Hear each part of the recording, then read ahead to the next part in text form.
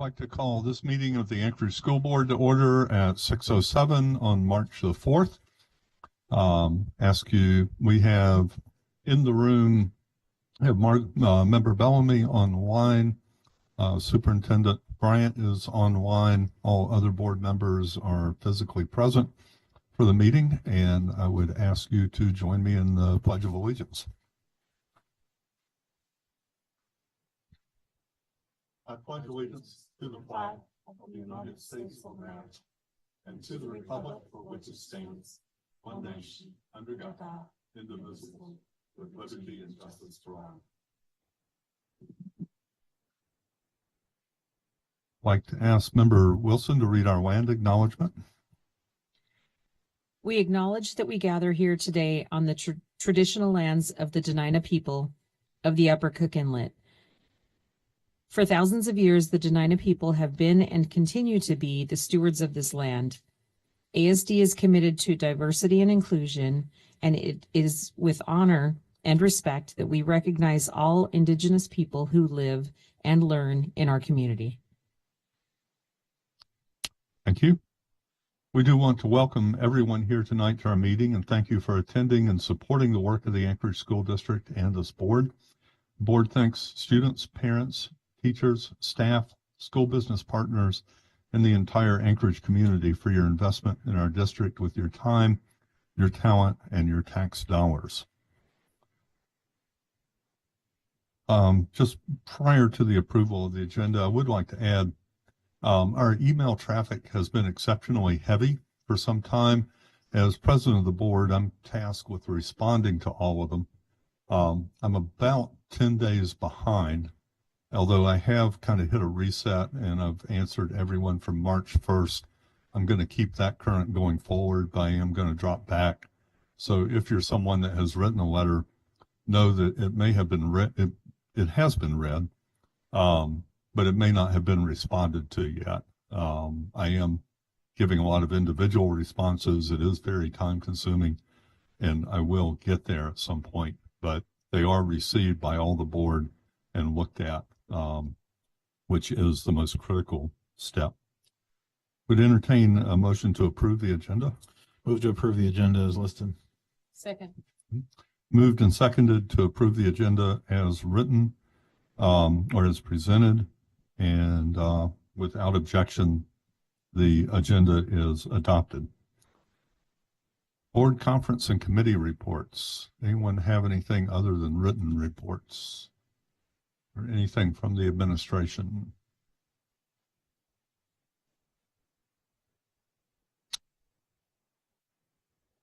Member Jacobs, I don't know if you, thank you. Moving to section C, goal monitoring, student achievement, grades K2, M-class Dibbles, 8 technical report. This is where I turn over to the superintendent. Thank you, Mr. President. Since I'm remote for this meeting, I'm going to ask Mr. Opitz to take the lead on guiding the board through this conversation. We have 2 reports since we delayed goal monitoring at the last meeting. So we'll begin with the first presentation that you see before you, and then we'll move on to a second conversation. Thank you very much. Please proceed. Great. Thank you so much. My name is Chris Opitz, the Senior Director of Assessment and Evaluation, filling in for Dr. Bryant tonight. So this first presentation, we will briefly go over our outcome monitoring for our reading proficiency goal. And just as a reminder, our overall reading proficiency goal is focused on 3rd grade proficiency on AK Star. And this particular report has 2 interim goals, 1.1 and 1.2. Focused on early reading, and we'll go to the next slide and start to take a walk through. So as you can see, interim goal 1.1 is focused on the percentage of K1 students at or above the reading benchmark on interim assessments, M-class Dibbles 8. Focusing, it will increase from 55.8% in the spring of 23 to 80% in the spring of 28. Next slide. So you can see here, as of the spring of 23-24, we were above the target, and you'll also notice that we have fall and winter data for the 24-25 school year, and waiting, of course, on the spring, and hopefully we can reach that annual target of 69.5% at the end of this year. Next slide. So here you'll see the breakdown between kindergarten and first. I am just going to share one extra tidbit here. There is something that's important on a technical note. Kindergarten versus first grade, when we're looking at M-class early reading distributions nationwide, there is an expectation that there would be a large jump just statistically in terms of the design of the assessment from fall to winter. And in first grade, that jump is quite minimal. And so you're going to see a fairly large discrepancy on that, not discrepancy, but difference between K and 1. And there is some statistical methodology behind that. Next slide. Here you'll notice the breakdown on race, ethnicity, gender, and special subgroups. And of course, it shows the data from the fall to the winter. And we can dig into that more deeply, of course, during our discussion. Next slide. So this is the second interim goal, 1.2. So it'll be very similar to what you just saw, but focused on second grade. And you'll notice that our goal was to improve from 60% in the spring to 80% in the spring of 23 to 80% in the spring of 28. Next slide. You'll notice here at the end of the 23-24 school year, we were near target here at 60.8%. And then you'll notice the fall and winter scores for this current school year in 24-25 with an annual target at 65.8% at the end of this year. Next slide, please. Again, very similarly, we have a breakdown from the fall to the winter for ethnicity, race, gender, and special subgroups. Yes, and that's it. Next slide, please. And then to wrap up, we're going to focus on our strategic action steps, and you can go to the next slide, please, and the next slide. And you'll notice a very similar format where we have various strategic action steps outlined in the areas of curriculum, instruction, professional learning, data discussions, and multi-tiered systems of support. And so in a couple of weeks, we'll have an opportunity to dig into this data and answer questions and have a good discussion. Please send in any of those questions that you might have in the meantime. So that completes our reading technical report, and then we will now be transitioning and bringing up a team to have our math goal discussion. Yes, Member Donnelly. Yeah. Is the district measure of proficiency the same as the national testing proficiency measure?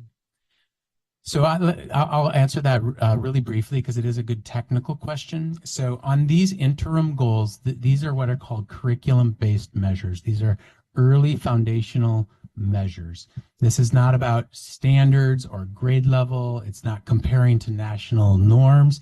This is called a criterion referenced assessment. So like in kindergarten or first grade, and I'm just going to be hypothetical here because I don't have the specifics in front of me.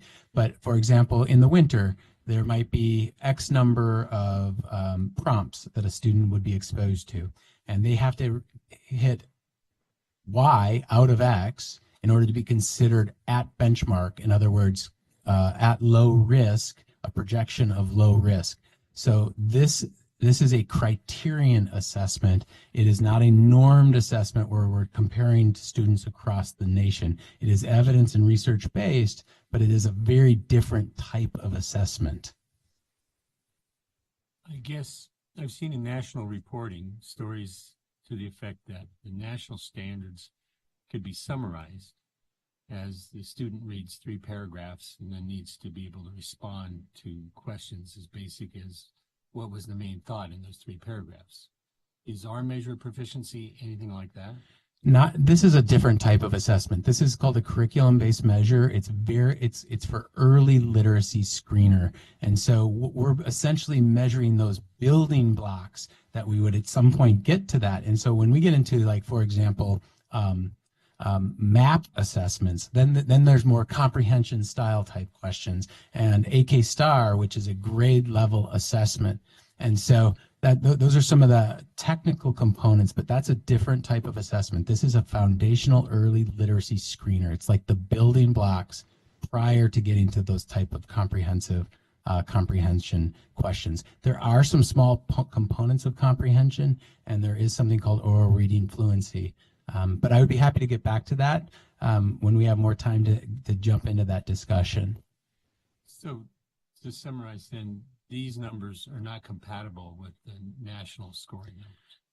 These numbers are compatible with up to 3 million students who also take M-Class DIBELS 8 early literacy screener. They are absolutely research valid and statistically valid, but the purpose of it is an early literacy reading screener.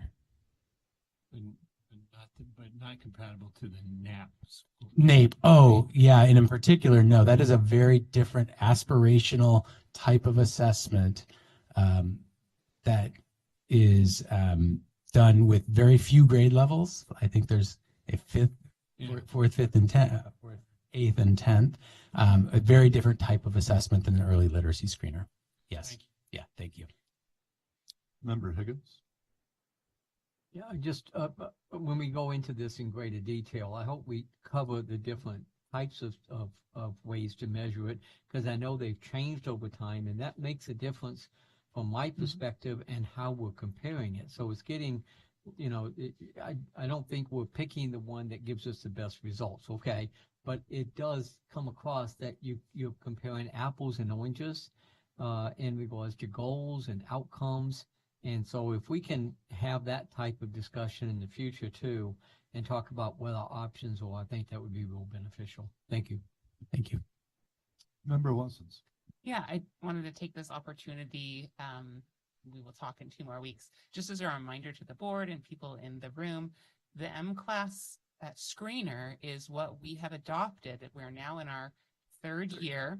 We tried it out the first time in spring of whatever 2.5 years ago was, to be in compliance with the Alaska Reads Act. And so I think what may also be of interest, I presume that the state of Alaska also has fall and winter data, and I'm sure that we could explore the DEED website and understand how students around Alaska are demonstrating competency in different areas and skills in these early grade levels. I just wanted to make sure we're all on the same page. Thanks. Please proceed. Great. So if everybody's good with the technical components, we're ready to go into the math discussion at this point. And so really this is a board discussion, which I'll hand off to all of you in just a moment to ask your questions. But I think just thinking about the nature of our last conversation, I think it might be helpful just to make sure to do a quick touch in, if you will, on the type of assessment that this is. So this is called MAP Growth by NWEA. And so this is what we call a norm referenced assessment. And so the purpose of this assessment is to compare students across the nation that also take this assessment. And so scores, when they are reported out, are in what we call percentiles. And so if you're my age, you may have remembered receiving a California Achievement Test score in the mail, and your parents looked at it and said, yay, you're at this percentile. So this particular assessment provides percentiles for achievement. And so it compares how you're doing to the approximately 3 million students that also take this assessment. It does not tell you if you are at grade level standards. Right? So that's not the purpose of this. It tells you how do you compare to other like students around the nation that take it. And so it's really, are we competitive with what's happening in the nation? And then so just to kind of, one last technical point is the reason we look at the 40th percentile. We ask what percentage of our kids are above the 40th? Why do we use that? because the 40th is low average. So the 40 to the 60th percentile is the average range. And so that's why we start by looking at the 40th. And so, and on a norm curve, you would expect about 60% of students to be above the 40th because it is a normed assessment. That's just the statistics and methodology behind it. You would never expect 90% of students to be above the 40th, for example. And so just that technical component, and then I'd like to give it back to the board, and we're happy to answer any questions that you might have. Member Lessons. Thanks. I did submit a number of questions. Maybe we won't go into all of them, but we were talking about screeners, and I sort of began my time reflecting on this, what's not here, which is data that we may or may not have about this year's K1 and 2 students, who are technically the students that we will be orienting towards a certain level of achievement in spring of 2028, right? They're here, they're with us. What do we, I mean, do we have something that is like an M-class screener for reading for math? And my thought as the parent of somebody who's gone through diagnostic testing is that iReady? Is that something else? And what do we know, sort of broadly speaking, about this year's K1 and 2 students with respect to math? So great question. I appreciate that. I'm going to start us off just on the technical side, and then I'm going to hand it to a colleague to go into more of the math data. So you're right. In fact, your inference there was actually correct. So we do use iReady as sort of a benchmark, and it is a diagnostic that happens fall, winter, and spring of every year. We do still have what we call FastBridge. If you remember, if you were around, we used to use that as a reading screener, but we maintain a small contract in FastBridge on the math side. So if a student through iReady and classroom observations and is struggling and receiving interventions, then staff can also use FastBridge to progress monitor to say, you know, is what we're doing making a positive difference in student growth? So you're right. That's kind of the main sort of way that we handle it. Number one, we didn't, you know, taking on another assessment system to our staff, there's a lot of complexity to that, not just professional learning, but also cost and so forth. And then I'll hand it off to Ms. Barr. Hi there, Amanda Barr, the math curriculum coordinator. For our district, when the students take the fall, winter, and spring diagnostics in iReady, that is, as Mr. Opitz referred to, a criterion referenced assessment. So it does give us that data that you're looking at in terms of relative to grade level proficiency. So in terms of a screener, we have that data for grades K through 8. That is what our students take. So we look at all grade levels for the schools that use iReady, yes. Member Jacobs. Yeah, thank you. I'm going to ask a question that I didn't send in advance, and so you always have the option of saying we'll take a look. So thank you for humoring it. Looking at the year-over-year growth data for specific subgroups, it struck me that economically disadvantaged students did see a significant increase, but not as much as non-economically disadvantaged students. And I'm curious what folks who are looking at the data every day, what that tells us, and then how we can provide the same level of catch-up growth to all students.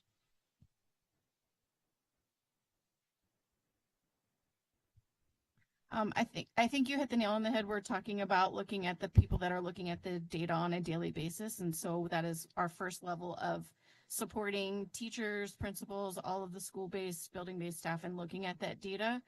We've got a lot of initiatives happening for interventions for students, particularly looking at students who are performing below grade level and what we're doing to catch them up. We've got intensified plans that are in effect. We've also got professional learning communities that are looking at specific database questions. And we've also got some really specific targeted support for a few of our middle schools and some of our elementary schools, looking at, again, diving specifically into those data. Where are the students that are kind of on that bubble in terms of proficiency, and what can we do? How can we help track that progress more often than just our interim benchmarks? Any other questions? Seeing none coming from the board or online. Oh. Continue, please. Oh, No. sorry. Member Watson's. Well, I appreciate Member Jacobs sort of naming the elephant in the room, which is that we have a large contingent of economically disadvantaged students in the ASD. And when I looked at it, right, you can see the gaps growing over time. It's incremental, it's there, and it's profound. So I think I've spoken about my hope that we can do more to target students who need catch-up growth, and I appreciate that conversation. One of the other gaps that I noticed is a gender gap, and I wonder if you could talk about that. It sort of presents reasonably early with our younger students. Sort of our male students are outperforming our female students. Maybe it closes a little bit as they get older. That might be the inverse in some of our reading data. I don't know, what are your reflections? What can we do to support female students in early math skills in ways that maybe we're not doing enough of as a community, quite frankly, right? Because students come into our schools.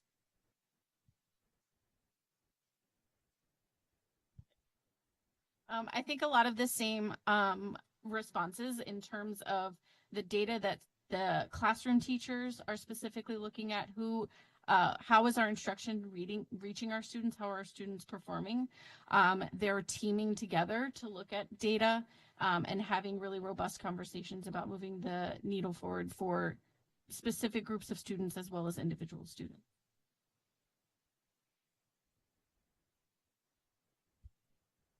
I think you'll see over the years that there's always been a slight gender gap for many years between female students and male students in the area of mathematics, and it's something we're looking further at to try to understand with our students longitudinally if that changes over time, if there is a difference as our students go through this curriculum.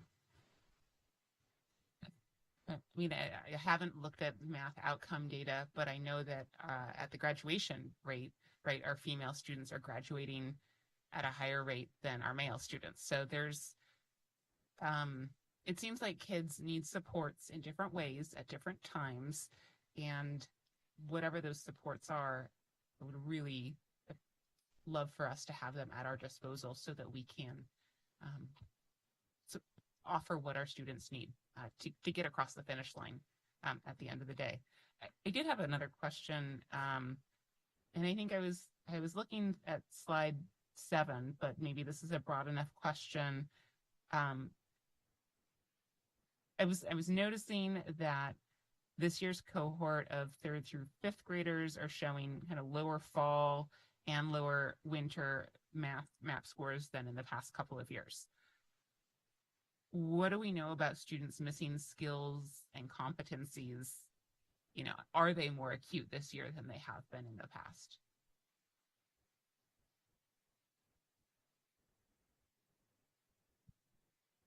That's something we are targeting to look into, what those specific standard level skills are, particularly in alignment as we are implementing our high school curriculum. Like, what is that trajectory that we can be supporting students across that progression in the continuum?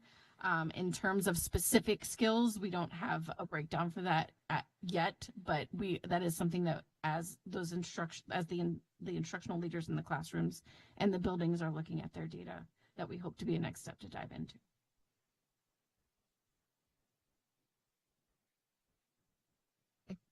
Maybe this is an extension, sort of thinking about the implementation.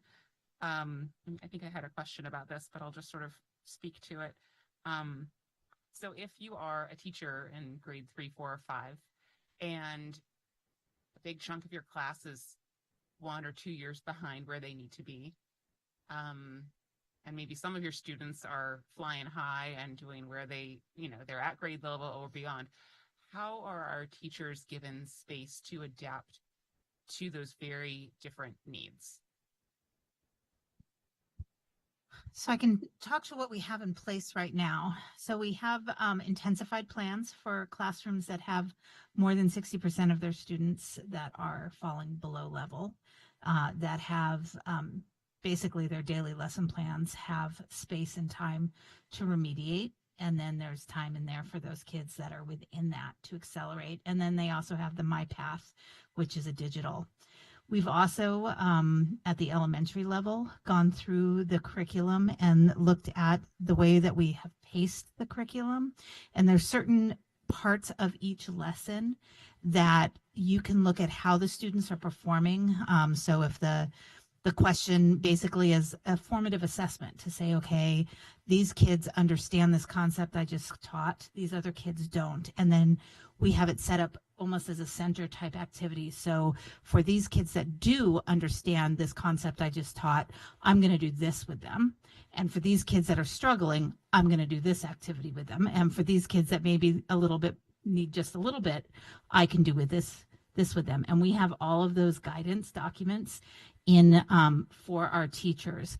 What we struggle with, as we do with reading, is time to show and teach our teachers how to find and use those documents in a sustainable way. And so many of our schools during their PLCs, those that are focusing on mathematics, are using those documents as with their formative assessments to help adjust instruction as they are going along. And I think Mr. Prince wanted to.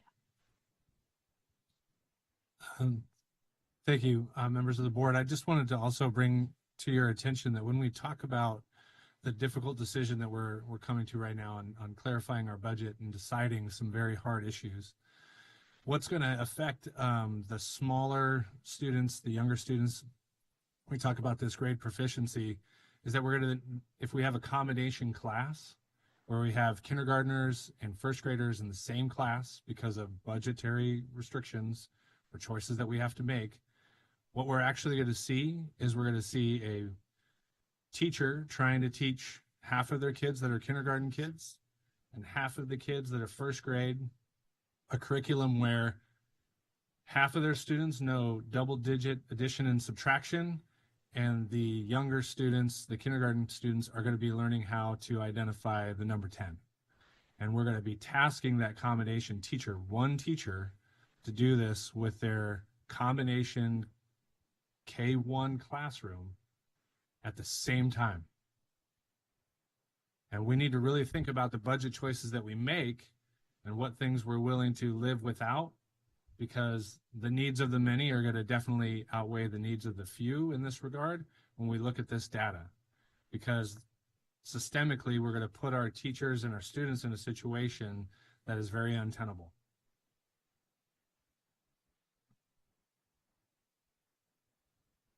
Member Higgins. Yeah, it's an interesting point, and it's been annoying me a little bit, so I'm going to jump into it on this one. We've got a lot of kids that are in first grade who are ready for second grade. We've got a lot of kids in third grade who's reading at fifth, or they need the first grade. So we have differentiated issues out there. I'm going to different schools, and I'll tell you, I've gone to 3 or 4 different schools where they really focus on that. They want to make sure that the education is appropriate based upon where that child is at. So yeah, it puts pressure on the teacher when you've got kids that are ready for a higher level in first grade and they're ready for second grade. Do they hold them back and say, oh, we're just going to focus on first grade because it's easier? I have a real problem with that. I'm looking right now at the growth of the things. The kids who are further ahead are the least growth of our schools. Okay, that's nationally we see that. The top 20 is 80% of a year and blah, blah, blah. And they're doing worse than the bottom is what we've had presentations in the past. So I'm a little bit concerned with somehow or another we want everybody being taught at first grade level, second grade level, third grade level when they're ready for something higher. I listened to ABC on Lake Otis, Eagle Academy, Stream, Highland, ANCCS, all of them will focus on that appropriateness of the education to ensure that they are advancing. So whether we have second and third grade together, we still have that same problem if we're going to address it, don't we? We have kids in second grade ready for third grade, and we've got kids in second grade ready for fourth. I had a grandchild in second grade who was stuck with the fifth grade math class. up there. But I'm just a little concerned that we have a cookie cutter type of approach, and we have other schools that are getting much better results. I looked at the growth, that some analysis done, and it was pretty impressive with some of the charter schools where they're maybe academically behind, but they're different. Their growth in third grade was so much better, and because they're really focused on that. So I'm just a little bit concerned in how you respond to this. Are we focused on a cookie cutter approach to it so that the first grade teacher didn't have to worry about kids who are ready for second grade or above? Or are we focused on that differentiation so that all kids are academically growing a full year every year? So we're focused on differentiation, but making sure that our kids have the standards for each grade level. So as I said, if a kid understands the concept, we have the ability for that teacher to continue on and to give them more advanced concepts. If we have a student that understands all of second grade material, those students are rare and we can deal with those students, but we also have a lot of students that need supports. We have the MyPath, which is part of iReady. All of those abilities are built in. It's not a cookie cutter program. There is lots of differentiation for students who are both above and below. But now we're talking differentiation. I think Mr. Prince was talking about the ability to differentiate, not just between a little bit going up one grade, but now we've got those kids that are in second grade that are ready for third grade materials, and those kids that are in first grade still needing kindergarten. And so it's a teacher now having to differentiate for 4 possible levels, which can be done when you have a specialized program, say like Montessori, or in a program that has some other unique opportunities like our charter schools. Within our regular schools with kids that are moving and have a high degree of mobility, there are other concerns that we need to watch out for as well when we have students that are moving between 3, 4, 5 schools within a year, that they still get their grade level standards. I look forward to having when we quit talking about whether we get money or whether we clip in school, we get focused on academics. I'm really interested in that because I saw the congressional study that said kids in Head Start come out way ahead at getting in preschool, and by 4th grade they're at the same level because we're not able to adjust for that. And yet they've got programs out there like Achieve 3000 that adjust things so easily if we just modify what we're doing. So I'm hoping we get into that type of discussion, and so it won't be such a focus on the fact that it's kids that are ahead or kids that are behind make it up with a 45-minute period with win versus dealing with the whole day. That to me is a real serious concern. And I know, like I said, some schools are doing much better than others, but they're outside of our regular schools. Some of them are doing it within our regular schools too. But I hope that we get into a serious discussion with that and be able to focus on that when we get off the sidetracks of money, schools, and everything else, and the weather or whatever else is happening. But thank you. May I just from a data perspective, just so that we have sort of a grounding in some of the facts, when we're looking at our MAP assessment data, what I can tell you is that students who are in the top 2 quintiles are staying, generally speaking, in the top 2 quintiles. And what I mean by that is 60th percentile and above. Of course, there's outliers in different schools and that sort of thing, but generally speaking, our students who are performing above average are staying above average, according to the data. Member Lessons. I wanted to pivot to some of our older students, and I think the question that I threw your way was referring to slide 13, sort of, again, the implementation stages. And under curriculum, it says, pilot district adopted curriculum for Algebra 1, Geometry, Algebra 2. That, to me, is definitely a later implementation. And I was hoping I could use this opportunity for more clarification on what exactly has happened with math in grades 6, 7, and 8 this year. I know that there was like a Zoom back in October and November. I'm just struggling to really wrap my mind around exactly what's happened, and I wanted to take this opportunity to just have a little clarity on the state of middle school math. So to clarify, you're talking about the progression of grades 6, 7, and 8. Yeah, where's pre-algebra? And, Yep. you know, what has happened? So what we I'm assuming all of us in this room experienced as Algebra 1 is largely what is now 8th grade math. So when we talk about Algebra 1 now, we're actually talking about a different Algebra 1 than what we did. Things like graphing equations, solving systems of linear equations, those are all the part of the standards in Math 8. So the purpose of the prior pre-algebra course was to prepare kids for an Algebra 1 that really is currently Math 8 right now. Our Algebra 1 content, our geometry, our Algebra 2, all of that content has also changed, but it's easiest to focus on where Algebra 1 is. So when you're talking about that pre-algebra course, when you look at the alignment, it was really some skills that have actually been pushed down to like 4th and 5th grade and are largely in our 6th and 7th grade standards aligned curriculum. So when we're trying, what we've done with the progression for middle school currently is to try to figure out how to replace that pre-algebra way to get accelerated without losing any of the standards that build up to Algebra 1. So our current Algebra 1 course is a different course than we've experienced, so we need to prepare for it differently. So the way that we've done that was the first pass through was to combine grades 6, 7, and 8 instead of 3 years to look at a 2-year compression model. So students do Math 6 and part of Math 7 in the 6th grade year, finish out the Math 7 and the rest of Math 8 in their 7th grade year, and then they could take Algebra 1 in 8th grade, the new Algebra 1, if you will. Additionally, we wanted to keep that track where we have some students that take Algebra 1 in 7th grade. So we're working currently on creating a version of an accelerated course for 7th graders that would combine Math 8 with Algebra 1.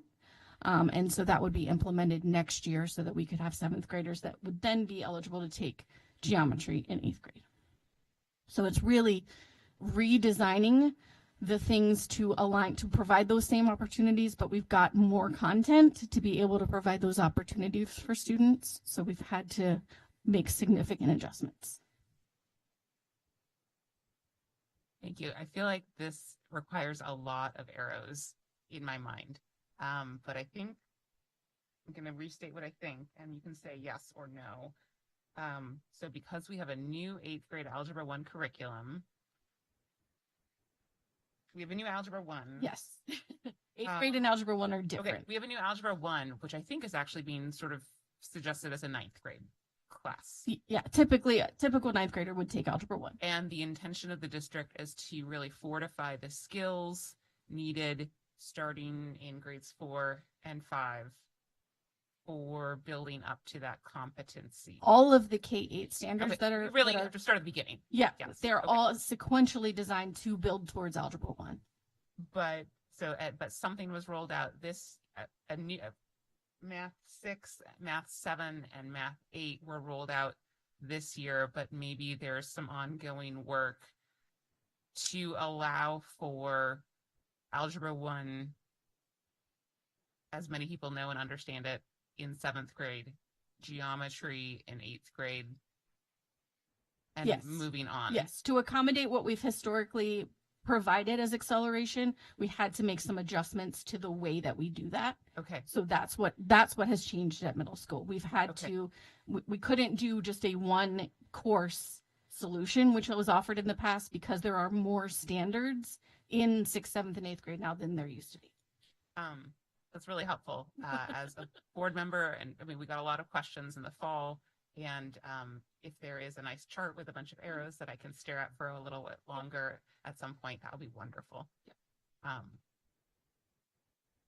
had maybe one other question, if that's okay. Okay. I'll ask one more and then get on with it. When I kind of put everything together, while I was looking at slides 4 and 8 specifically, my takeaway, and we've talked about this before, is that we seem, overall, the longer a student has been in ASD, it seems like the better they do. We have more and more students testing as at or above benchmark kind of in every grade. I wanted to sort of have a positive reflection Am I right on that? I mean, through a lot of hard work.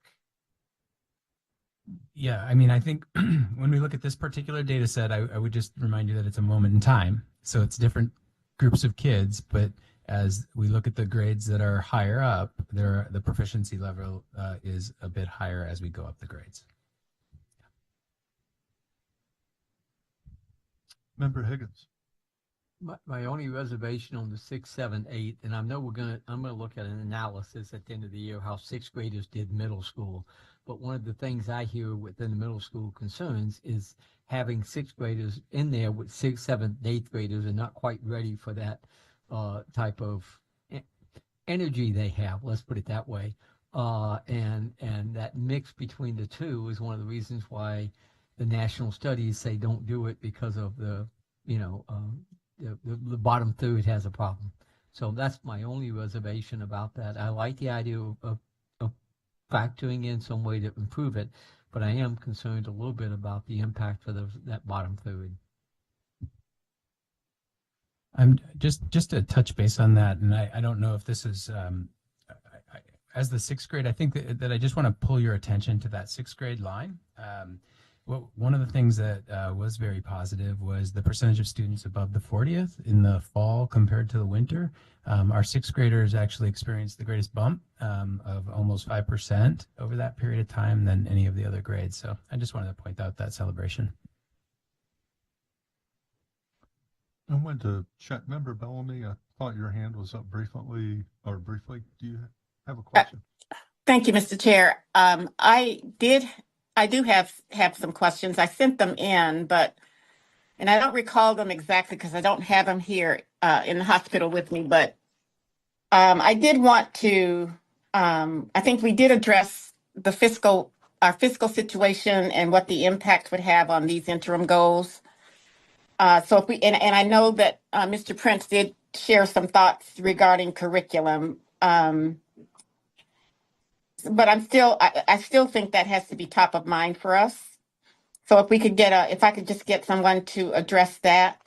And then the other question, I'll just ask them both, has to do with struggling learners, those students who are struggling, and the interventions that we provide for them. I think if someone can review that. I don't have the exact question, but I know, I hope you have them in front of you so you can kind of speak to those two situations.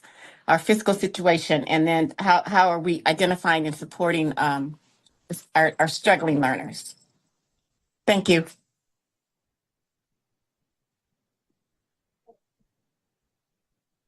As to the interventions, our first recommendations, and probably the most prevalently used one, is our personalized instruction, the MyPath, which is, as the name suggests, a personalized pathway for students based on their diagnostic performance.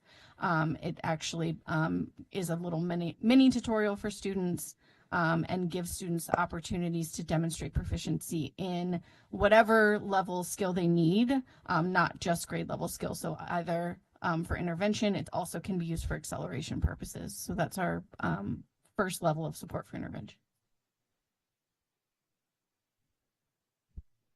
We also have funds right now for after-school tutoring through our Title I department for struggling students within mathematics. It is, I will say, challenging to find staff members that have the capacity to add that onto their day.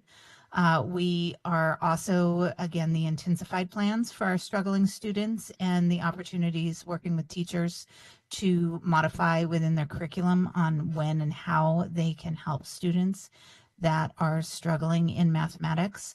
We are working with our elementary division, instructional division in their summer learning plans, because we know many of our students who are struggling in reading are also struggling in mathematics. And so we're adding opportunities for math within our reading intervention this summer for our summer learning for our kindergarten and first graders, hopefully to build up some of those foundational skills or at least keep them going so that when they enter their next grade level, first or second grade next year, they'll be prepared.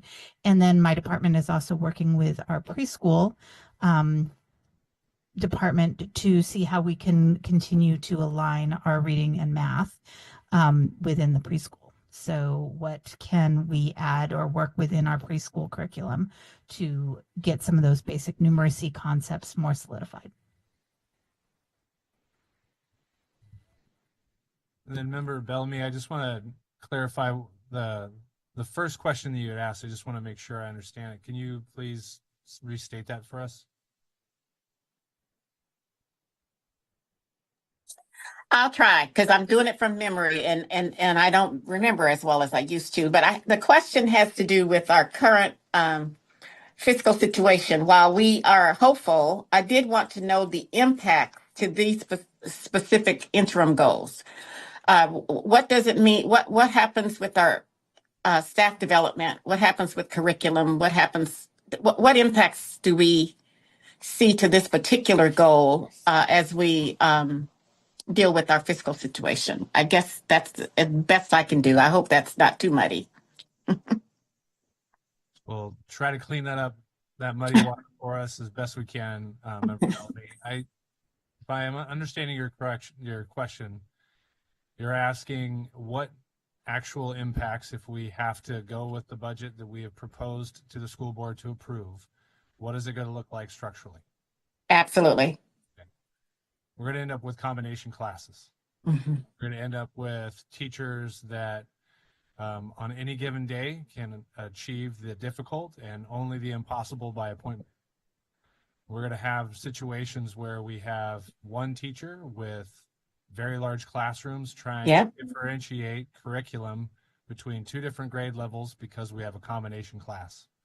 And we're going to see the effects of that when you think about having one person try to take half of their class and give them one curriculum, and then at the same time turn and keep the attention of the other students engaged with a completely separate curriculum.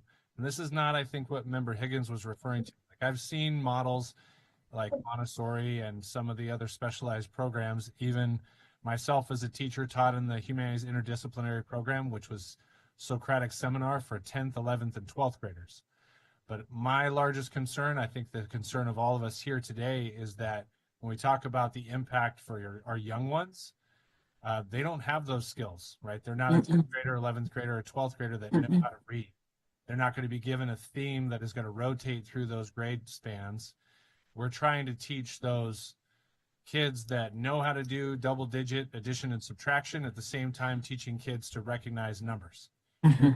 And that's one person doing both of those heavy lifts at the same time. Yeah. So we have difficult choices to make.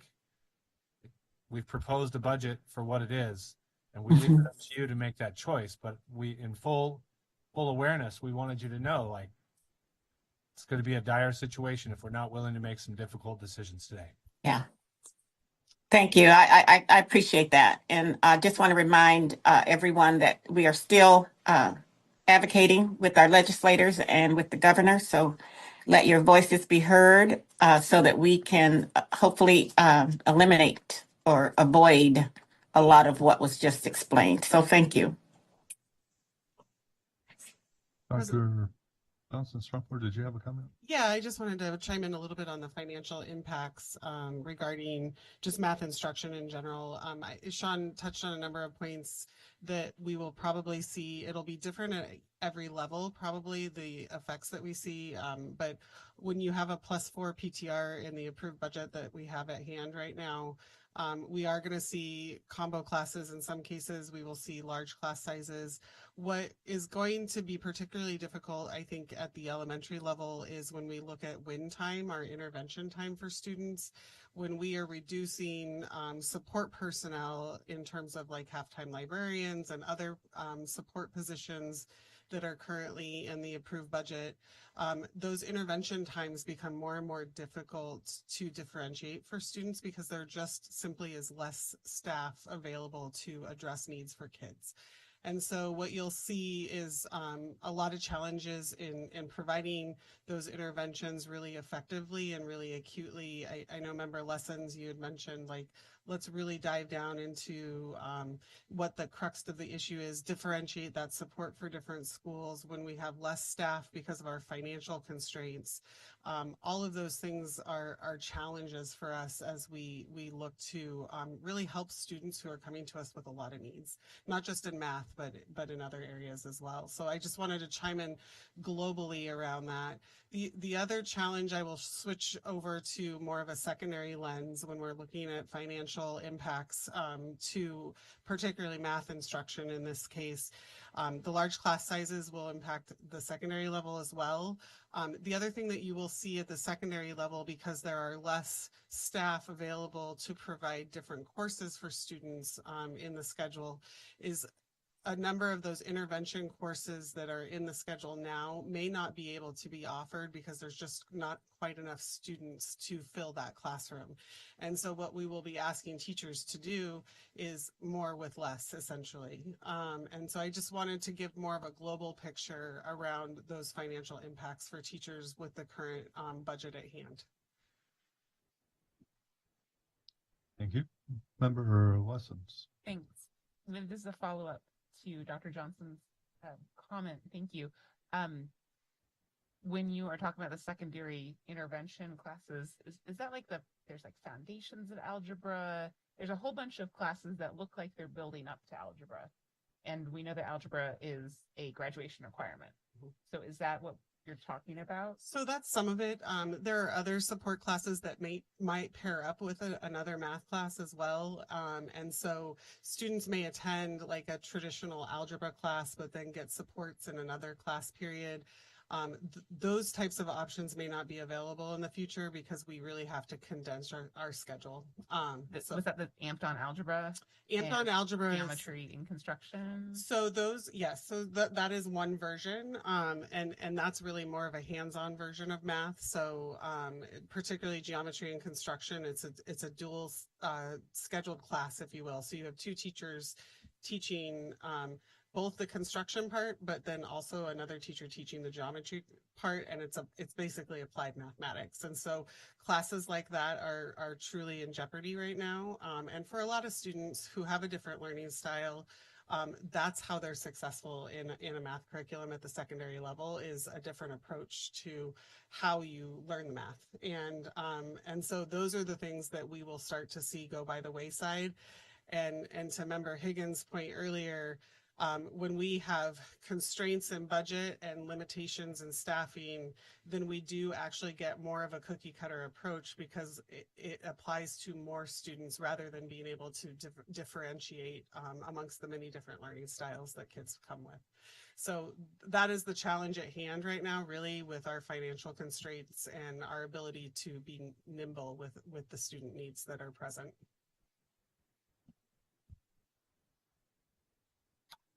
Any other questions or comments?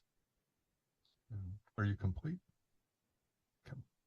With that, we will move ahead. Thank you very much for your time and report.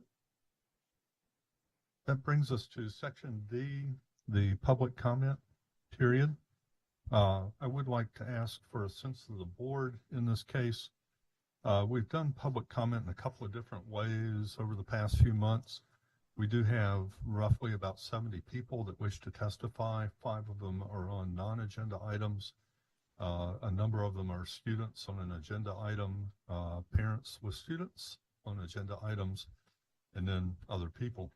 I would like to go ahead and take all of these in that order at the beginning, rather than waiting until we are in the midst of our agenda items to restart public testimony partway, just to go ahead and give everyone a chance to speak, and also not to keep our students here too late.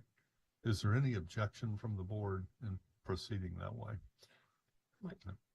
Just one comment. We've done this several times where we had to do a motion, get a second, and approval.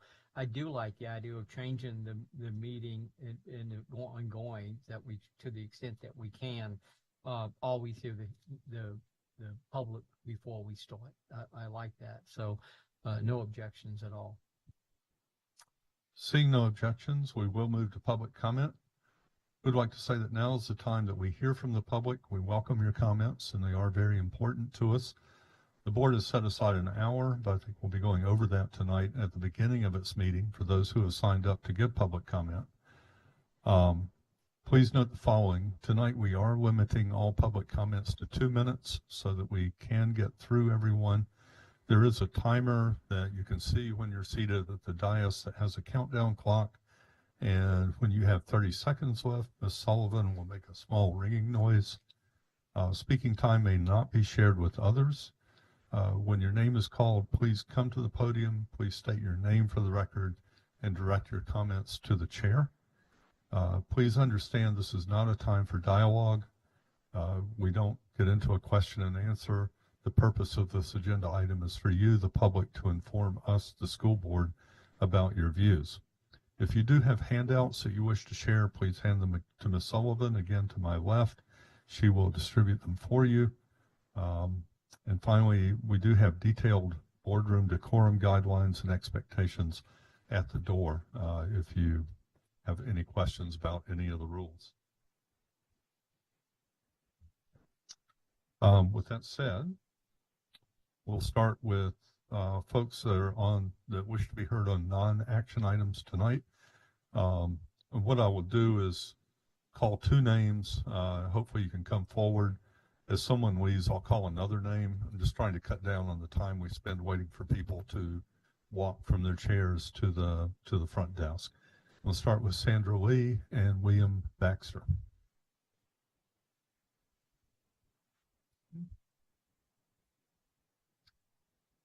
And if you'll state your name for the record, you have 2 minutes. I'm William Baxter, and I volunteer for FFA and 4-H, and they're all agricultural for kids and that. And I just, I know I've talked to a lot of people in Anchorage that's been in 4-H and FFA, and they've been on big farms. And I got, Dale Carnegie throws out a challenge. He says, throw out a challenge. I think we should have more farms in Anchorage than in the Valley. And I think we got a great potential for farming in Alaska. And I think this is where it starts, is with the kids and education. And there is FFA in East High School is the only one I know of. And there's been schools that have had FFA chapters here in Anchorage. And I think it'd be a good idea to do FFA and also 4-H. And I got a 4-H organization in my church, and I think 4-H would be great in churches too. And there's like out in the Valley, there's a junior high and high school rodeo program for kids, and for the kids that have horses and stuff like that. Yeah, and that's about all I have to say. Thank you. Thank you very much. Again, Sandra Lee, and then we have Sarah Smith. And if Sandra Lee is not in the audience, Irene Ball.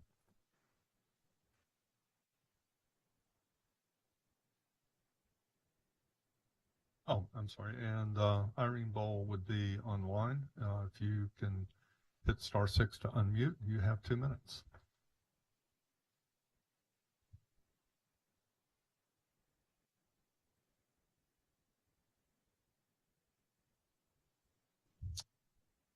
Irene Ball, we can't hear you yet. We do show you as connected.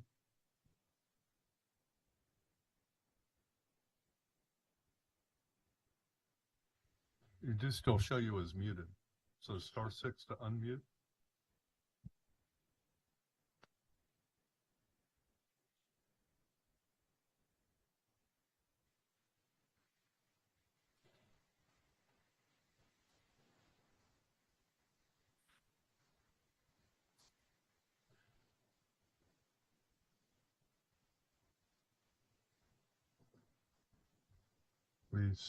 We still show you as muted.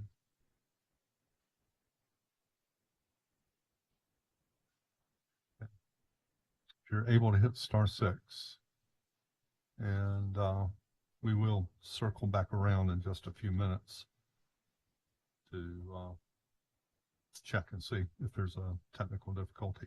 Again, for people on non-action items: Sandra Lee, Sarah Smith, Irene Bowl, Naomi Wiseman, who is also online with Irene Bowl. And they appear to still be muted. Next, we have a number of students that wish to testify. We like for them to be able to testify kind of early and go home and do homework. Oh, okay. Ms. Bowl, are you able to speak now?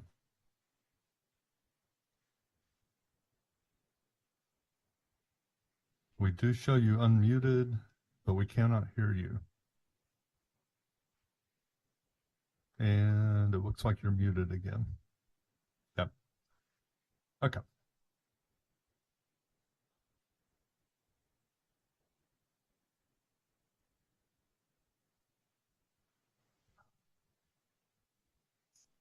Okay.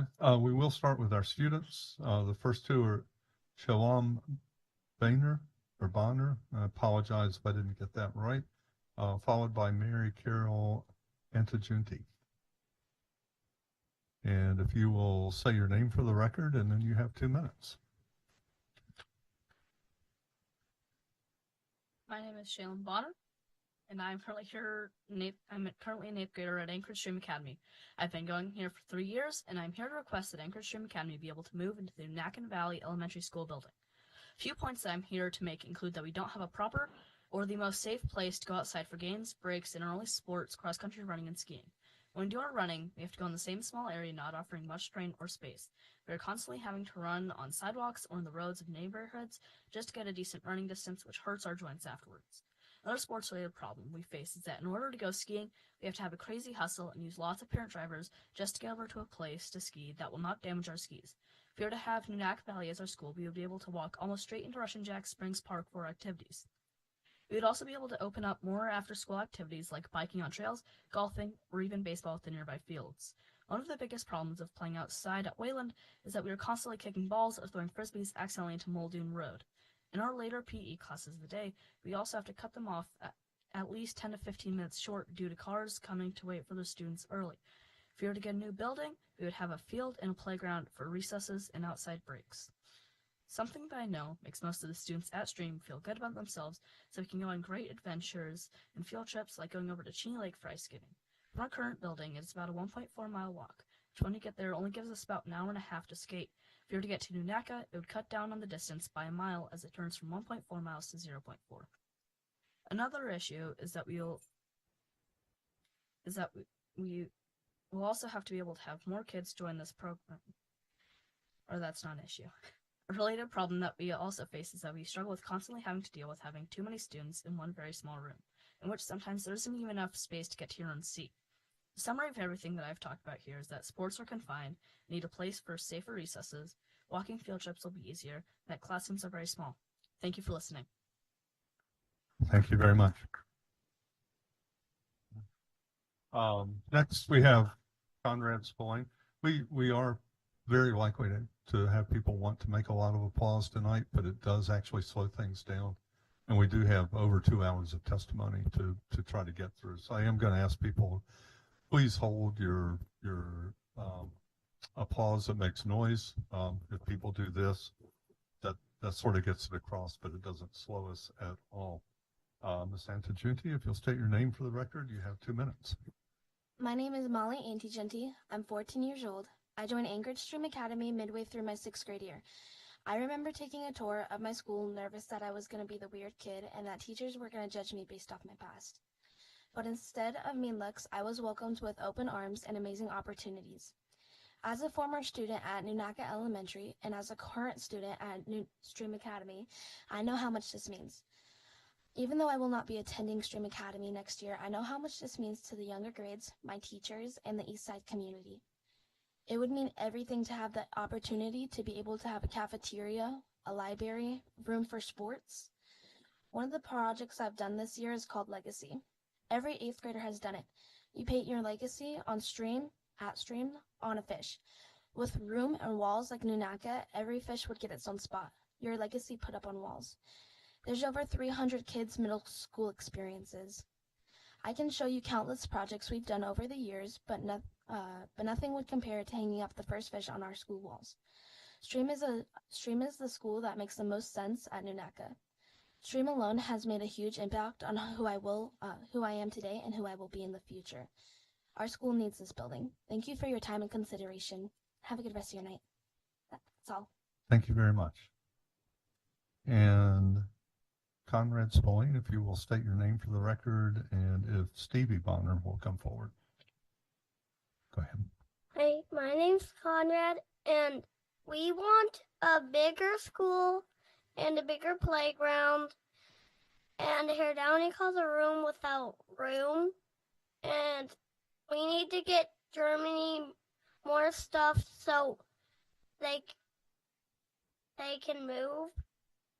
And they want to move because but one person really wants to take that school. And if we speak German, we get Freischmeisters. Thanks. Thank you very much for your testimony.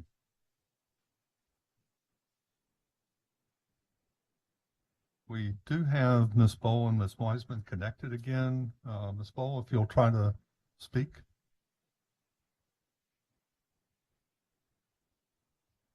Okay, I think it works this time. We can hear you, yes. You have 2 Awesome. minutes. Thank you. So I was calling in to talk tonight about our immersion programs and our supports for gifted children. I think that our immersion programs are very important, particularly our programs for languages that are very commonly spoken throughout the world. Spanish, Mandarin, languages like that, I think are especially important to prepare our children for life in the workforce and possibly in sectors where they'll need to be able to speak some of those languages. And then my main topic is about our gifted students. I heard you speak a little bit about our gifted students in this meeting today. And you kind of said that students that are ahead have flexibility to be able to work ahead. But what I've found in my experience with my own daughter, that's not true.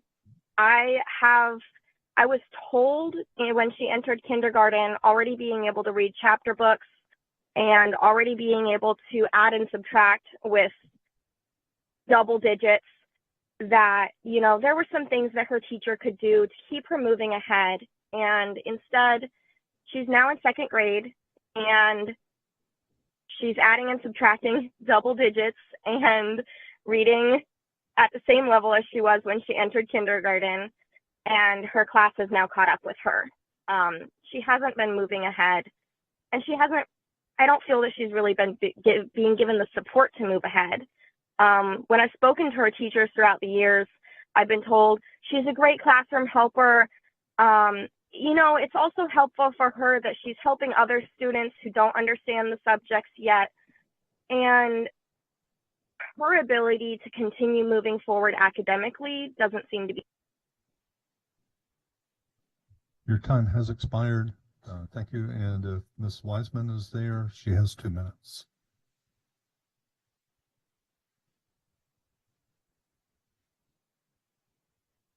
Naomi, unfortunately, will not be able to speak until after 8 o'clock, sometime between 8 and 8:30. Thank you.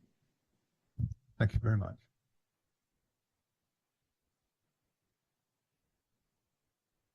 Moving back, Allison Gabalt, if you can come forward, and Mr. Bonner, if you will state your name for the record, you have 2 minutes. Thank you.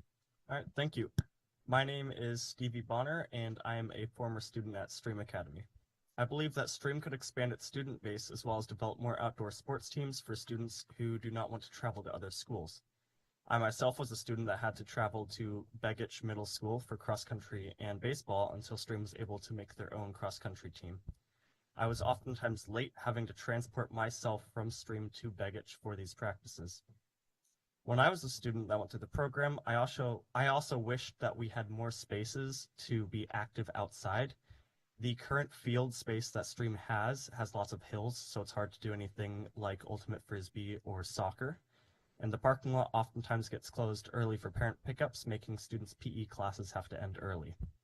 As a student, we also lost many sports balls and frisbees to Muldoon Road, with the parking lot being right next to it. It will be a good move for Stream to embody the school's philosophy as well, for easy access to more public trails and more quality outdoor spaces. And the money that Stream currently spends on rent could be instead spent on better equipment for the sports teams and for the students' classes to benefit their education. In summary, Stream needs this move to expand its program and teaching, improve student life and safety, and save unnecessary spending. Thank you. Thank you very much.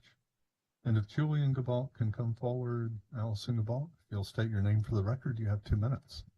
Hello, my name is Allison. I am in the 4th grade. I feel we need to move to Lakehead because we have to pay 20% of our budget on rent. At Lakehead, we would not have to pay rent, and therefore we'd have more money to spend on our students, staff, and other educational needs. Moving to Lakehead would also give us more space. We would have classrooms and classrooms that are bigger. Right now, our music teacher has a room that with all the instruments and students, it's a little squished. Also, my classroom is in tight space. We have around 26 kids in one room, and there's barely enough space for us to move around all the desks. In addition, 3 of our paraprofessionals share one intervention room, so that means 3 groups of kids are in one room at the same time. We also have the same thing with the special education department teachers. They share one room. That means 4 groups are doing intervention groups in one small classroom. Also, our German paraprofessionals don't even have a classroom, so they do their interventions in the hallways, which is not very effective. We need a different playground because ours is too small for how many kids are outside. In addition, our school has a public walking trail, so that means strangers can walk by your school at any time. Furthermore, at Rilke, we share a gym with a lunchroom, so sometimes we see food on the ground even though our janitor cleans the ground thoroughly. It would be nice to have a separate cafeteria. That would also mean our gym teacher would have her own space to be able to put up gym equipment like volleyball nets and not have to take them down before lunch. In addition, we need a bigger library because ours is so tiny. I love to read at Rilke, but we don't have many options to choose from, especially because our books are very limited. Finally, with a new school building, we could expand the program and help more children learn German. Thank you for listening. Thank you very much. And if Katarzyna Grzal can come forward, and Mr. Gabal, if you'll state your name for the record, you have 2 minutes. Hi, my name is Julian, and I'm in 7th grade. I want you to know that Roka Schule has given me many opportunities. First of all, I have been able to learn German, which will help me in my future because it broadens my job opportunities. Also, Roka is the only school recognized by the German government in the United States. Therefore, if we pass a language test in 8th grade, we can go to college for free in Germany. Furthermore, Roka offers students travel opportunities to teach them about the world and different cultures, like visiting Washington, D.C., to learn about the U.S. Capitol or traveling to Germany. In addition, going to Roka gives students an opportunity to excel in school. The class sizes are smaller than most public schools, and because you are with the same students from kindergarten to 8th grade, you make many friends. This is especially important as a middle school student. However, although Roka has so much to offer, our program will not have the same opportunities for students if we have to continue to pay 20% for yearly budget on rent. With a new school building, we could save money and use the money to hire more staff, therefore continuing to provide students with excellent opportunities. Roka has excelled in math and language arts and surpassed the ASD benchmark goals for both math and ELA. In addition, Roka has successfully completed in Battle of the Books, winning state 2 years in a row. Furthermore, moving to Lakewood would give us more room to expand our program.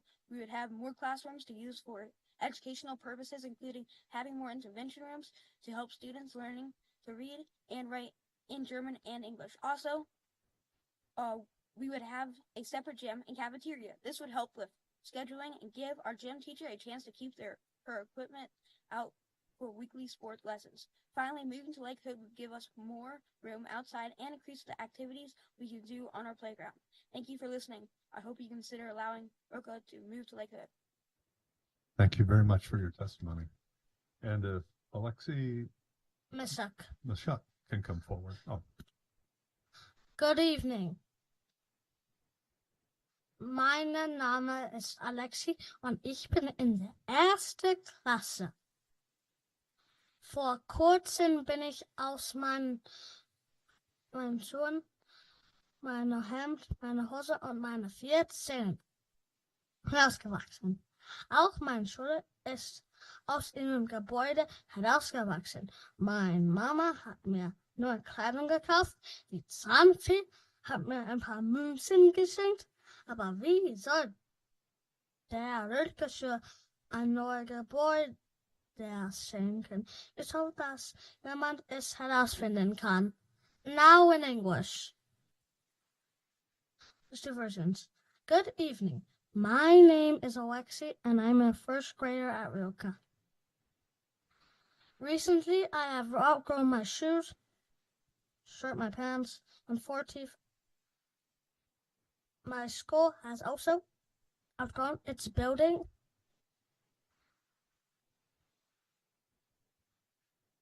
My mom brought me some new clothes and the tooth fairy hooked me up with some coins, but who is going to hook up Roca Shore with a new building? I hope somebody will figure it out. Danke. Thank you very much. And Lillian St. John and Brielle Norwood, you can come forward.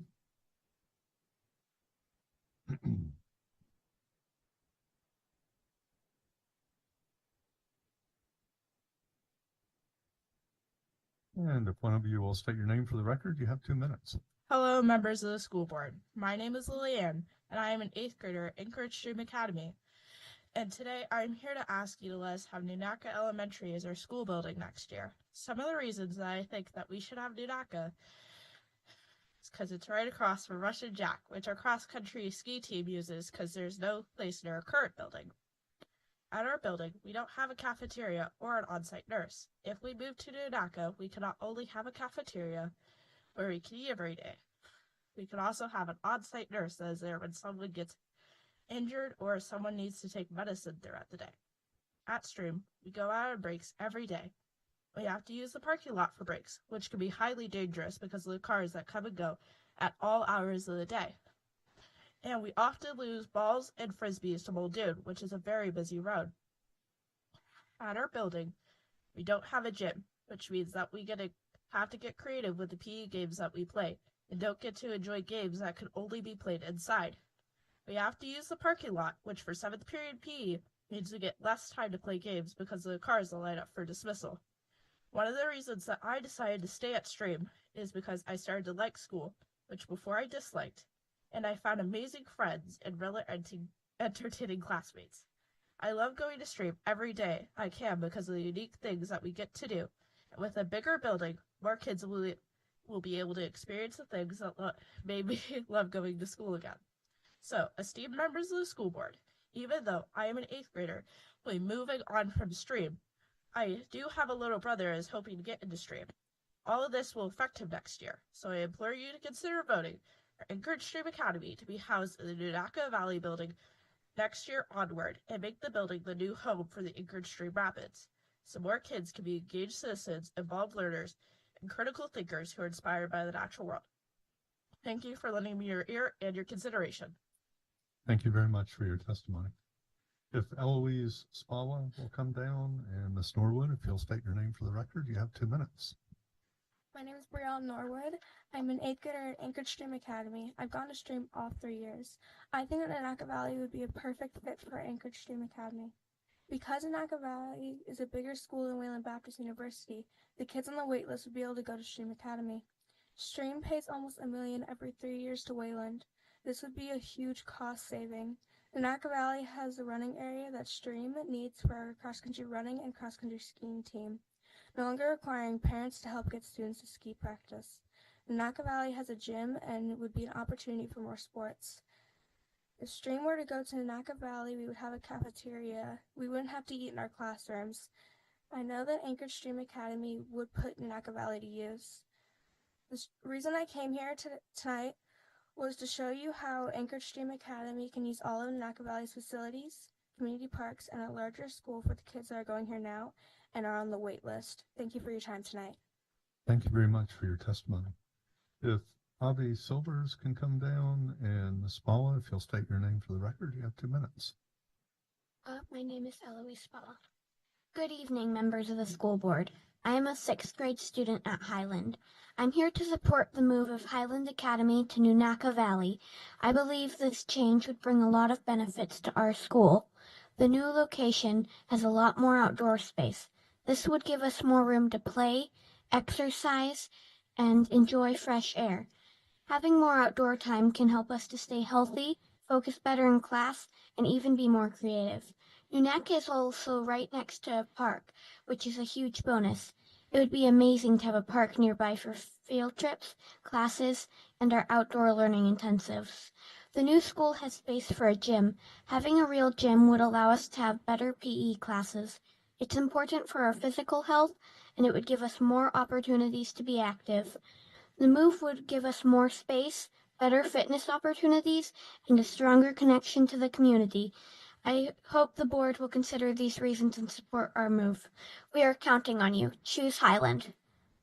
Thank you very much for your testimony. Thank you. If Sawyer Olson can come down, and the Silvers, if you'll state your name for the record, you have 2 minutes.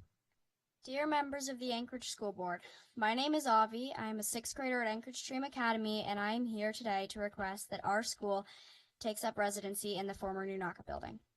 As a 5th grader, I decided to come to Stream because of the amazing opportunity it provided, and attending this school was one of the best choices of my life. We have dedicated, hard-working teachers that provide wonderful education for us. We have a caring principal that loves his school and his students. We have a great project-based approach to learning that makes almost everything we do fun. However, there are things we don't have. We don't have a PE room. We don't have a cafeteria. We have a small library with no librarian. We don't have a school nurse because we don't have space for one. Because of this, I believe Stream would grow, prosper, and thrive in the Nunaka building with all the things we don't have while living in a college rented out to us by Wayland Baptist University. Additionally, the rent is very expensive, and I believe this money would be much better spent on hiring teachers or even a nurse or librarian. It's also worth mentioning how much we value outdoor education here at Stream. With the Nunaka building, we would have an incredibly large trail system right next to us. At Stream, we have our breaks and sometimes PE in the parking lot. This can conflict with parents trying to pull in and other vehicles moving around on campus for various reasons. However, at Nunaka, we would have a playground, so that wouldn't be an issue anymore, and there'd be more space for us students to have fun. The trail systems would also contribute to our ability to have outdoor learning opportunities. So, I respectfully urge the Anchorage School Board to move Stream Academy into the previous Nunaka Valley building. I believe that with your support, Anchorage Stream Academy can continue to thrive and provide an even more dynamic learning environment for us all. Thank you for your time and consideration. Thank you for your testimony. If Delaney Olson will come forward, Mr. Olson, you have 2 minutes. My name is Sawyer Olson, and I'm in 5th grade at Rilke Schule. I am here to list 3 reasons why Rilke should move to Lakewood. Number 1, we have a swamp behind our school and it overflows during spring, so that's a problem. Number 2, we have a lunchroom that is also our gym, and right after the 3rd lunch is a PE class.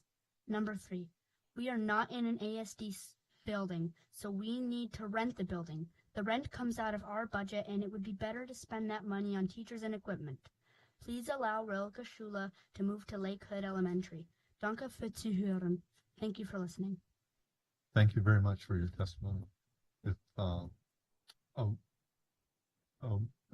Pippin, I'm sorry if I'm mispronouncing that, will come forward. And Ms. Olson, if you'll state your name for the record, 2 minutes. My name is Delaney Olson. I am in the 3rd grade at Rilke Schule. We need to move to the Lakewood building because we are not in an ASD building, and our lease is up, and we can't afford to pay rent. We could use the extra money for teacher and staff. We have PE and lunch in the same room, and it would be nice to have a gym and a separate lunchroom. Danke für dein Zeit. Thank you for your time.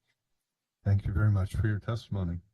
And if Dempsey Goodwin will come forward. And Ms. Pippin, if you'll state your name for the record, you have 2 minutes.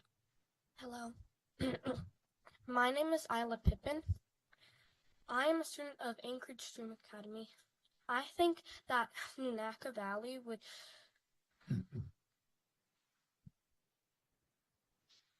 benefit Stream students with outdoor education. Our school is dedicated to outdoor and STEM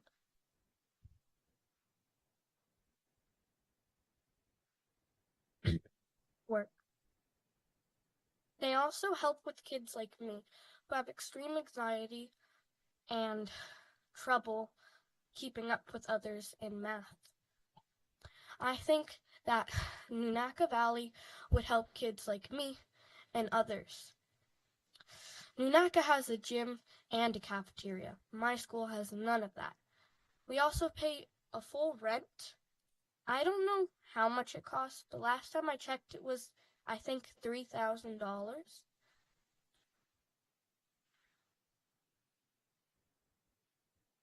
Stream Academy helps students like me and others come out of, well,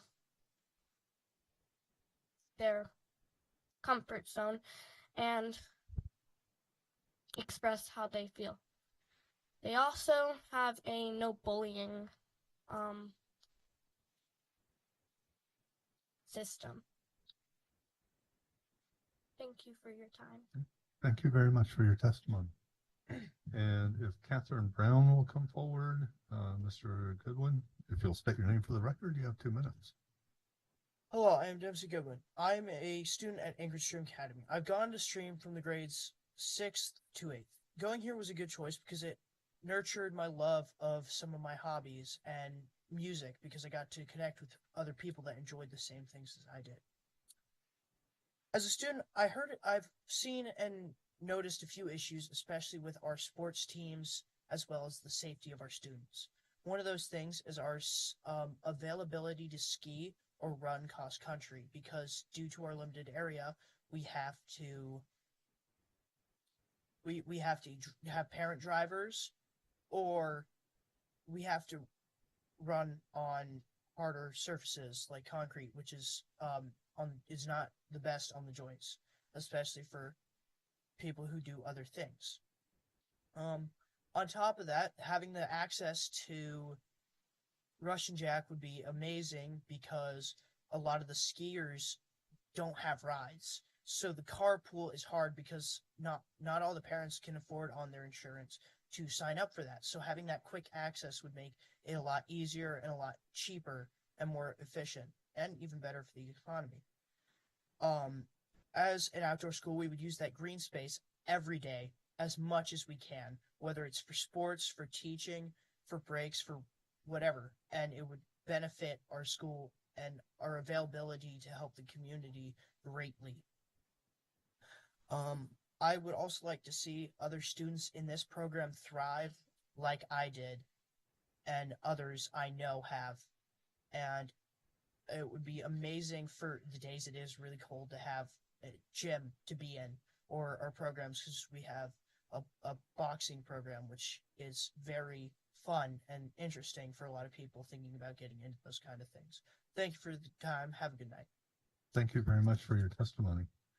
Again, Catherine Brown, if you're in the room, if you can come forward. Adele Hayes, if you're here, if you can come forward. And if you'll state your name for the record, you have 2 minutes. Hi, my name is Catherine Katie, and I am in the 3rd grade at Rokashula. Why I think our school should move to Lakewood is because our building is not an ASD building and our lease is going to the price that our school cannot afford. Our music teacher has a room without room and needs a lot more space for all the music equipment. At one point, we did not have a janitor. Our gym is also our lunchroom and our auditorium. Right after third lunch, there's a PE class, so it is wet and slippery from cleaning. We get Sprachmeisters when we speak a certain amount of German. A Sprachmeister is a necklace with a German flag on it. I love learning German and I love my school. I know others do too. We really need Lakewood and need to keep up all our amazing teachers. Danke für deine Zeit. Thank you for your time. Thank you very much for your testimony. If August Kalseth will come forward, and Ms. Hayes, if you'll state your name for the record, you have 2 minutes. My name is Adele. I'm an 8th grader at Anchorage Stream Academy. I absolutely love Stream and everything it represents. It's a small school that not many people have heard of. It's all hands-on learning where we learn for life and not just for our grades. I've worked hard for the past 3 years and I know all of my peers have as well. We're very self-driven, self-directed learners. Stream isn't just a school to me, it's a family. It's a close-knit community and we all know each other's names. We need Nunaka Valley because it has all the outdoor resources that we need to thrive. Right now, we share our campus with a night college, and we can't leave any of our stuff out overnight. Our teachers have to share their workspace with other professors, which is sometimes difficult. We're always looking to grow our family, and moving to Nunaka would allow us to expand our community. We deserve Nunaka because all of our teachers and our principal put their hard work into our school. We would get a chance to have more exciting projects in a vast outdoor space. A lot of our students do cross-country running and cross-country skiing, and being next to Russian Jack would give us the amazing opportunity to utilize the outdoor space. I live in East Anchorage, and it feels like they're closing all the schools around me that me and my friends grew up in and care about.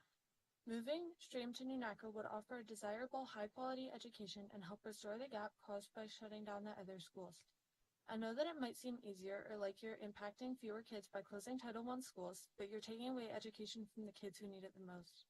Kids in low-income families don't get the same opportunities like tutoring or private schooling. Thank you for your time in considering relocating Stream to Nunaka. Thank you for your testimony. If Liam Wood can come forward, and Mr. Kelseth, if you'll state your name for the record, you have 2 minutes. Hello, my name is August Elseth, and I am in kindergarten at Rilke Schule, and I want Rilke to move to Lakewood. Our school is small. We need a bigger one. Thank you. Thank you very much for your testimony. If Aviana Valentine can come forward, and Mr. Wood, if you'll state your name for the record, you have 2 minutes. Hello, my name is Liam Wood. I'm currently a 10th grader at Highland. I'm currently a student at Highland. I'm speaking for behalf of Highland and its students. I'll go over 3 reasons why we should move to Nunaka. At Highland, we have literally no windows in our classrooms, and it can feel mostly claustrophobic. Moving to a space where classrooms have windows and natural light, I think will benefit students' learning and help them grow out throughout the year. Reason 2, Highland has limited to no outdoor space. We only have a parking lot with a very active car traffic going through, so students are potentially at risk. Reason 3, Highland moving to Nunaka will support our school and help to build our community. Currently, we use a multi-purpose room for a cafeteria during lunch, as well as it is a PE room, which can cause a lot of problems with like unnecessary or unsanitary problems, which also follows up with more complaints to students about doing like push-ups in a pile of crumbs, which is not fun. We don't really have enough space for doing PE activities, and moving to Nunaka will help students and give more opportunities to have more outdoor opportunities. And having a cafeteria as well will help us manage lunch times and have a central place for meeting up with students instead of going to separate classrooms. Thank you. That is all I have. Thank you very much for your testimony. If NOI Boylan will come forward, and Ms. Valentine, if you'll state your name for the record, you have 2 minutes. Hello, my name is Alvina Valentine, and I'm a 7th grader attending Stream Academy. I think it would be really good to have Stream move to Nunaka Valley Elementary School, because currently we have to rent out a building from Wayland Baptist University, and that leads to a lot of problems because we're not able to use some spaces, and we're not able to like leave something out, and we have to use a parking lot as our playground, and the drop-off system is really not a good one because you have to drive through and people play in the same spot, sometimes at the same time, as people are trying to come to pick up their kids or drop their kids off. And I think it would be a really good idea to move Stream to Nunaka Valley Elementary because it would have a playground. It would be really close to Russian Jack Park because we do a lot of ski practices there.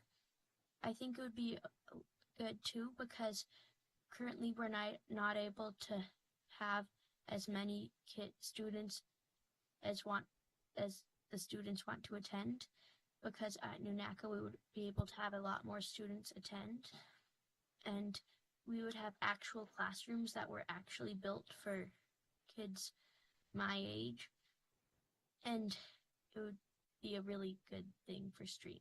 Thank you. Thank you for your testimony. If Skylar James will come forward, and Ms. Boyland, if you'll state your name for the record, you have 2 minutes. Hi, my name is Anna Lee, and I'm a 6th grader here at Highland Academy. Although I've only been here for 3 quarters, I really enjoy coming to the school, and I'm glad I get to stay with all my classes through high school graduation, since we are a 6th through 12th grade school. One of the fun things we do here at Highland are lock-ins that are organized by student leadership at the end of every school quarter. It helps strengthen our school community. We also have field days where we get to walk to Nunaka Valley for activities together as a whole school. It isn't very far from our current location, and our students are familiar with the area. It would be nice if our school could move to that building so it would be safer. We would be in a neighborhood, we wouldn't have to cross a busy street, and we would have less traffic near our school. It's great that the teachers can make work in such small spaces that we have now, but imagine what they can do in an even bigger space like Nunaka.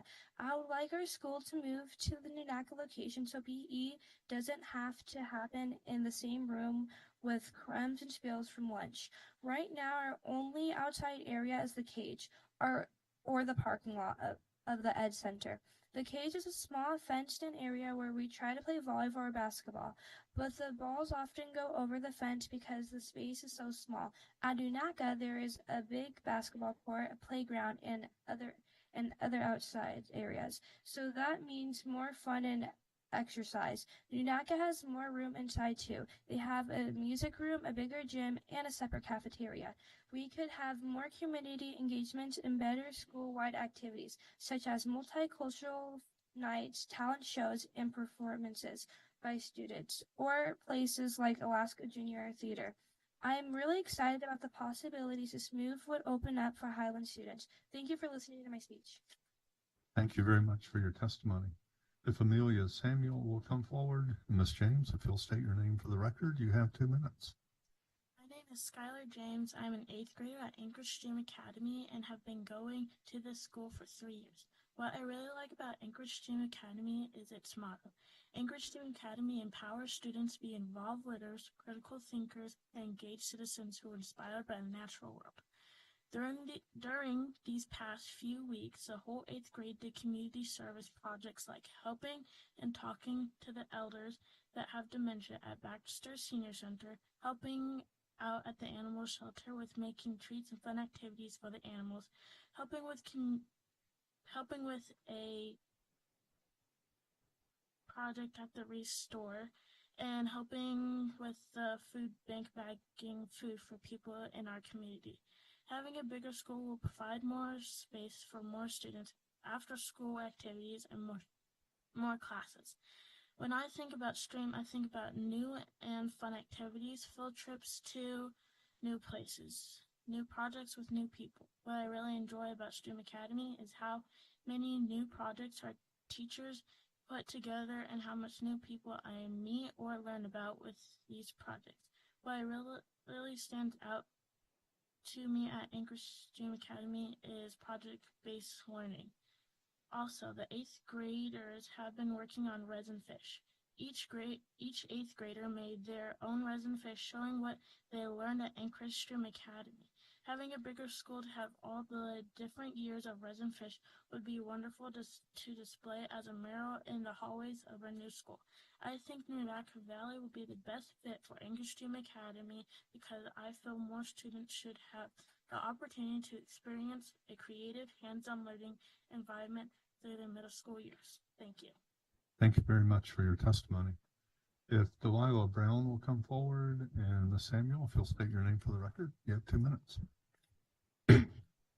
My name is Amelia Samuel. I'm an 8th grade and I attend school at Anchorage Stream Academy. I've been at Stream since 7th grade, and I'm here to tell you why Stream should move into Nanaca Valley. Stream is a hands-on and outdoor-based school that is highly successful. Our current building is Wayland Baptist and does not fit with our program. With limited outdoor space and room, we don't have the right space for many things. Our cross-country ski team doesn't have the proper trails, and we have to get parent drivers to drive the athletes to Rush and Jack. If we can move to Nanaca Elementary, we could have easy access to Rush and Jack by foot. Another reason is when we have our breaks, we mainly only have the parking lot to play on. Same thing with PE. Many of our activities are played in the parking lot, which is very unsafe considering that there are crimes nearby and many of our expensive PE equipment tends to end up in the road when we play games. Moving to Nanaca Valley would help our outdoor-based school thrive and also give us a great environment for our school, sports, PE.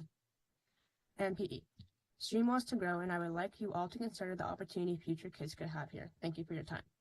Thank you for your testimony. If Marina, and I can't read the last name very well, Petrarimus, I'm not sure. If you can come forward, and Ms. Brown, if you will state your name for the record, you have 2 minutes. Oh, okay.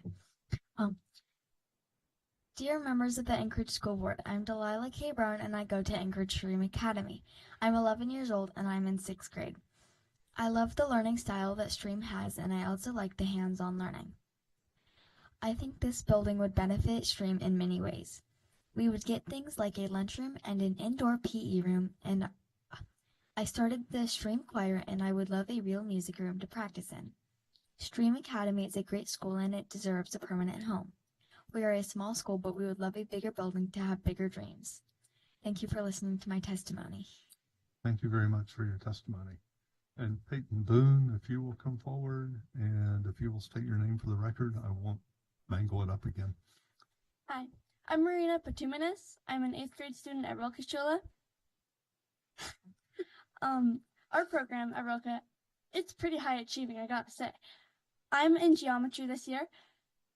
Out of 39 8th grade students, 9 of them are in geometry, which is 23.1%, as I learned in geometry. Our reading program is also off the charts. This year, my Battle of the Books team won state for the 3rd year in a row. I'm not sure if it's been done before, but I think it's pretty great. Our music room, as a couple other kids before me have said, is a room without room.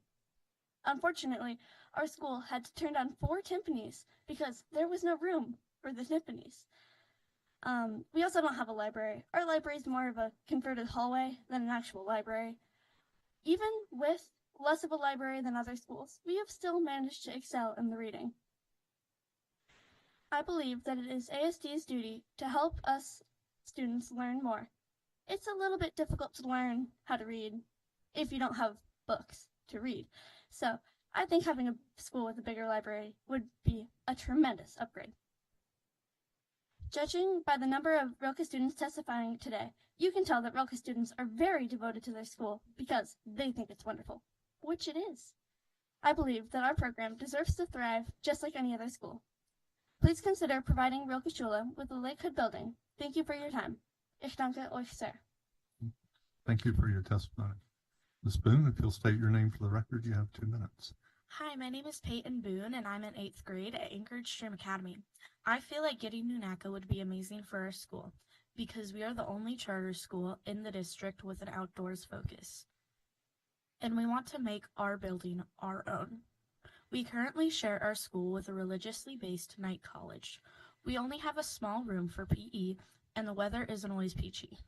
But our only other PE area is a public trail.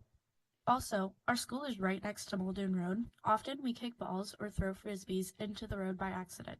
It's not safe to get the ball or frisbee because students could hurt themselves. At Nanaca, we would have a gym, which is important.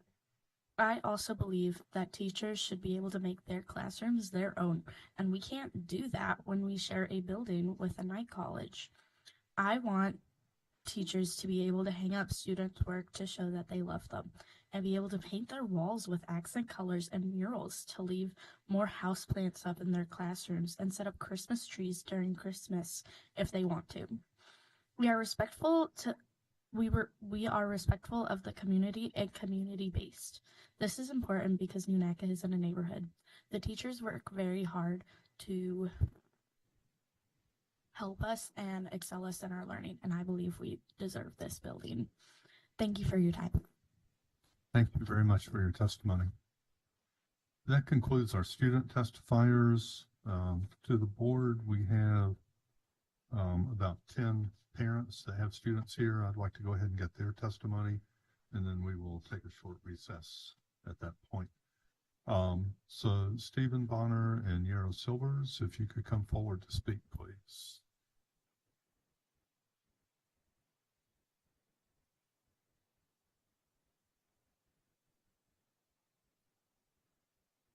And if you'll state your name for the record, you have 2 minutes.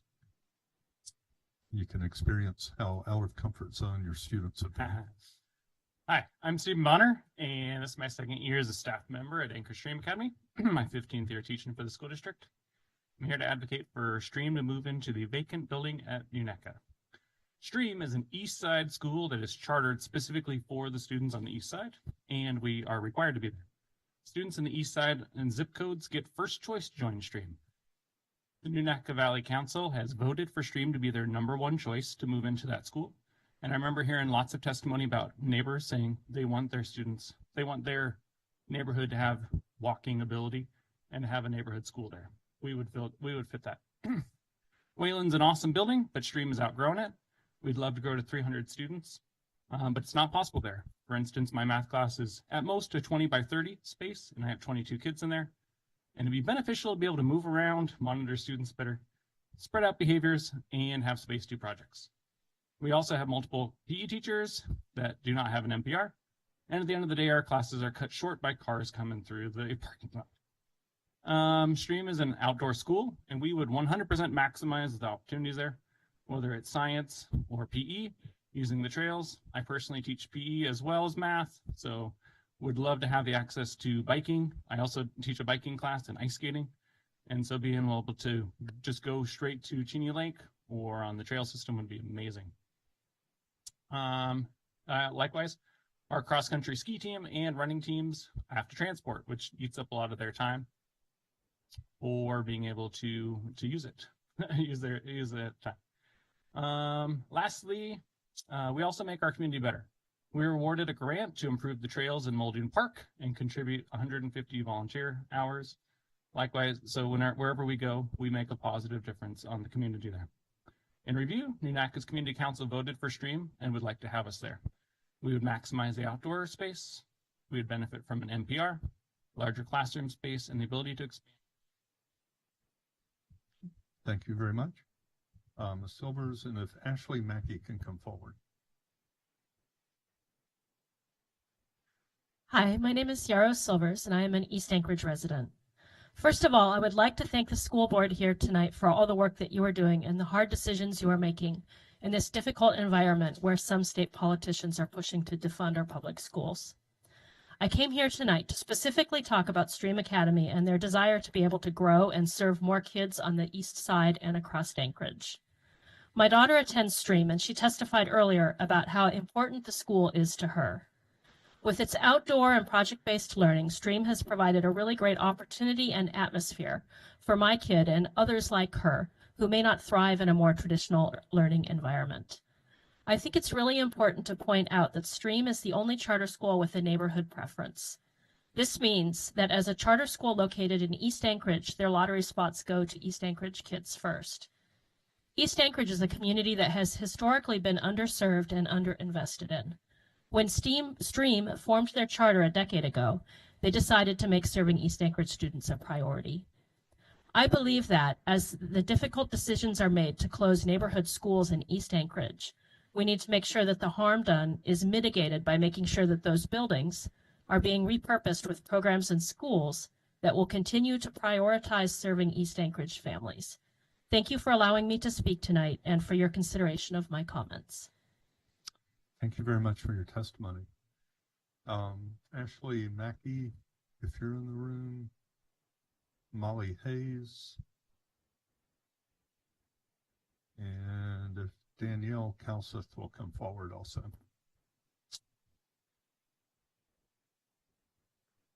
If you'll state your name for the record, you have 2 minutes. Molly Hayes. I am here today to advocate for Anchorage Stream Academy to be moved to Nunaca Valley. As a parent of 2 Stream students and a strong supporter of their mission, I believe Nunaca Valley is the perfect site for the school. When I first toured Stream, my biggest hesitation as a potential parent was the building and location. The space seemed less than ideal. As an educator, I recognized the shortcomings immediately. I think that administration and staff work hard to make it feasible, but I can't imagine how challenging it can be. The students carry all their belongings with them around the school, including outdoor gear, because there's no storage. Teachers have minimal control over their classroom environment. In order to access outdoor space, they often have to cross busy intersections. On frigid or icy winter days, there's no indoor space for physical education. This could all be remedied at Nunaca Valley. In 2016, while I was teaching at Nunaca Valley, my family took part in a special community project. We helped build outdoor classrooms to be used by the students at Nunaca Valley.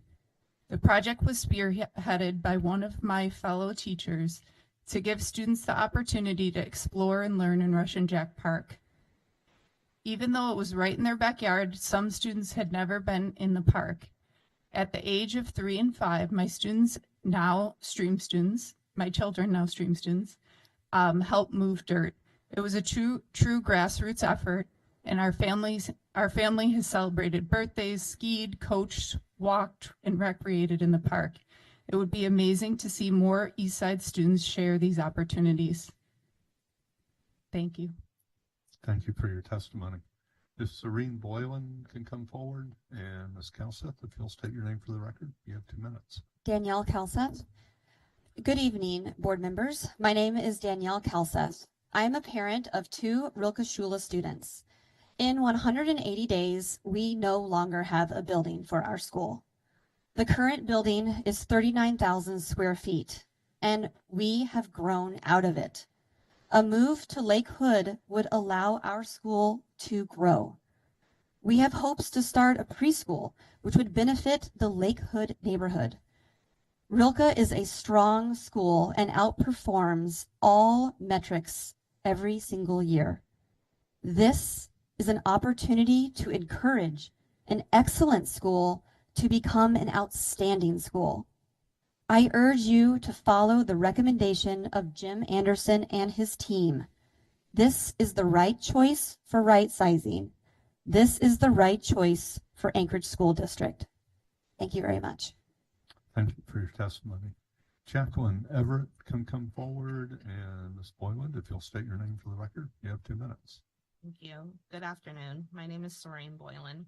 I am the current treasurer for Highland Academy's academic policy, as well as a mother to a student who has graduated from Highland Academy, with 2 students who are currently enrolled, with 1 on the way. I want to express my strong support for the potential relocation of our school to Nunaca Valley. With the recent decision to close Nunaca, this presents an opportunity to enhance the educational environment for our students. Highland Academy has been an incredible place for our students, focusing on not just the fundamentals of learning, but being a well-rounded individual. Learning to take accountability and really giving our students the ability to try new things through intensives. With the space they now occupy, Highland accomplishes incredible things, but as our enrollment continues to grow, we're starting to notice how limited our facilities are presently. A move to Nunaca Valley would not only alleviate the issue, but also provide our students with a host of new resources. The existing facility at Nunaca Valley includes a gym, cafeteria, and an outdoor area, which would significantly enrich the educational experience for our children. These spaces would allow for the expanded programs and activities promoting both academic excellence and personal development.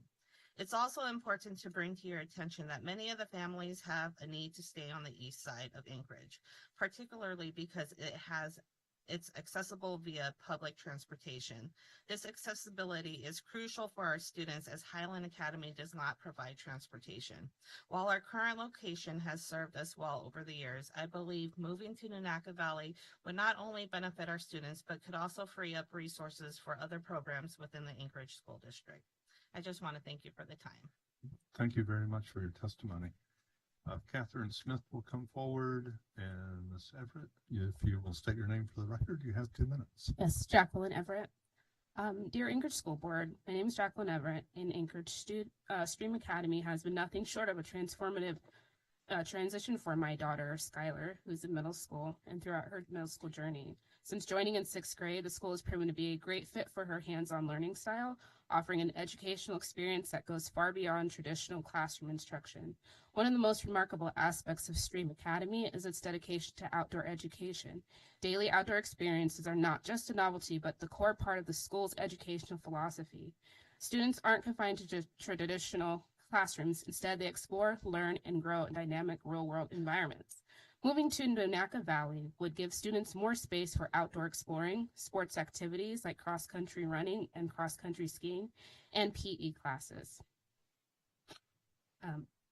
Sorry. While we're sad that 8th grade marks the end of our time at Stream Academy, we are profoundly grateful for the incredible educational middle school experience our daughter has received here throughout her 3 years in attendance. The school's approach has not just educated her, but has inspired a love of learning that would undoubtedly stay with her for years to come. We're filled with both gratitude and anticipation that the potential acquisition of Nunaca Valley location represents an exciting opportunity for the school's expansion and its innovative educational model for Stream Academy. The dedicated space will allow more students to experience this unique learning environment, opening doors to countless new opportunities for them. Thank you very much for your testimony. I want to circle back to Ashley Mackey in case you're in the room. And if not, Matthew Samuel, if you'll come forward, and Ms. Smith, if you'll state your name for the record, you have 2 minutes. Good evening, Catherine Smith here. I'm here to let you guys all know here on the board that I will help advocate for the BSA with the state legislation. I'm also asking you to support Rick Schul in their growing program. The German Immersion Program is fostering our students' futures through the education process. We need your vote and your support to relocate to Lakehood. You've heard the reasons. Please give us the opportunity to succeed, grow, and continue to show you how well this program works. Please vote yes for the right school. And we are ASD and we are right school. Thank you. Thank you very much for your testimony. And if Lauren Hughes will come forward, and Mr. Samuel, if you'll state your name for the record, you have 2 minutes. Okay. Matthew Samuel. I'm here to testify on ASD Memorandum 106. I wrote this independently, but hearing all the great student testimony, I might be accused of plagiarism. After the lockdowns of COVID, homeschooling, and moving schools, my daughter finally found the perfect setting at Stream Academy, where she has flourished. The success of the program should be noted in the number of applicants wanting to join. Currently, the rented accommodation at Wayland can only support about 180 students. Moving to Nunaca Elementary will allow the program to expand, eventually up to 300 students, fully utilising the building space and maximising revenue to ASD. A core value at Stream is developing an appreciation for the outdoors, and every class is outside each day at some point. Currently, the parking lot is used for physical education and borders the busy 4-lane Muldoon Road. Nunaca will offer a safe, dedicated playground, basketball courts, baseball fields to support a key part of the curriculum. It's not just the school grounds, the bricks and mortar. The geographical location of Nunaca is perfect for Stream. As has been mentioned, the cross-country team, up to 40 students, practice multiple times a week at the trails at Rush and Jack. Instead of transporting them there each day, they can safely walk from the school to the trails using the Boniface Parkway underpass, the same for cross-country runners in the fall. Cheney Lake also features heavily as a location for outdoor projects and skating in the winter. The lake too can be accessed safely from Nunaca Elementary using the existing trail system. Moving Stream to Nunaca Valley will allow a thriving school to expand, fully utilizing an existing ASD building while supporting trails, parks, and the immediate neighborhood. I urge you to reconsider the current recommendation. Thank you. Thank you very much for your testimony. I did want to touch back. Katarzyna Drzal, you were on as a speaker in the student area. I wasn't sure if you meant to testify. I'm not seeing her rise. So, yes, Ms. Hughes, if you'll state your name for the record. I've got Lauren Hughes and I have Hatcher Hughes here. Good evening. I'm good. We're here to talk about Rilke Shula, and I just wanted to, before saying anything, a lot of people have spoken tonight, and we just are so grateful for you guys just taking the time to listen to this and all the decisions that you guys have to make. I know that they're not easy, so thank you very much. I just want to talk briefly just about how this program has just been so successful. Hatcher is our son, he's in first grade, and we've been so happy just with the teachers and the principal, and just the communication has been awesome. We're just so happy, and we just feel like this move is going to be such an efficient use of the district's facilities and just a long-term health for this amazing language immersion program. And I'm just going to keep it short and tell you that we're so hopeful to be able to move to Lake Hood. And I shared this with you guys last time. Our hearts are full of hope. I'm going to leave our hope with you guys. It's the decision ultimately is yours. I know it's not an easy one, but we would just love it. We just feel like it would be the right fit. So many people have explained why, and we're just another family hopeful. Thank you. Thank you very much for your testimony. At this point, we will take a 10-minute recess. We do have about another hour of testimony. Oh, pardon me. Oh.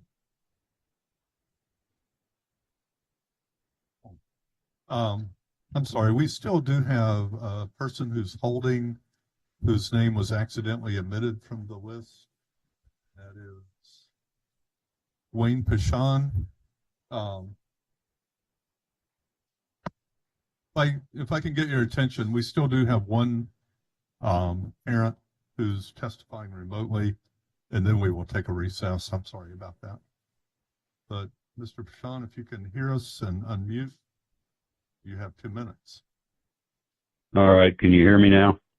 Yes, we can. All right. Thank you for pronouncing my name correctly. My name is Wayne Pashon. I'm a 50-year resident of Alaska in Anchorage. After I retired, I devoted much of my time assisting schools, specifically Lake Hood Elementary. I'm the guy who trims the shrubs, and I foster the garden for the children. I also devote 1 hour of my time a week reading to first graders. This is not about me, though. It's about your decision tonight regarding the repurposing of Lake Hood. My urging and suggestion tonight is that you vote with your hearts and do what is in the best interest of those children. To that end, I encourage you to vote to move the Alaska Native Cultural Charter School to Lake Hood versus another alternative. Why? The students at Lake Hood are of mixed race and of varied economic backgrounds. In my view, they would assimilate quite nicely with existing ANCCS students and faculty should they so choose.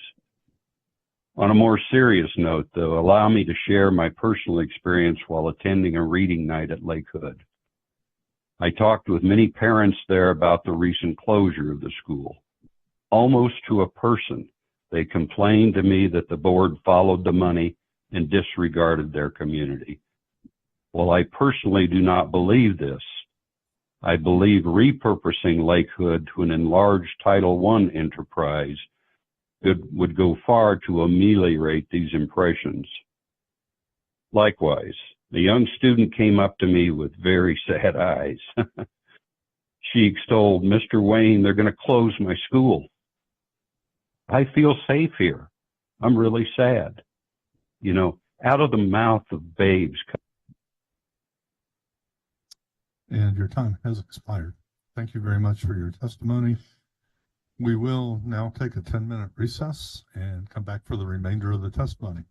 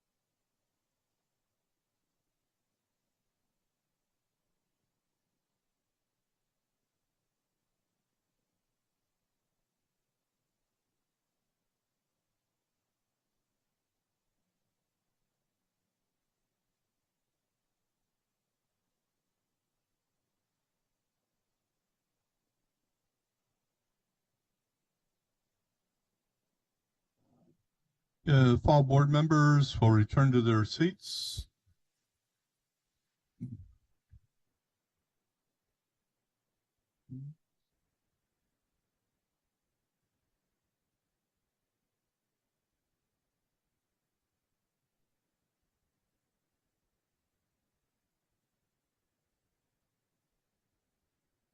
Okay.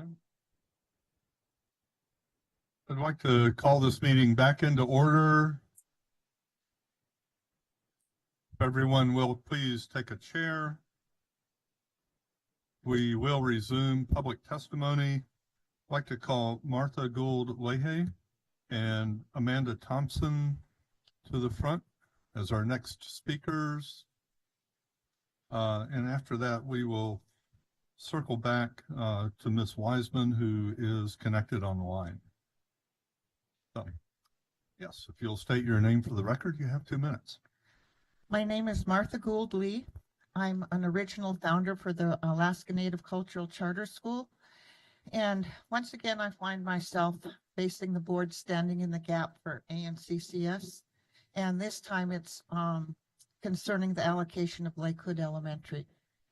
In the last 16 years, ANCCS has met the Native community's demand to serve their children through cultural identity and cultural experiences.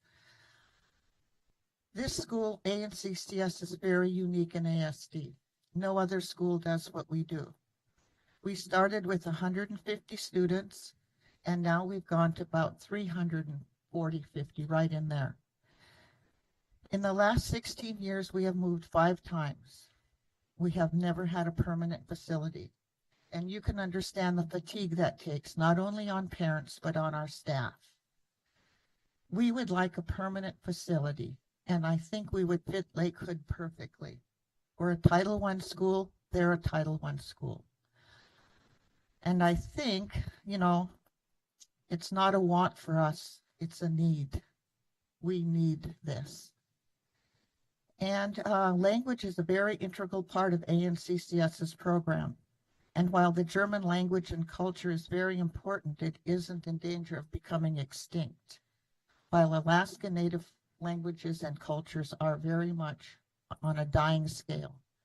So we would really like you to really consider, look deep into your hearts and find the best allocation. In my 40 years of teaching, of education, most of it has been in this district. And I have seen, I am Alaska Native. And like I said to you at the beginning, I am here standing in that gap once again, asking for this board to. Thank you very much for your testimony. I'm going to go to Ms. Wiseman on the line, and I'm going to mispronounce this name, Dianabo Diallo, if you're here to testify. I'm sorry. Are you able to hear? You're in line. I'm sorry. I didn't notice that you were connected. Ask if they can hear you. Oh, okay. Can you hear me? Ms. Wiseman, if you'll state your name for the record, you have 2 minutes.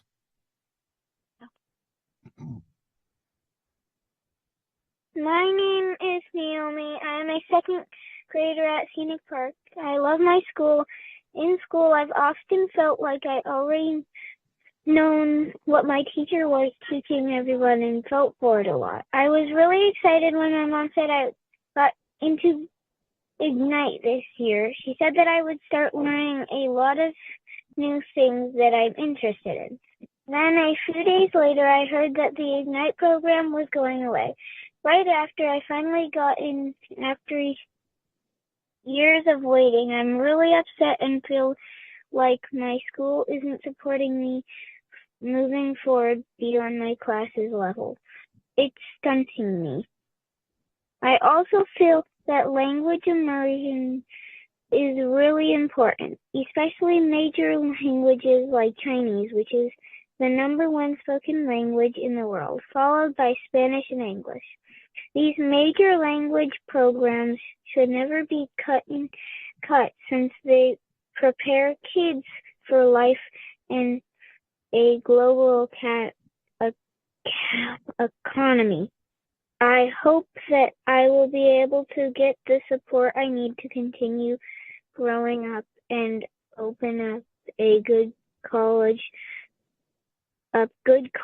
opportunities for me through my Mandarin immersion program. Thank you. Thank you very much for your testimony. If Allison Gower is here and Ms. Thompson, if you'll state your name for the record, you have 2 minutes. Thank you. My name is Amanda Thompson. I'm a Rilke parent, APC board member, and ASD teacher, and I speak on my own behalf. All right, back to the final chapter of our story. We last saw the 2 outcast siblings battling the stormy winds beside the lake with the beautiful buildings. Their stepmother and godfather had not slowed their schemes to squeeze out all their siblings from their 2 tiny cottage.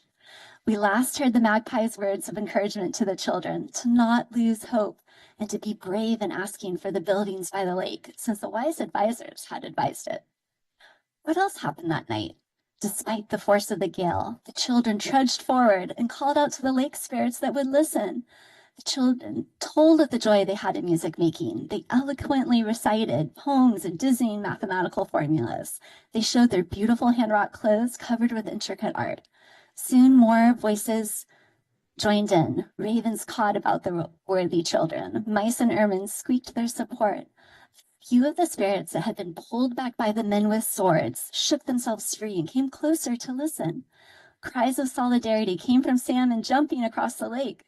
Soon it seemed the whole forest and water was ringing with the same chorus: give the worthy children the building. You will hear these voices here again tonight, as you already have, right before you.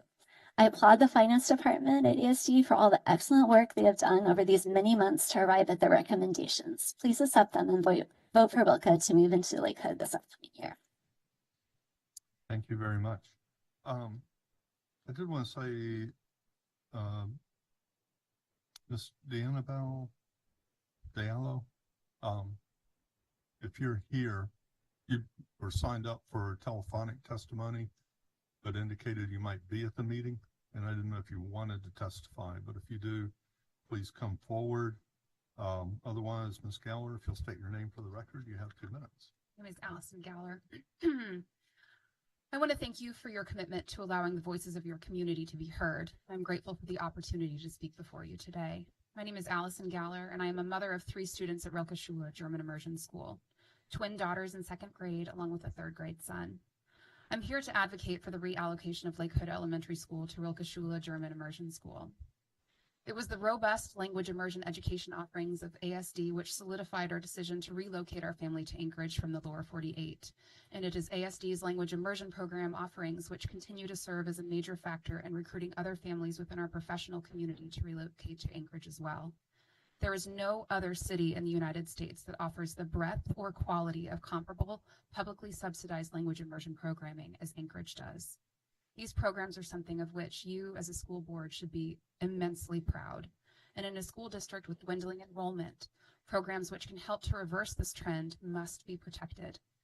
Rilke Schule's numbers speak for themselves. Since 2007, our incredible teachers and staff have led our children to consistently surpass ASD math and ELA goals for benchmark tests, despite half of their learning taking place in the German language. Rilke currently enrolls 480 ASD students and employs 42 ASD staff, and we are the only independently chartered language immersion program in Alaska.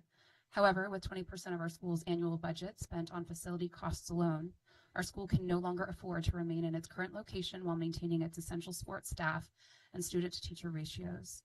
As you've made clear, it is the goal of the school board for every ASD student to be in an ASD building, and relocating Rilke Schule to Lakewood Elementary provides the perfect opportunity to fulfill the purpose established by the Right Sizing Initiative. Our current building occupies 39,000 total square feet. Lakewood would expand our square footage to 61,000 square feet.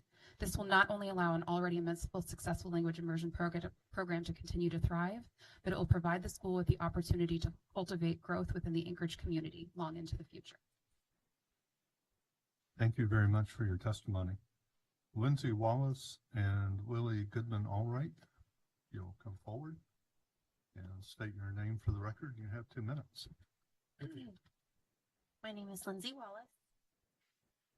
I have 2 kiddos at Rilke Schule, Ellie and Quentin Wallace, grade 3 and 2. and I stand before you as a single mom and passionate advocate for the continued success of our German immersion program, one that has enriched the lives of students, strengthened our community, and positioned our district as a leader in multilingual education. Today, I urge you to secure a dedicated building that is the Lakehood building for our program, ensuring that it not only survives but thrives for years to come. A building we can be proud of and one we can leave as a legacy. In my couple of years being a valued substitute and clubs leader at RUCA, I have had the opportunity to get to know each and every kid and what they're capable of. Language immersion is more than just learning vocabulary. It's an investment in cognitive development, cultural awareness, and global competitiveness. Research consistently shows that immersion students outperform their peers academically, develop greater problem-solving skills, and have increased career opportunities in a world that values bilingualism. As you know, we are operating on a smaller and smaller budget, and I'm here today to urge you to take into consideration that this program might not continue if we do not make a drastic change and secure a building. My job as a single mom who recently lost her husband and just trying to provide for her kids would also be in jeopardy. I'm sure you can understand that's scary and also stressful. Our German immersion program has already proven our immense value. Parents have chosen this path for their children because they recognize the long-term benefits. Teachers have dedicated themselves to fostering excellence in both language and core subjects. Our students are excelling and interest in the program continues to grow. This is not just about language, it's about equity, opportunity, and the promise we make to our students to provide them with the best education possible. By securing a building for our German immersion program, you are supporting academic excellence, diversity, and the forward-thinking vision of our shared district. Thank you for your time and consideration. Thank you very much for your testimony. If Cameron Vincent Lang can come forward, and Ms. Goodman Allright, if you'll state your name, you have 2 minutes. I'm Lily Goodman Allright, and you may think that this item I'm holding up is a clipboard, but it is actually a desk, and I will give you 2 reasons why. The first is that at Stream, we do much of our learning outside. My students will be able to count over 70 different science and STEM lessons outside by the time the year is over. Lessons include measuring slope around the building, periodic table scavenger hunts, analyzing water quality and fire risk, engineering boats, and much more active outside learning. Additional time is spent being great stewards of the public spaces we use. Members of the board, you know our youth are in a mental health crisis. You also know that one of the best ways to heal and stabilize our youth is to provide exercise and connection to place, and it's working. Over and over again, Stream parents tell us their child hated school until they came to Stream, where they are now thriving. With middle school sports on the chopping block, our model of active, outside, place-based learning is critical. And Unaka Valley, with its easy access to Russian Jack and Cheney Lake, is the ideal facility for this. Members of the board, our East Anchorage students now more than ever need Stream, and they need Stream to serve more students. Which brings me to the second reason that this item here is a desk. We simply do not fit in our classrooms. Come visit, and if we're not outside, you will find many of our students working in the hallways with their desks. You will see our teachers squeezing between tables to get to students for individual help. Stream needs a larger space. Stream needs access to green space, and Unaka Valley is ideal. Thank you. Thank you very much for your testimony. If Catherine Kelly can come forward, Mr. Lang, if you state your name for the record, you have 2 minutes. Cameron Vincent Lang. Good evening, ASD School Board. My name is Cameron Vincent Lang, and I'm the assistant principal at Relocation. I'd like to express my gratitude to ASD for their commitment to ensuring the best access to services for all ASD students and listening to the stakeholders within our community. I'm here once again to advocate for ROLCA and the possibility of relocating to Lakehood. We have never taken for granted that this move would be guaranteed, which is why we have consistently advocated for this opportunity. Relocation remains a strong program, and now more than ever, we need your support. For the past 10 years, our students have been in a facility that has served us well compared to our previous facilities and allowed our program to grow. However, we have now outgrown that space. Relocating to Lakehood would significantly enhance the student experience by providing much needed space and essential amenities that are currently lacking at our existing location. Our current facility, serving 485 students, is overcrowded and lacks critical resources that serve students. Our current building also faces serious infrastructure challenges, including HVAC failures and land settlement. The 39,000 square foot building is inadequate for our growing student population, and its location to a creek bed is prone to flooding, which further complicates our environment. A move to the Lake Hood facility would resolve these challenges, providing a larger, more stable space conducive to learning. Moreover, this presents a valuable opportunity to improve access within charter schools. The Lake Hood area has seen a decline in enrollment in nearby schools. Establishing a charter program there could offer families greater educational choice. Relocating us would better serve the surrounding community, implementing neighborhood preference for kindergartners, providing busing, and expanding access to school lunch programs, efforts that have been difficult in our current facility. I truly hope that ASD can look to support all of our charter programs with their unique facility needs. All of the choice and charter programs are incredible, unique, and valuable. Thank you for your time. Thank you for your testimony. If Mandy Curry can come forward, and Ms. Kelly, if you'll state your name for the record, you have 2 minutes. Good evening. My name is Katie Kelly, and I am a parent to a third and first grader at Rokashula and the interim chair of the APC. You have heard testimony on our incredible school, the numerous benefits the Lake Hood School building would provide, and our current financial situation. We have reached a critical juncture. As much as our community is passionate and driven, we can no longer afford to pay 20% of our budget on rent. Moving Rokashula into Lake Hood will give us the ability to continue offering a high-quality education centered on the immersion of the German language and culture. The teachers, families, and students at Rokashula have shown extraordinary resilience, and we know that with the stability of an ASD building, we can continue to succeed and expand. We have a dedicated staff that works tirelessly to provide an exceptional education and a dynamic learning environment. Our students surpass ASD benchmark goals for math and English language arts while spending half their school day in German. We are asking the school board to vote for repurposing Lake Hood Elementary for Rokashula to ensure we can continue to serve our nearly 500 ASD students and provide a stable and lasting home for the future, where our children can continue to flourish. Thank you for your time, your consideration, and your support of Rokashula. Thank you for your testimony. If Amber Brewer will come forward, and Ms. Curry, if you'll state your name for the record, you have 2 minutes. Hi, my name is Mandy Curry. I'm a parent of 2 Rokashula students. I would like to thank you all for the hard work that you guys have done over the last months and weeks with the budget. It's been very difficult and heartbreaking to listen.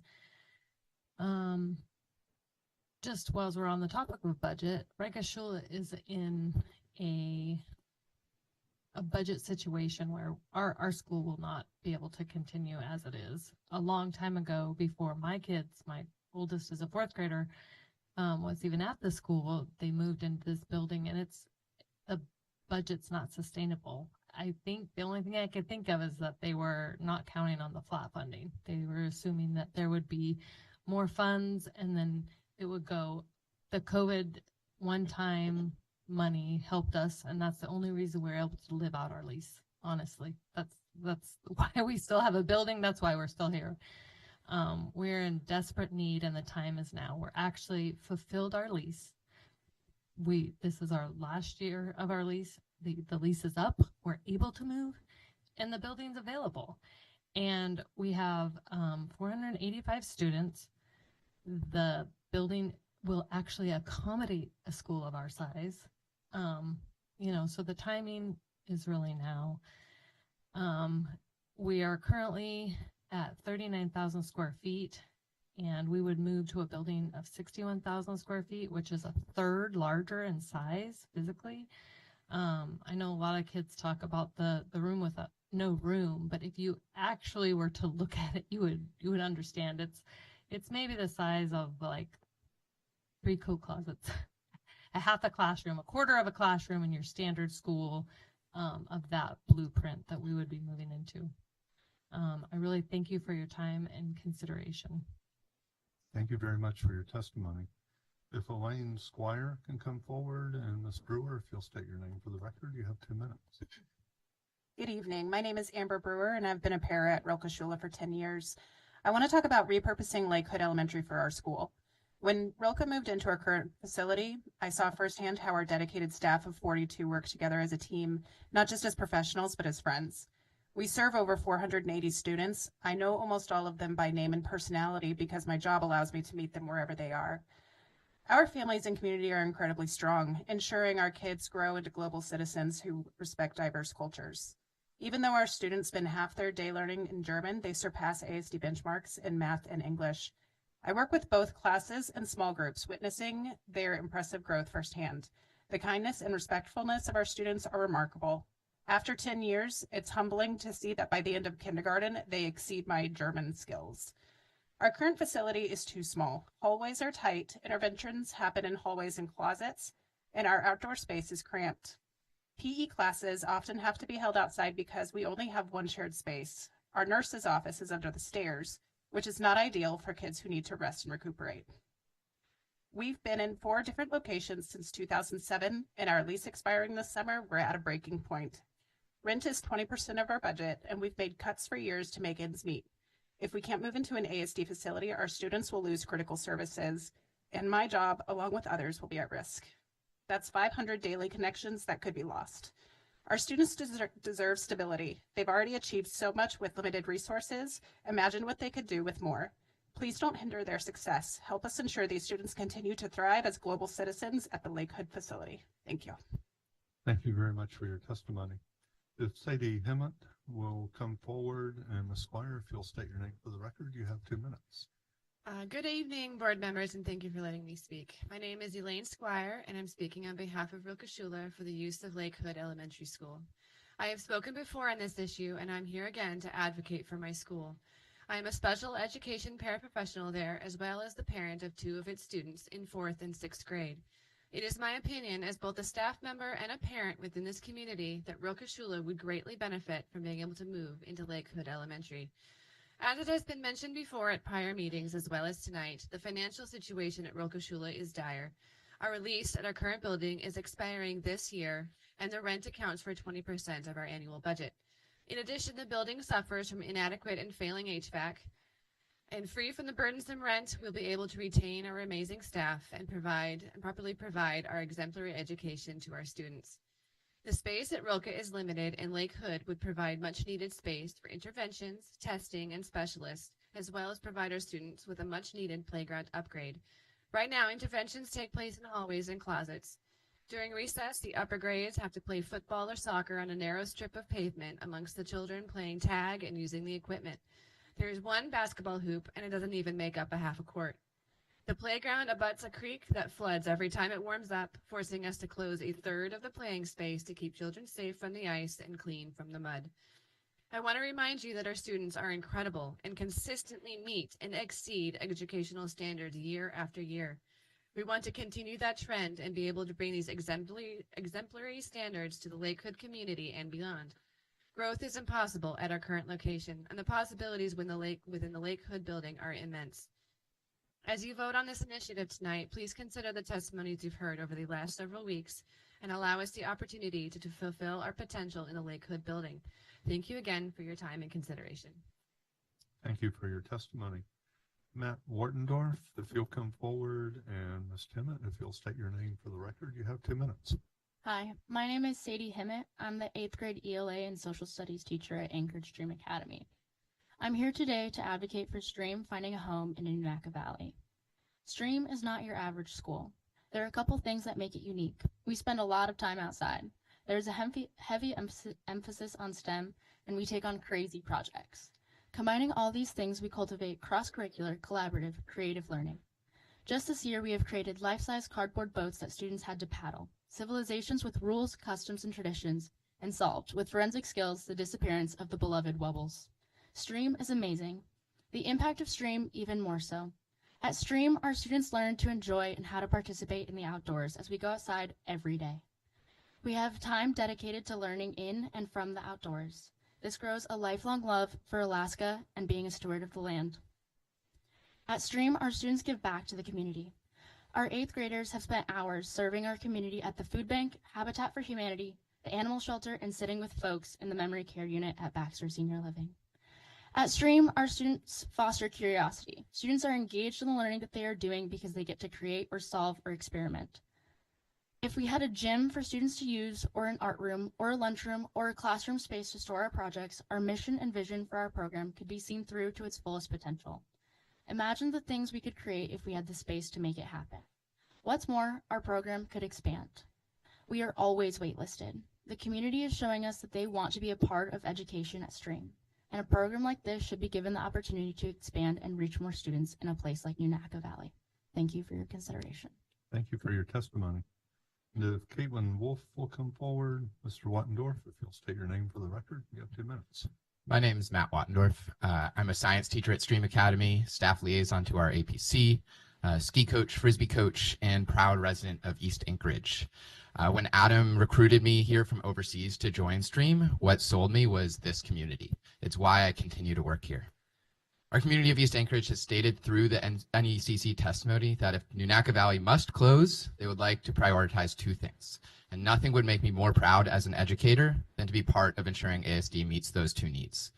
First, the NECC would like the school to prioritize students in the East Anchorage community. As you know, STREAM does this. We give location priority to any student in 99508 or 99504. Second, they would like whoever moves into the building to use the parks and green space in the area. And I know you've heard plenty from the kids about sports in the parking lot. So let's talk about what goes on in class, but outside. Keep in mind, many of these students tell me at the beginning of the year that they've never been on a hike before. Our 6th graders have bushwhacked to complete tree surveys, plant identification field guides, bark beetle studies, observation journals, and maps in our urban forests. Kenzie, Stephen, and I have loaded 65 6th graders onto people movers just to go learn, skate, fish, and hike at Chauncey Park and Cheney Lake. Otherwise, we trek the 3 miles round trip, regardless of weather. And as we say in the biz, that's type 2 fun. We've received grants and volunteered service hours for trail work around the community. Our 8th graders have studied the salmon and water quality in Campbell Creek, as well as wildfire burn areas in the area. Students have built community gardens in Chauncey Park. We have a whole quarter dedicated to community resources. So the lists go on. I'm out of time, but our classrooms live outside. So I urge the board to consider how by allowing STREAM to move into Nunaka Elementary, we can leverage the awesome green spaces and park in the area to make an equally awesome education for this community and continue to help ASD affirm its commitment to East Anchorage. Thank you. Thank you very much for your testimony. Caitlin Wolf, your present, Cedar Cousins, and Brandon Stotch.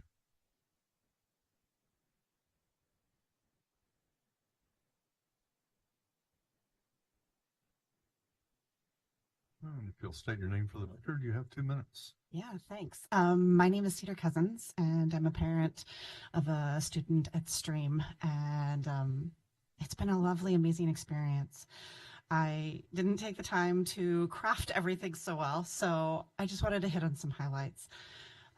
Living as an East Side resident, to have the resource of STREAM there is absolutely amazing. A lot of times our schools are less well funded, and they just don't present the education that I would want for my kids. And when I was looking at middle schools, one of the things I did is I went over to Begich and asked what my student would be doing outside of, just the classroom. How would they get outside? How would they be in the outdoors and learn to be an Alaskan? And the administrator there laughed and said, "Oh, you mean parking lot time?" And I said, "What?" And she's like, "Yeah, at lunch, they can go outside, and sometimes we throw balls out there for them to play with." Most of the kids just sit and play on their cell phones during lunch and whatever free time they have. And then I went to STREAM, and I was scared in a way because I was afraid that the religious setting might not match with, my family's personal spiritual beliefs. And it was small, and it was really, really close to Muldoon. But then I saw all these students being outside all the time and really enjoying Alaska and what it means to be an Alaskan. And when I look at the parks around Nunaka Valley and the safety that they offer and the ability to be next to Cheney Lake and Russian Jack, there isn't a better fit. it's an amazing school for amazing program, and I hope that you strongly consider moving Stream to it. So, thank you. Thank you for your testimony.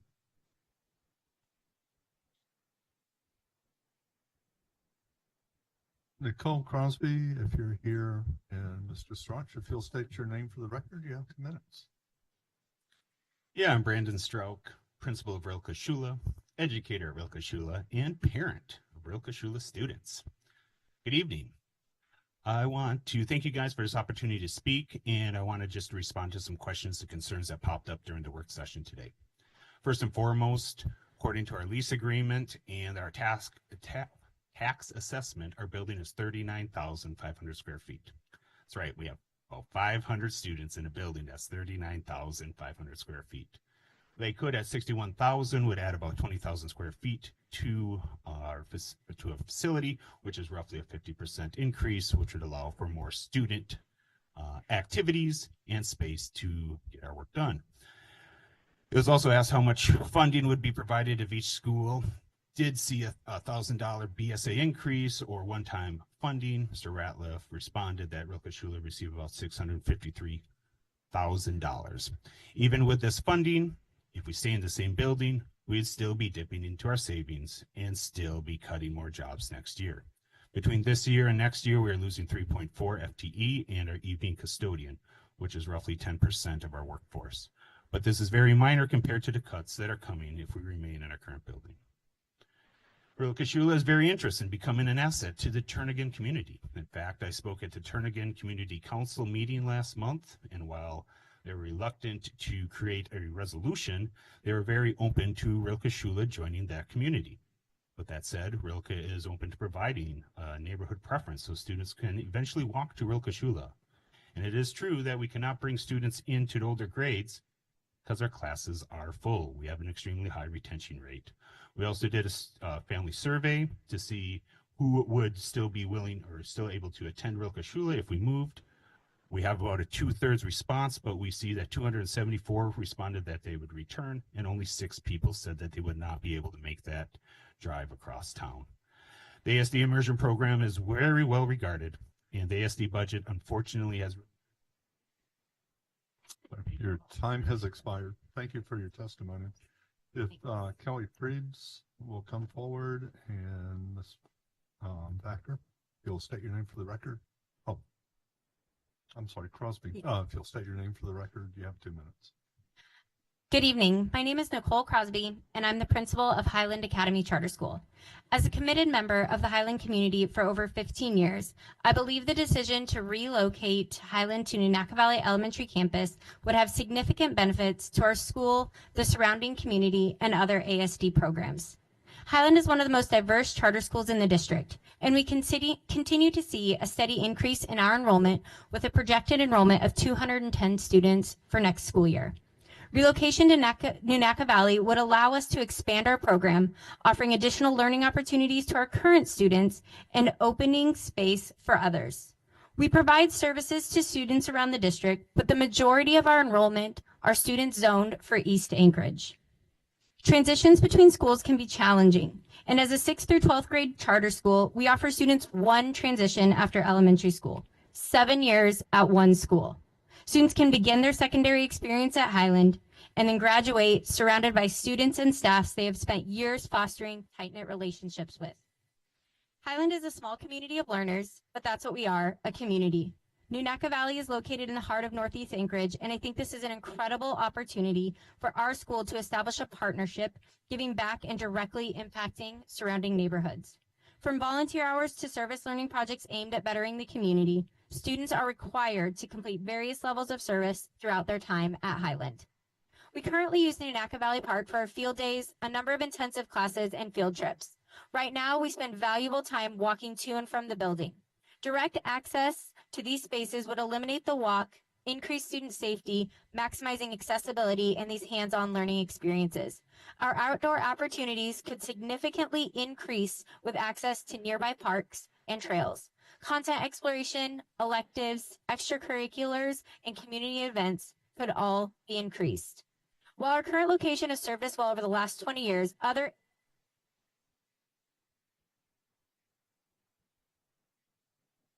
Thank you very much for your testimony. If Pamela Dupre is in the room, if you'll come forward. And Ms. Preebs, if you'll state your name for the record, probably pronouncing it better than I did. You have 2 minutes. Good evening. My name's Kelly Preebs. I'm a teacher at Highland Academy Charter School. Throughout the past several weeks, you've been hearing testimony from many stakeholder groups as to why Highland Academy Charter School should move into the Nunaca Valley Elementary campus. As a teacher at Highland Academy, I support this relocation for many reasons, and I believe this will benefit the Highland community. I could talk about how we don't have a gym, an adequate library, enough space in our classrooms, or a safe place for students to play outside. But instead, I'd rather talk about how Highland Academy would shine at Nunaca Valley. We are strong supporters of finding ways to help our community. Through our service learning, students go out into the community to make a positive difference. We have an elementary helpers intensive where students volunteer in nearby elementary schools to help teachers with whatever they need in their classroom. In our science classes, students have identified and removed invasive trees from the woods. We have also gone to Nunaca Park to pick up trash and build trails so the neighborhood, and perhaps even other schools, have been able to safely enjoy for their outdoor activities. If Highland Academy were housed in Nunaca Elementary, we would be able to spend more time completing service projects that would benefit our neighborhood. Additionally, Nunaca Elementary is designed with a full cafeteria. Not only would this feature benefit our students at lunch, but it would also allow for more in-depth learning opportunities. I've been teaching beginning German off and on for about 15 years now, and one of my favorite units is the food unit. Unfortunately, I haven't been able to utilize my favorite activity of cooking German cuisines with my classes because we don't have a cafeteria at Highland. If we were in Nunaca, I would be able to do this, and the students would be able to utilize new cooking skills, their knowledge of mathematics to measure and problem solve, and also gain confidence in themselves. Let's skip to the conclusion. I hope that you strongly consider Highland Academy moving into Nunaca Elementary, and you agree that this will be. Thank you for your testimony. Ann Barnett, if you'll come forward, and Ms. Duprat, if you'll say your name correctly for the record, you have 2 minutes. Hi, I am Pamela Duprat, aka Barry in Unangam Tanu. I want to start with, after listening to all the testimony and knowing that there has been much testimony going on, that it is not natural for the Alaska Native population to come and advocate for themselves. It is not a part of our culture. One of our values is accept what life brings you. However, I cannot stand aside as the staff representative of ANCCS any longer, or as an Alaska Native myself, and recognize that in the past 5 years that I have been an educator at the Alaska Native Cultural Charter School, we have moved 3 times. This is highly disruptive to the population. And I have watched students move from one location to the next. Our families who are struggling families move from we've brought our families with us. So these changes have been disruptive for the entire school, as stability is essential for learning. Throughout this time, we have been and continue to work tirelessly to support and empower our students while looking for a permanent home. We need a permanent home, a place where our students can feel secure, supported, and proud of their education. I urge you to consider the importance of providing us with a permanent home. Our families are already experiencing housing instability in our community, and our school is as well. Please help us provide a permanent home for our school so that we can continue to contribute to the success of our students and our community as a whole. I appreciate your dedication to the Anchorage educational community. Kagasachuzakuk. Thank you. Thank you very much for your testimony. If Savannah Lethen can come forward, and Ms. Barnett, if you'll state your name for the record, you have 2 minutes. Thank you. My name is Ann Barnett, and I live on the east side of Anchorage. I teach at Begich Middle School. I was there when the school opened, but I'm here to speak on behalf of Anchorage Dream Academy being placed at Nunaca Valley, because although I'm wholly committed to the Begich Middle School community, and I can't imagine teaching anywhere else. My two children are students at Stream. I saw the idea of Stream born through Big Itch Teachers and watched as my kids got older. And I have a 9th grader at East High School, and I'm watching the other students who have come out of Stream, and it's pretty incredible. I'm impressed by what the teachers there are doing. My daughter comes home every day and describes what they're doing in their classes. And I continue to say, you're going outside in every class. Language arts, you're outside. I'm a language arts teacher. And I have a hard time imagining what they're doing. And it's exciting. It's inspiring to me. And I think if they were placed at New Naka Valley Elementary School, what the imagination of that school community paired with the creed of their school to be outdoors would happen. And honestly, when they talk about going outside, my mom imagination is knowing exactly where Muldoon is with everybody on their cell phones. I think about the trails that they've paved for the cross-country skiers to be on, hiking down and over the bridge and over to that park across Muldoon. And I'm thinking about streets and parking lots. And it's fun to hear all the kids talk about the balls and the frisbees they've lost. But honestly, you know, when you hear about all the outside time the kids are putting in. Thank you very much for your testimony. Brandy Pennington, if you'll come forward, and Ms. Wethman, if you'll state your name for the record, you have 2 minutes. Thank you. My name is Savannah Lathine. I'm the proud parent of a current student and a graduate of Stream, as well as a member of the APC. Thank you for hearing our comments today. I know as elected members of the school board, you're faced with tough decisions.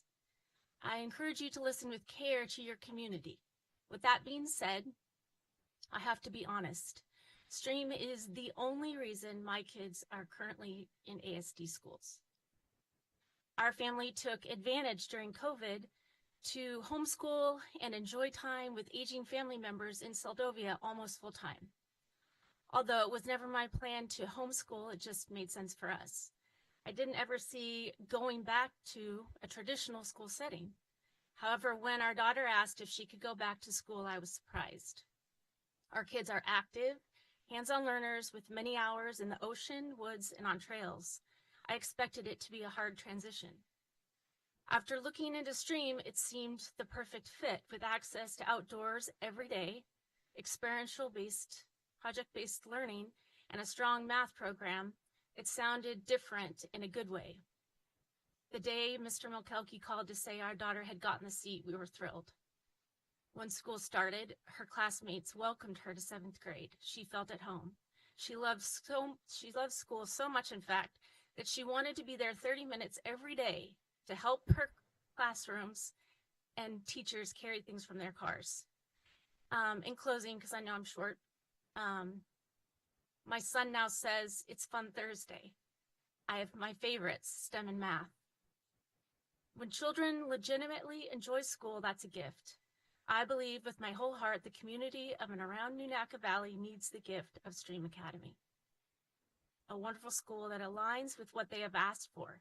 New Naka and the East Side needs the gift of Stream being allowed. Thank you very much for your testimony. Martha Lajeski, if you can come forward. Ms. Pennington, if you will state your name for the record, you have 2 minutes.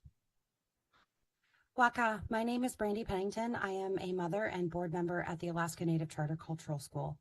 We proudly educate approximately 4% of the state's indigenous population, frankly, just population. We have a deep commitment to upholding Alaska Native cultural traditions. As a Title I school, we have consistently exceeded all academic and attendance expectations. We are not only a place of learning, but a beacon of hope to our community. Now, you know, as the world kind of evolves and we learn a lot about epigenetics, we understand that trauma filters through 7 generations. The school is where that trauma ends. Despite our success, we face significant challenges. Our community can't always afford to sit all evening in meetings, and frankly, the Native way is humble and accepting what life brings you. And so it's not ingrained in them to come forward and fight for themselves. But I will always do what I can. It's not acceptable well, anyway. As we know our values, we recognize the true success is built on humility, gratitude, and hard work. Values deeply ingrained into Alaska Native culture. Above all, we're taught to be humble and grateful for what we have. These principles guide our actions and our school, but it's difficult to sit back and watch the school become a pillar, effectively get utilized as a pillar of the community, but kicked to the side consistently. Having moved 5 times in 16 years is hard. ENCCS has patiently waited for, well, okay, I'm just going to tell you like it is. We have the capacity to educate 10% of the Native community in the state of Alaska, which is incredible. And what it'll do financially for the district is second to none. We will bring in more students. We're also Title I, Lake Hood's Title I. We have that population there. They like us, we like them. Let's make it work. Thank you. Oh, my question for you is why not? Why not us? Why not us? We meet all that criteria. We are that population. Thank you. Thank you for your testimony. And Rebecca Colvin, if you'll come forward. Ms. Wojcicki, if you'll state your name for the record, you have 2 minutes. Hello, my name is Martha Lojeski, and I'm here to request that STREAM is offered the opportunity to grow in Unaka Valley to serve more East Anchorage families. Middle school is this cool transitional time sandwiched between learning to read and learning to drive a car. They're silly, fun, energetic kids that need a safe, supervised space to try on different personalities to see what fits. They need teachers that let them experience both successes and failures. They really start to thrive when you let them get plenty of fresh air, learn through hands-on experiential products, and discover the place within the community that surrounds them. STREAM offers just that kind of place. Our school fosters a supportive culture that drives success, a strong framework paired with the ability to be innovative in the classroom that has attracted the best possible teachers that fully align with our school's mission and vision. Last week, we hosted an open house for families that were interested in putting in for the lottery. So many students came in absolutely radiating with excitement because their friend or cousin attends STREAM and told them how great it was. And it's finally their turn to enter middle school. They chose STREAM because of current and past families' positive word of mouth. It's the highest compliment we could ever receive. It's not anecdotal either. We see it with our lottery numbers and wait list, both which have grown longer and longer each year. This afternoon, there were 215 people waiting for a seat at STREAM.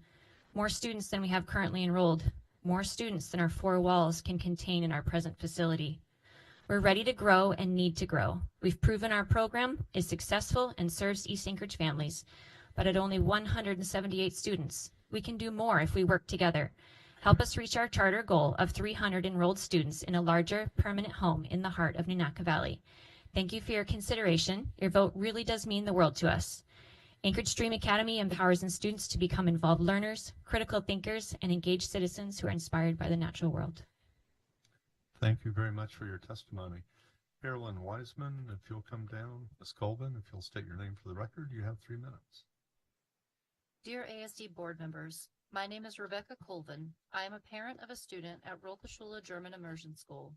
I come to ask for your support and vote to accept the administration's recommendation to move Rilke into Lake Hood. Many before me have provided numerous reasons on how this could benefit our program, so I'll keep my comments short. Moving us will meet the right sizing goal to fill ASD buildings to 100% capacity. It will keep public school funds within the school system and not spent on commercial space. And it will allow us to invest more money directly into our students. Please help us achieve long-term sustainability and vote yes on Rilke moving to Lake Hood. Thank you. Thank you very much for your testimony. Manuel Acuna, Ms. Wiseman, if you'll state your name for the record, you have 2 minutes. Caroline Wiseman. Uno latak wanga ulapingang asin nalaw mutun ataga Caroline Wiseman. My Inupiaq name is Ulapingang. Good evening. My English name is Caroline Wiseman, and I am a current substitute for the Anchorage School District. I'm a former teacher of the Alaska Native Cultural Charter School. I am an incoming APC member of ANCCS, and I just love that school. Being at ANCCS, there is this community feeling among our students. You can go in the hallway and you can see these middle schoolers, and they know the names of these first and second graders that are walking in the hallway. They thrive in an environment that's surrounded by their culture, by their languages, and appreciating all that their ancestors have laid the groundwork for them. To learn how to do traditional measurements, to practice math, to learn how to tell stories, and to use the land and respect the land to further their not only just academic learning, but their traditional learning as well. It's a unique community. The Alaska Native Culture Charter School, it has a high mobility rate for the demographic.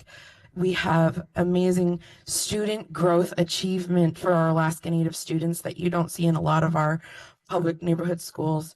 I love ANCCS, and if you go to ANCCS, you can ask a student, what does Etlipinun Atauk mean? And they will tell you it means it is up to you. It is up to you to internalize what you learn. It's up to you to make these decisions, and I just say that to you. Thank you very much for your testimony. Denise Werther, if you'll come forward, and Mr. Acuna, you have 2 minutes.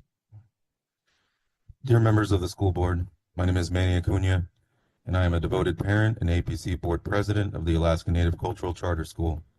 I urge you to award the Lakewood Elementary facility to our school instead of Rokoshula, considering its long-term impact on our children and community. For generations, Alaska Native families have endured the painful legacy of forced assimilation and colonization, leaving deep generational trauma. ANCCS is built on our community's resilience and cultural heritage.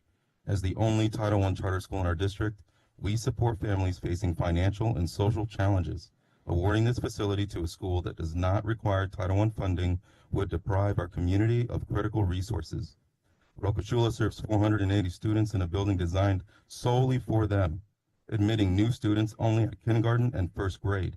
In contrast, ANCCS, with about 340 students, offers a culturally relevant education for all grades and can better accommodate neighborhood growth.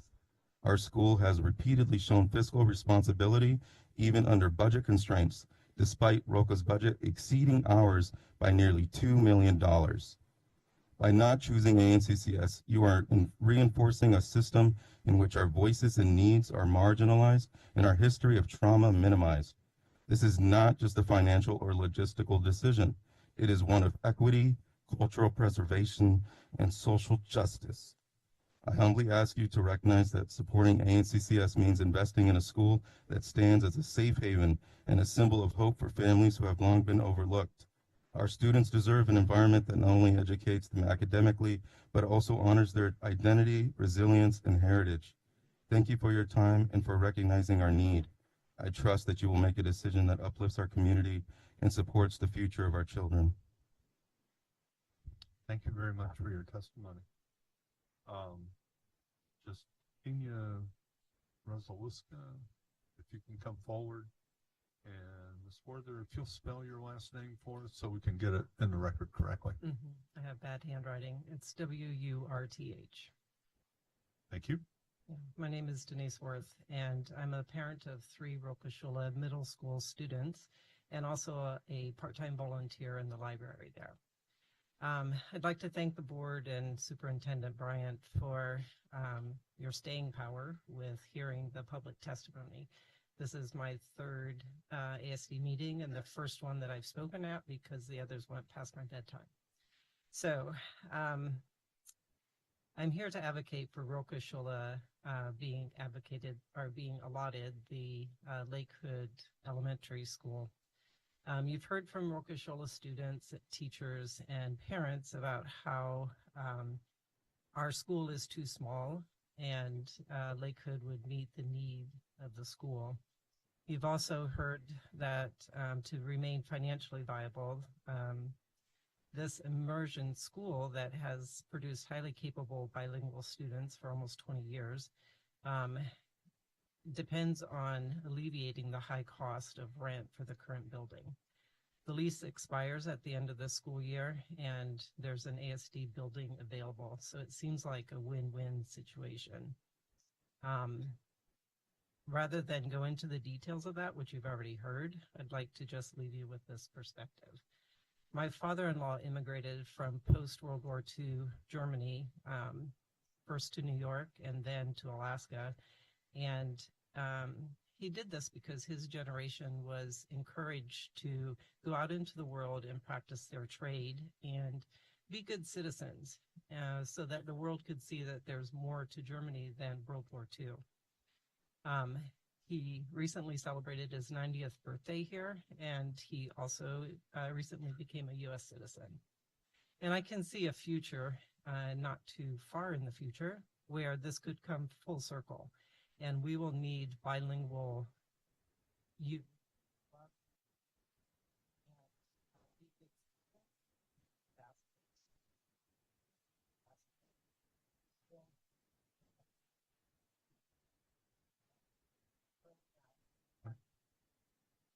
I'm sorry, your time has expired.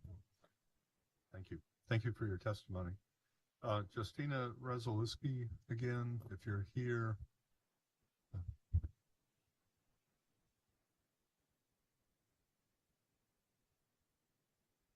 I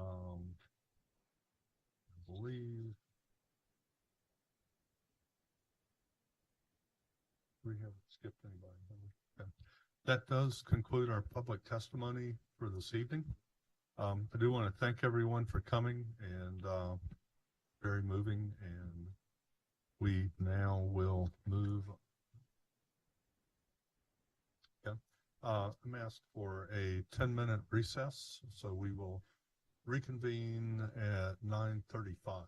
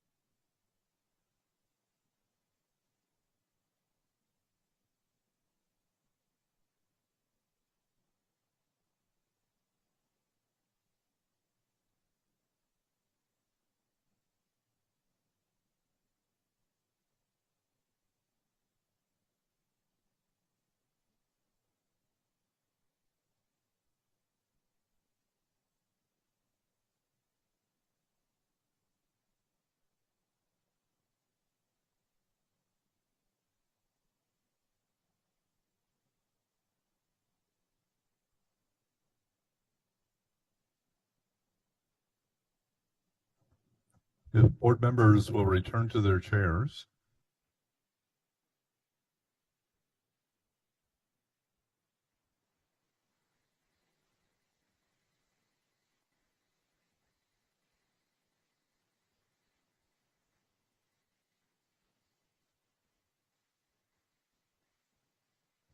And we are back in session at 9:39.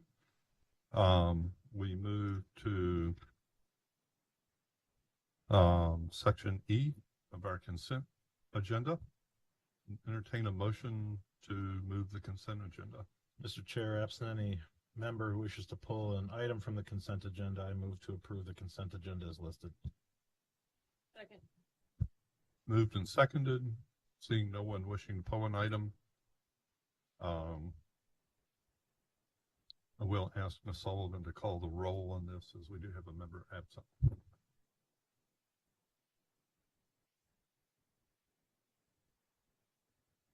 Member Lessons? Yes. Member Wilson? Yes. Member Higgins? Member Jacobs? Yes. Member Donley? Yes. Member Bellamy? Yes. President Holloman? Yes. And you have approved the consent agenda 7-0. Brings us to section F, action items. The first item, if I could have a motion. Mr. Chair, I move to approve AST Memorandum number 107, which is a BP 5138, student possession and use of portable electronic devices, including cell phone revisions, second reading. The recommended action is to approve the BP 5138, student possession and use of portable electronic devices, including cell phone policy revision, as recommended by the Governance Committee. Do I have a second? Second. Moved and seconded. The floor is open for discussion.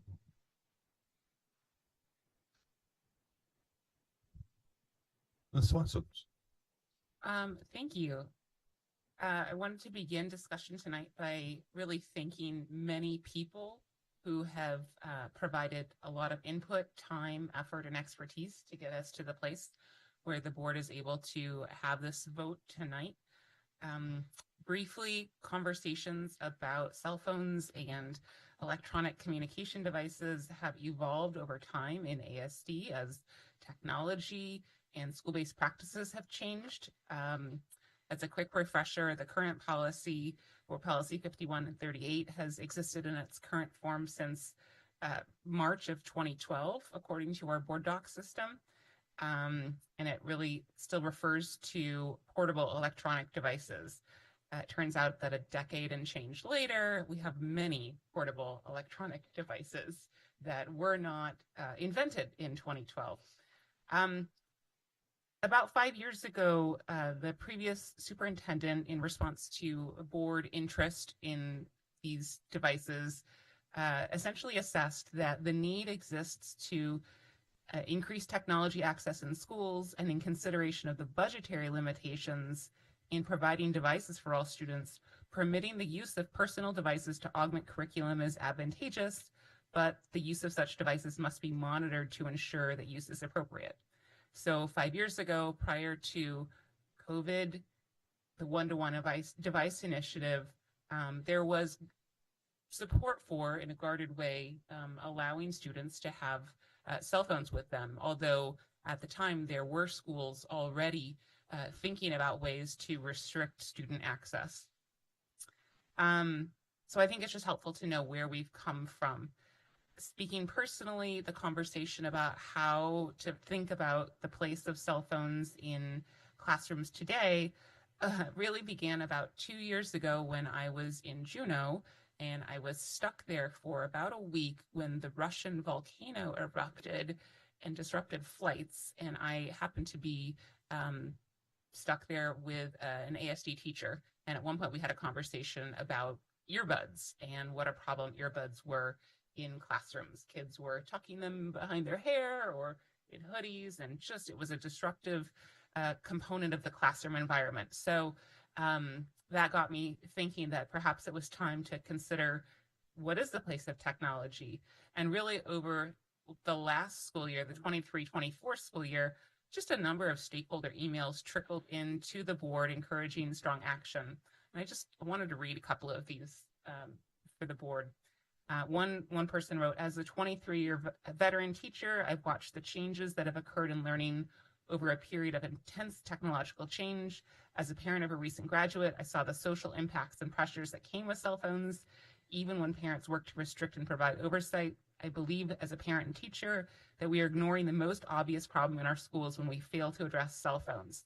The problems they pose are bigger than classroom management challenges and have directly been correlated through research after research study with declining mental health, anxiety, focus issues, and general engagement in life. I hope the ASD will consider systemic ways to address the issue. We've received others. And then just throughout that year, I was thinking about a growing body of research as that person wrote in. Recently, a local school librarian sent me a copy of The Anxious Generation, which perhaps many others in the room and the community have also read.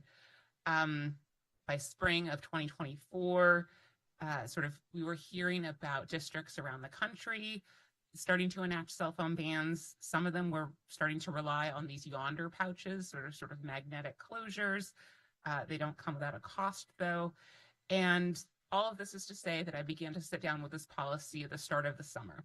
I sent an early draft of a revision of this policy to the administration, I think in early August.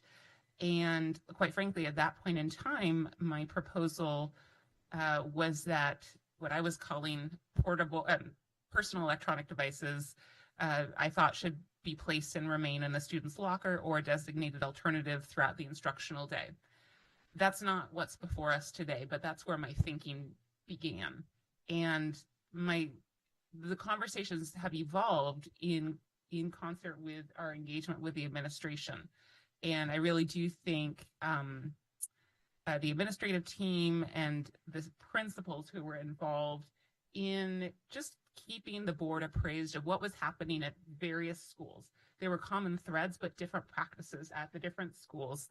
And that was really instrumental, I think, in shaping the policy that's here. And then by late fall, members Bellamy and Wilson joined in workshopping a version of this document, which in short would really ban students' access to their devices during the day for K through 8 students, but allow and ban student access to the devices during the classroom instruction periods for grades 9 through 12, but allow students to access them at lunch and at passing periods for a number of reasons. I think really encapsulated well by one of our principals who stated, well, there's more of them than there are of us. And quite frankly, as I've testified in telephonically recently, with the budget cuts, the PTR +4, there will be even fewer people to police cell phone access in our secondary schools next year if we don't see an increase to the base student allocation. So this is a very long introduction to the policy revision that is before us. I would urge board members to, share their thoughts, but it has gone through a few rounds of governance, a lot of conversation with administration, input from staff, and I hope you can be supportive of the policy as it has been revised to meet the needs of 2025 and hopefully beyond. Thank you. Member Higgins. Yeah, I first of all appreciate the administration's support for this policy and their role in doing it. This is an issue that's on the state level too. There's legislation out there trying to require these types of restrictions because the access to these various sites is not appropriate in many cases, and it undermines what we're trying to do in the classroom. So I appreciate that. We're ahead of the legislature's request right now, but I just want to give credit to the administration that the way that they're approaching this, the way they want to put enough controls so that they maintain control at a high level in regards to access. And I am familiar with a couple of cases that have come to me where the access was most inappropriate, and it had to do with undermining some the best things for some of the students.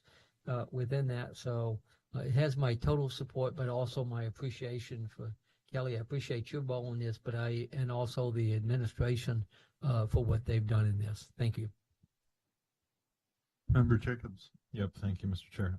Wanted to echo the appreciation expressed for district administration, but did want to specifically request the board acknowledge and appreciate Member Lessons for taking lead on this. Before this process started and the conversation started, I talked with Member Lessons and encouraged her to take this issue on, in part because I knew that the result was going to be a fantastic outcome for the district, but also because I knew it aligned with our passions. And so sincere thank you for engaging in the work that got us here today. As a therapeutic foster parent, I agree that this is a necessary step that I've taken as a parent individually. Some of the best behavior my students exhibit during a school day is when I've chosen to restrict smartphone use from their life for a particular reason that usually is a consequence for maladaptive behavior. But the benefits that I see anecdotally from the dozens of youth that I've served over the last decade really does address their mental and behavioral health challenges. And I'm glad to see that the same conversation is happening in the halls of Juneau, that we're recognizing that smartphones can be both a blessing as well as a real opportunity to inject unnecessary stress and distraction from our students' lives. With that said, I'm going to be happy to support this. I did have a question for Member Lesson specifically as the lead drafter on this from the board side.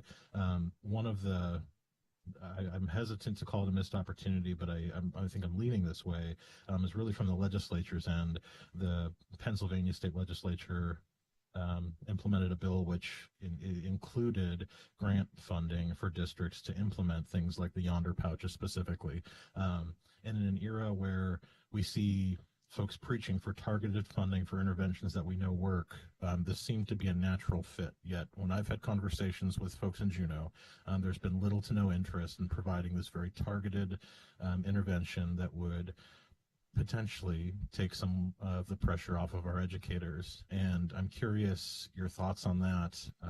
If we aligned with this approach that doesn't utilize a device out of necessity and the lack of resources, or if we think that our path forward is ultimately a better fit for ASD. I think that's a great question. So again, I was invited to provide public testimony on House Bill 57 a couple of times over the last few weeks. One of the other individuals who was also invited to provide testimony was a principal up in Ulmer and a recipient of a grant, and that school has been able to use the grant funds to buy the pouches, and that principal had very positive things to say about the improvement in students' grades and behaviors once those cell phones were restricted. My very rough guesstimate that we have 40,000 and change students, maybe 3/4 of them have cell phones, perhaps down to the, 3rd, 4th grade level, or smartwatches. So maybe not that many, maybe it's 2/3. At $20 a pop, I think we're probably looking at a $500,000 or $600,000 initial purchase, and then things break. So I think that the Yonder pouches are a remarkable product, but I don't think that we have the money to pay for them. So I do think that if the legislature were truly serious, there would be funding to assist districts of all sizes with whatever the local need may be. Since you did serve up the question of what's going on in the state, and so did Member Higgins, there's just a couple of interesting things that we just maybe need to keep abreast of. Number one, in House Bill 57, as it stands, districts would either have to adopt a model policy written by deed or craft one prohibiting the, quote, possession and use of devices during the entire day, including lunch and passing. If that were to pass, I think we would need to revisit our policy and adapt it. However, in looking at the committee substitute for House Bill 69, which appears to be will be read in House Rules tomorrow, the new language looks like each district shall adopt a policy that regulates the possession and use of non-school issued wireless telecommunications devices during regular school hours, including lunch and passing periods, And I think should that language move forward, actually our policy would hit the mark. We would have adopted a policy that regulates the possession as suits our needs in ASD. So, I think whenever a piece of legislation crosses the finish line in Juneau, the district has to be cognizant and respond to that. So I'm sure that we would. But it's just interesting to understand these multiple possibilities right now. But I think I would urge the board to do what individual members feel is best for our students. And I do believe in the package that we have crafted together today. I hope that helps. Member Bellamy? Yes, thank you, Mr. Chair.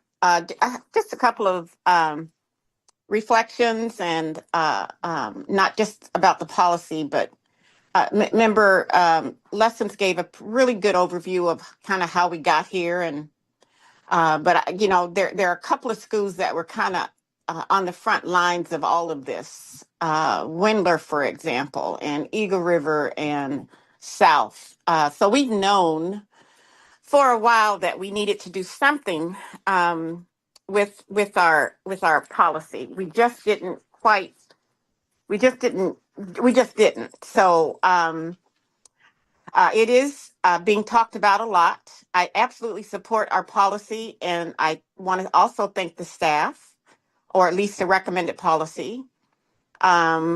I think between the administration and our staff, the input we got was really helpful for me. And I think we are real clear about what a ECD is. We've defined it. We are real clear on what educational uses are, what that means, and under what conditions the policy covers, or what kids can and cannot do.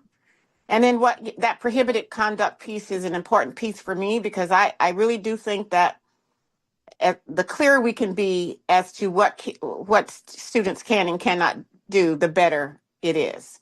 But I did have the opportunity last week to meet with a group of students over at Windler, and we had a conversation about the cell phones, and all of them agreed we needed to have a cell phone policy. Now, where the disagreement came about, not even a disagreement, but where the ideas came up were around, when can we use it? So, right, no total ban, no, want to use it during passing, during lunch. And we even talked about how that would be monitored, and they didn't really know.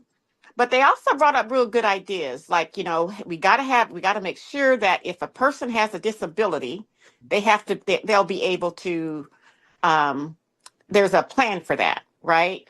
And so even our students, at least the students that I spoke to directly, at Windler, and they've been living with a cell policy now much longer, I think, than the board has been struggling with this one. So I do thank Member Lessons. I thank Member Wilson, all the staff. I think even if we have to come back and tweak it once the legislature gets done, if they pass one this session, I think it will be doable. And most importantly, I think it gives principals and some leeway into how they are into the guidelines for their particular building, and yet still have a structure in place that would frame the entire district. So that's all I wanted to say, and I'll be voting yes on this policy. Any other comments? Member Wilson?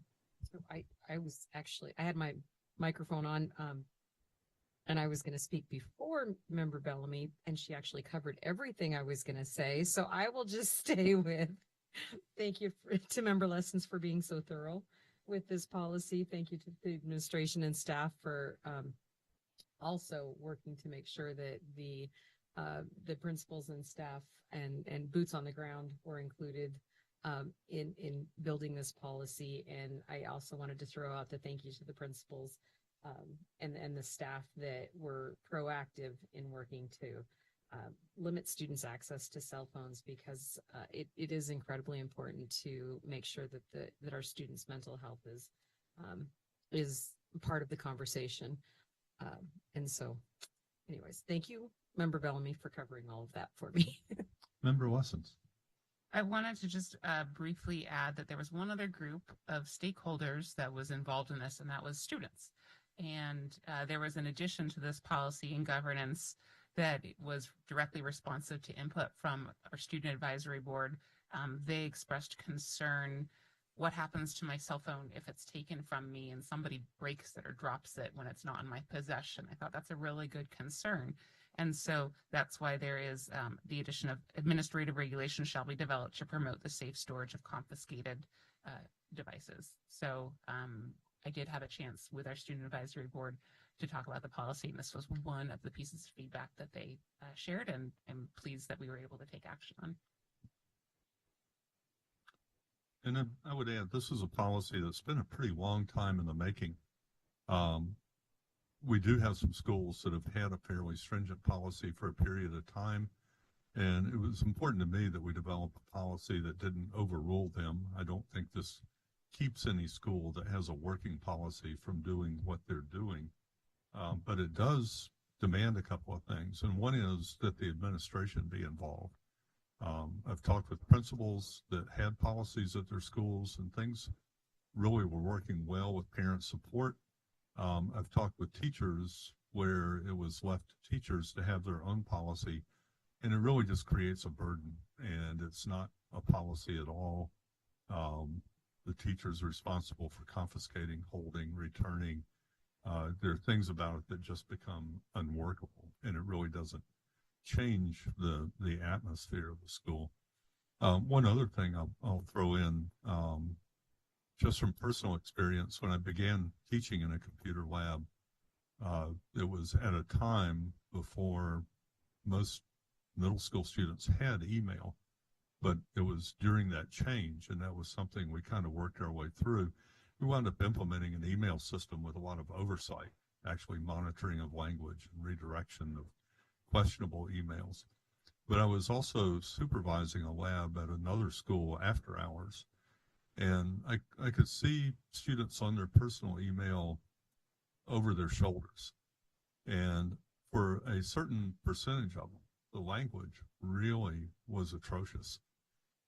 They're talking to each other like they feel like talking to each other, which is fine when they're not in school, but it was not in any way appropriate for a school environment. And yet I knew that students were on computers during the day doing this on the side on one screen, but also then turning and talking to students next to them or talking to their teachers. And I'm reminded of the Seinfeld thing where worlds are colliding. We really do want to keep those worlds apart. There's school appropriate behavior. There's appropriate behavior for students when they're out on their own. And in essence, unrestricted cell phone use gives students the opportunity to bring their world into the school building. And some of them make choices that really are not appropriate for that. So I do think to some degree this helps model behavior, expectations for when they go to work. They're going to be expected to put their phones away and work and do other things. I think it has more positive benefits even than some of the ones that have been discussed, and I'm happy to support this as well. Are there any other comments before we vote? I will ask Ms. Sullivan to call the roll. Member Higgins? Member Lessons? Yes. Member Jacobs? Yes. Member Bellamy? Yes. Member Donley? Yes. Member Wilson? Yes. President Holloman? Yes. By 7-0, you have adopted Memorandum 107, Board Policy 5138. That brings us to the next item on the action items. Mr. Chair, I move to approve ASD Memorandum number 106, ASD repurposing recommendations.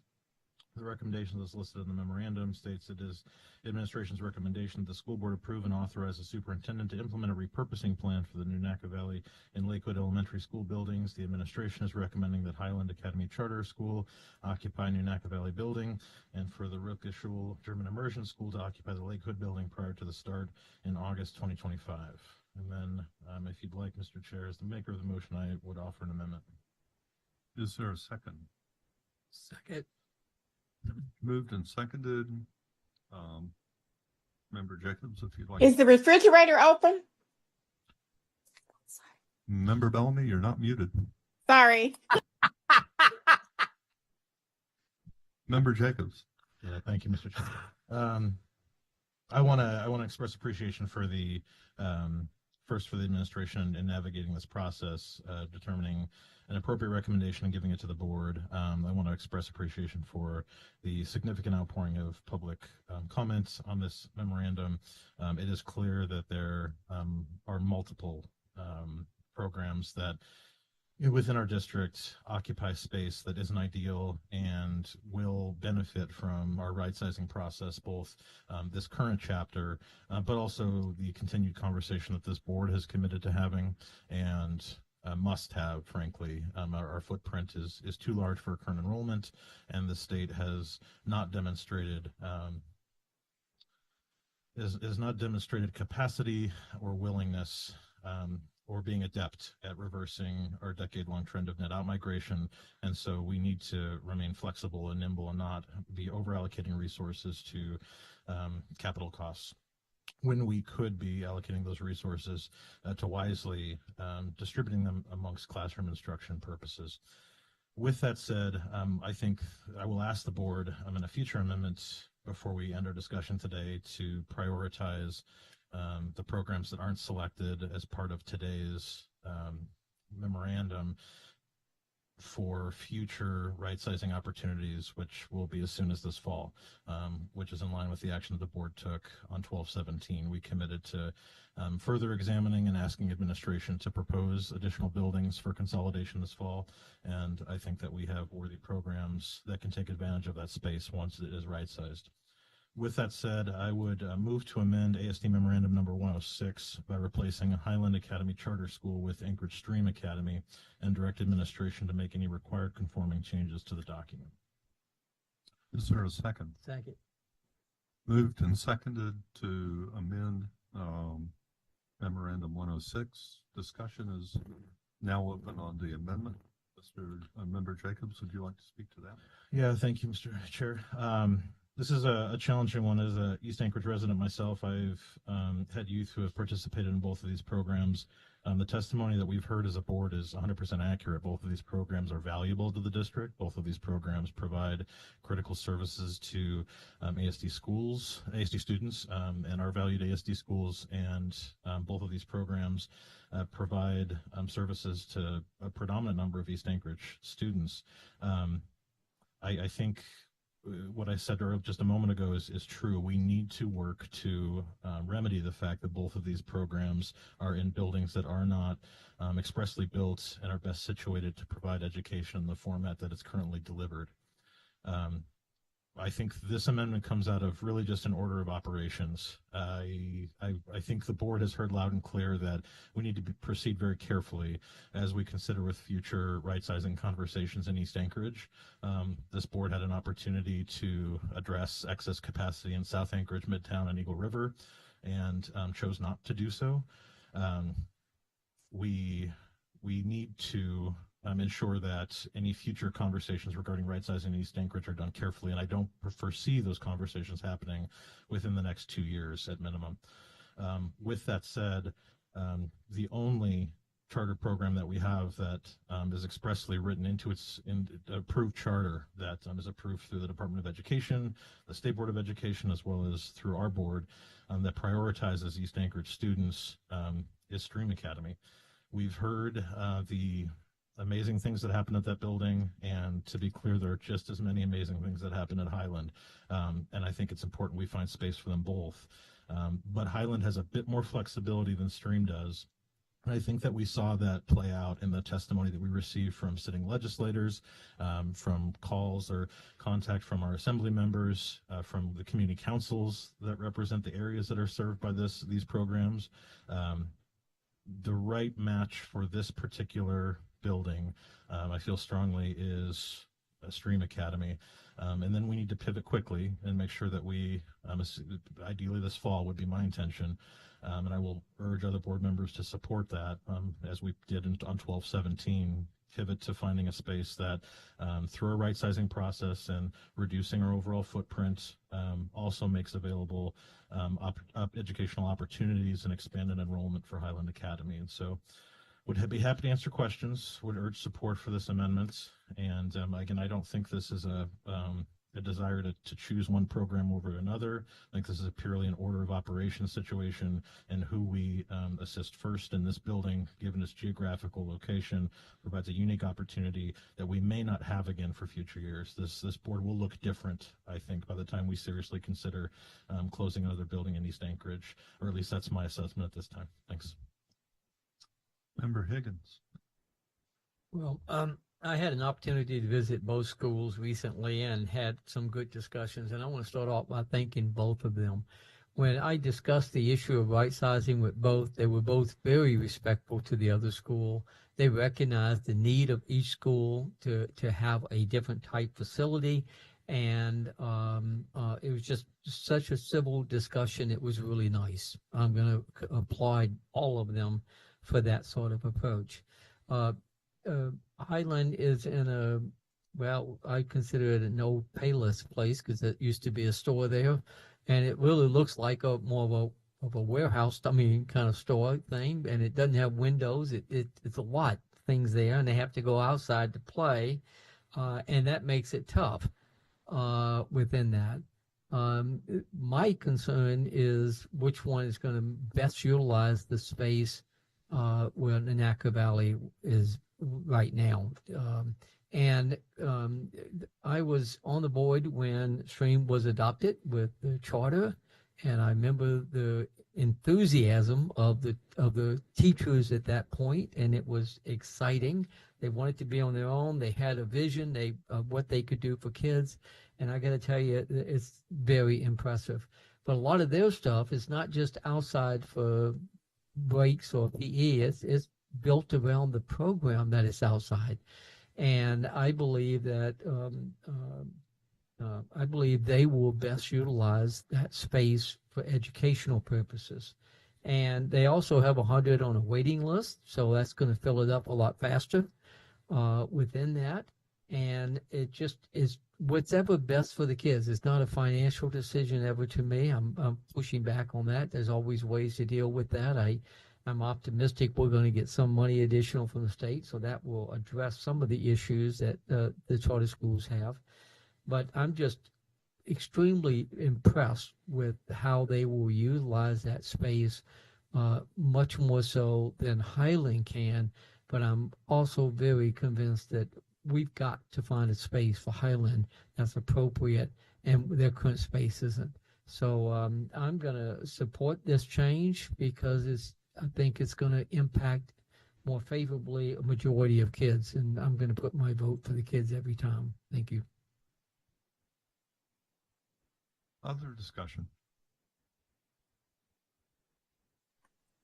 Mr. Chair, the refrigerator is closed. I'm sorry about that. May I speak?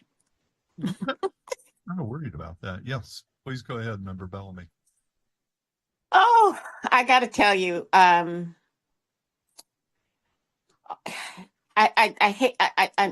hate that we're in a spot where we just have to, where our kids are asking us to choose one over the other. I just hate that.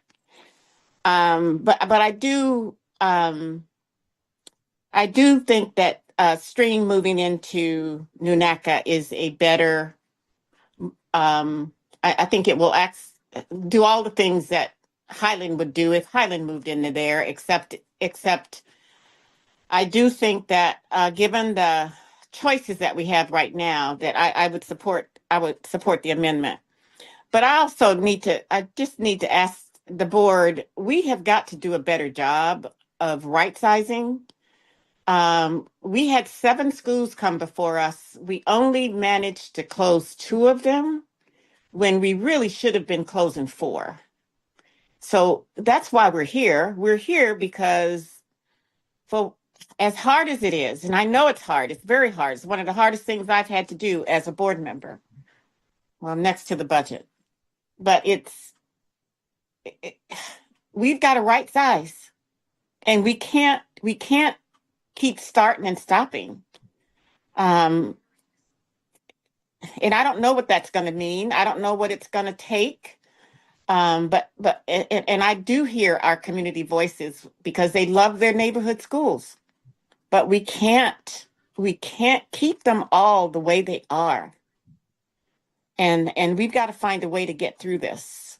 If Fairbanks can close 12 schools, surely we should be able to do at least 4, if not more. Because and our challenge is a lot bigger. It's a lot bigger. It's just bigger. So I'll stop there. But we got to do better as a board.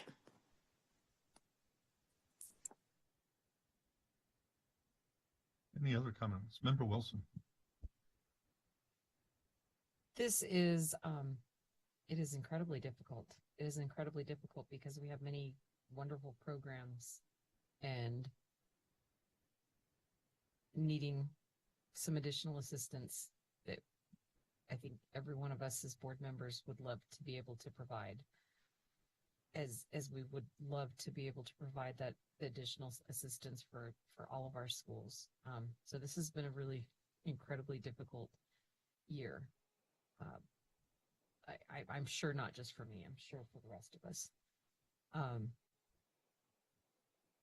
For this particular amendment, it is important to me that Stream in particular prioritizes our East Side families, our East Side kids, and Nunaca is an East Side school.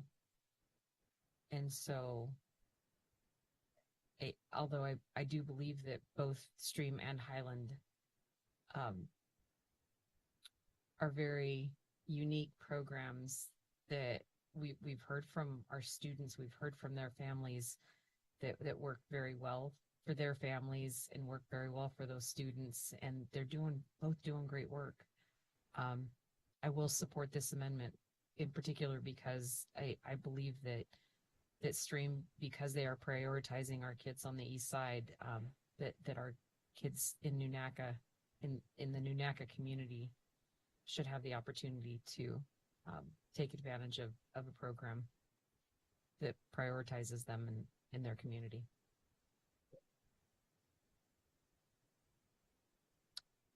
Any other comments? Member Donnelly. I'd like to hear from the administration why they're making the recommendation they are in the original motion.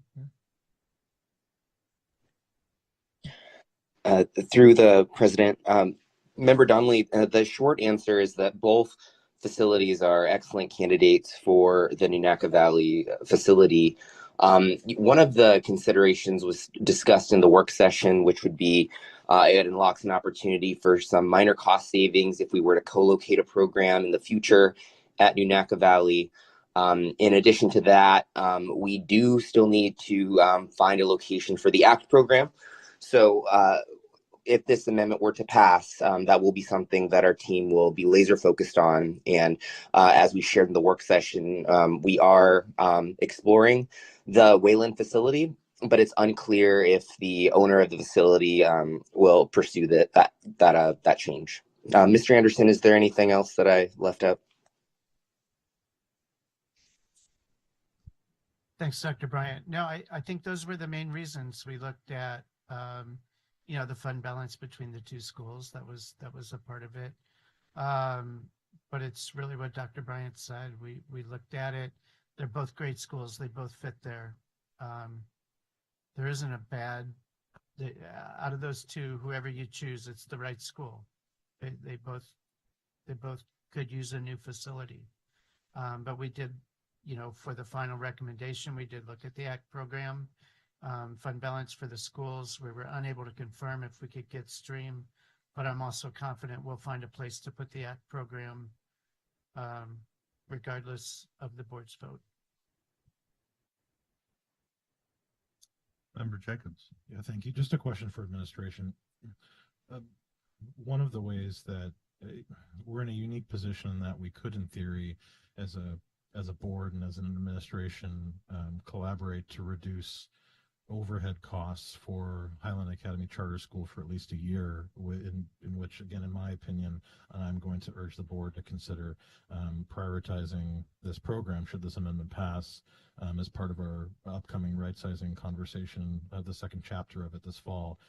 But in the interim, we do control and receive payment for the lease that this program has.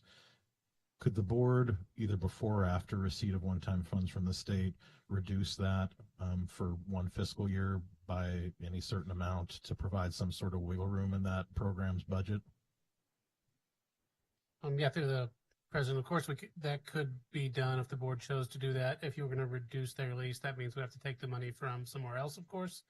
But it certainly would be possible, I believe. Could I follow up, Mr. Chair? Yes. From a process standpoint, would that be easier to do while we're also allocating resources that accrue or that are received from one-time funds from the state?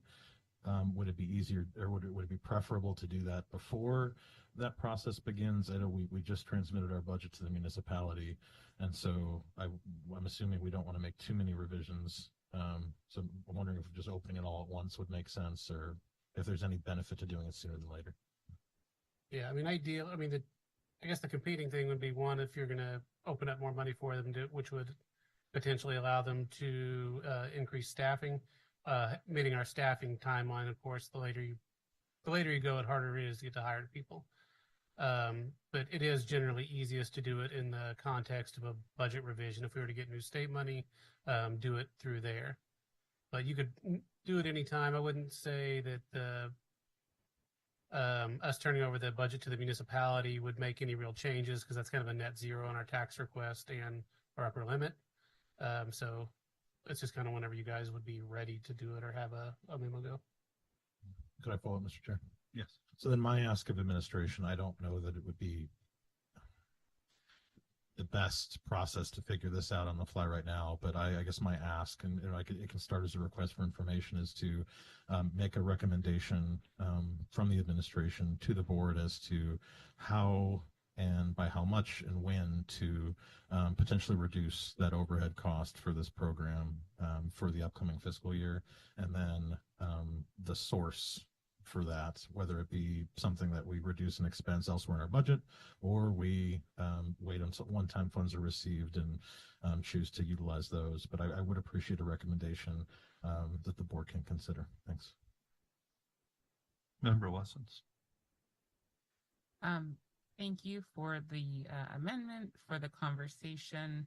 I think it alleviates what I feel has been a growing concern, that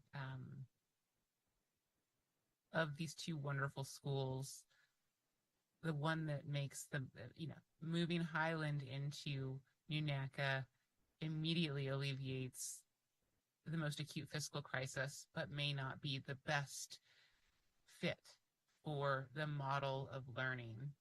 And I think that if we think in a long-term manner, we really do want to put the facility, we want to put the students and the sort of approach to learning in the right space. And I think that this is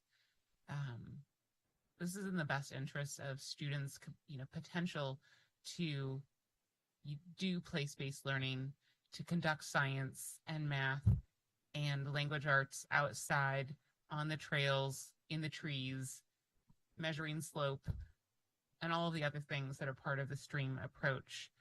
I appreciate that it also is responsive to a great deal of really hyper-local community input from the community council, from the elected officials who represent the New NACA Valley community.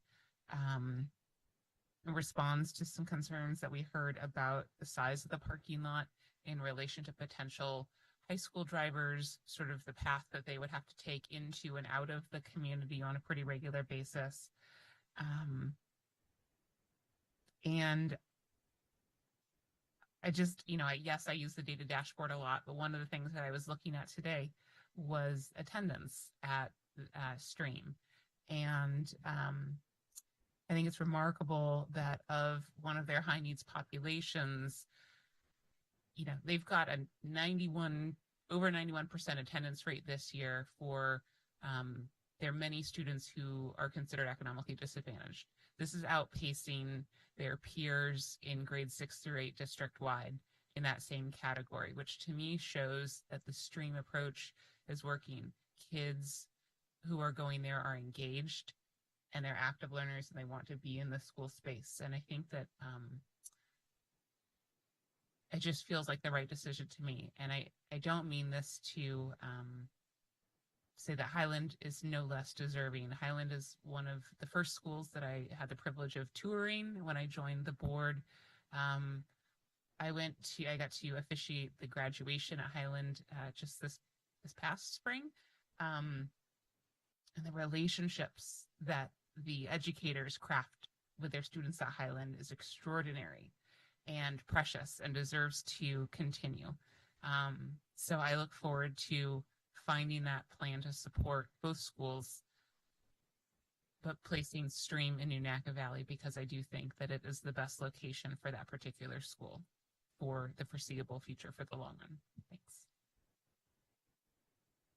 Any other comments? I'll say personally, this should be something to celebrate, but it's difficult in that one of the things we heard from both schools is that the place they're in is inadequate. Very true of Highland, very true of the Stream Academy, but also kind of emblematic of what our charter schools set out to do, which is create something new. We kind of force them to do it on a shoestring. And we've got a handful of schools that have located in not really desirable places and thrived. And I think it goes to the vitality of the programs, to the interest in a particular kind of atmosphere. And so being able to place either of them in a school that has a gym and a cafeteria and lockers and all those things that our neighborhood schools do get to take for granted, thankfully. The difficulty is in choosing one, we can't turn to the other and say, we're going to fix this for you, because the future is very uncertain right at the moment. We aren't doing very well by our neighborhood schools right now, and we don't have the ability, the power to fix that either. But I do have to admit, we do know that Highland is in a spot they won't be kicked out of. Stream, we're not so sure. And I guess to some degree, my desire, and this comes from listening to folks from Alaska Native culture, I would like to only make schools move one time. But unfortunately, that does mean that some schools will be sitting and waiting. And that's difficult. I think it's difficult to look at what might have been, but then have to turn and go back to what is. So I am going to support the amendment, and I'm thrilled for Stream Academy and for what they'll do. I wish I could say to Highland, I know what we're going to do for you within a certain time period, but we don't. I do think that we should look at an additional closure next year. The closures are hard when, just as you folks have come to us talking about your programs, that's what we hear when we try to close a school. People that come and say, if it wasn't for this school, if it wasn't for these people in this atmosphere, my kid wouldn't be doing as good as they're doing. And as a retired educator, I got to tell you, it's a great thing to hear that people have that connection and have that enthusiasm for what we're doing all over Anchorage in all the different places. I wish we had the power to really make things at least reasonable, but we are working with unreasonably low resources right now. But as Member Jacob said, I do hope that the administration can look at prioritizing for both of these programs. I'm not sure what's going to happen with Abbott Loop in the future. And I guess really I should save that for when we're back on the main amendment. But there is a huge advantage in being in a building that is designed to be a school. And we have a bunch of charter programs that are looking that way. This is the beginning of a number of requests. And I think Stream Academy will be there for a very long time and make excellent use of it. If there are no other comments, I will ask Ms. Sullivan to call the roll. Member Bellamy? Yes. Member Donnelly? Yes. Member Jacobs? Yes.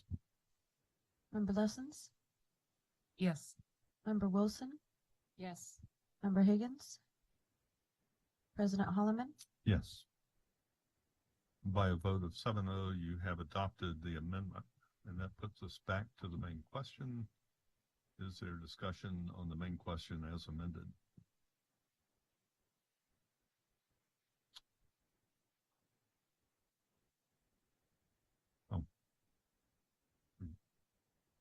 Member Higgins.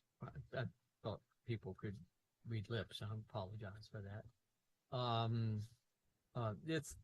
We've got the other aspect to this motion, and I'm going to make a motion in regards to that.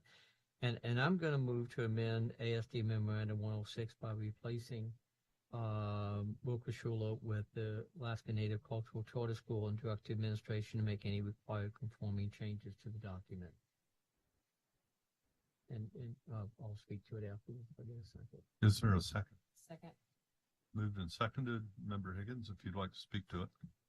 This is a motion I wish I wasn't even thinking about making.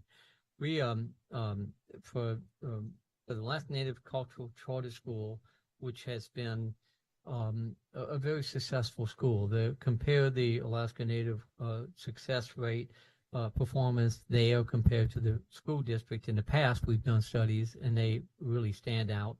I saw a recent analysis of the ones in third grade that are getting academic growth, and they kind of leave the district.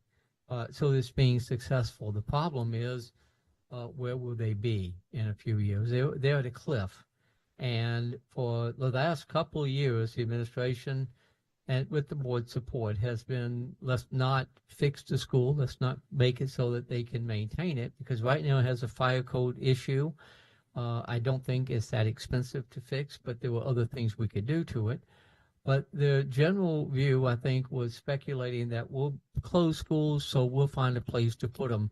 So we closed out the option of being able to address that school so they could be there, in which case the issue about Wilkes-Shula and this would be a different discussion. The question is, how much are we committed to having a truly Alaska Native Cultural Charter School with housing? You've heard the past of how much they've had to move. They were in one facility, it had problems, they've moved. They were at East High School, kids were not treated in the best way. It was a very difficult situation for that school. We got them into the Abbott Loop Elementary School with a lot of support from the Abbott Loop Community Council. I know I'm a member of that, and they really want to take advantage. In fact, they even were committed to, outside of that school, to putting a park area and working with Parks and Recs, and the community was going to do work on it, and very supportive of it. But the administration, and I think the board, they're both gambling that we'll close the school, we'll do something later.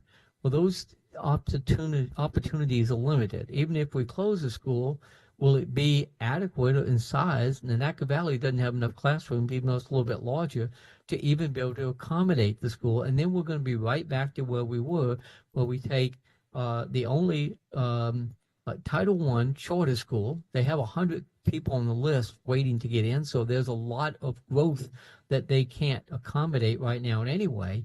But they were committed and happy to go ahead and stay within there to at least get support and to make that change. But they couldn't get the support at that time from administration or the board. And I was trying to push for that just because I didn't want them to be in the same position where we're facing now. Will we close the school next year? Maybe. We've also sent legislation, communication that said if we get adequate funding and we do something future, that we would reconsider even the schools we close. Well, they're working on that right now. We may get that 1,000. I don't know. And they're talking about what they want to commit to. They don't know where the money's going to come from. But a commitment to increasing the BSA, I think, is there. The question is where they're going to fund it and how much. But it's looking positive. But in this particular case, we don't have a fallback position for them. That's where my problem is. I appreciate the administration in the work session raised the issue and said, what if, putting together a list of changes that we could make to make the school so it's usable. In fact, they expanded beyond just the fire code issue, and within it so that they could really be fixed. And they were proposing that and letting Wilkes-Shula. That did not receive a good response in discussion. And so we're asked to gamble again that school might be closed. Well, we may or may not be closing schools. And if we do, the likelihood is, I hope, that we won't be picking the neighborhood school based upon how big it is, because I can imagine that community is going to be filling up this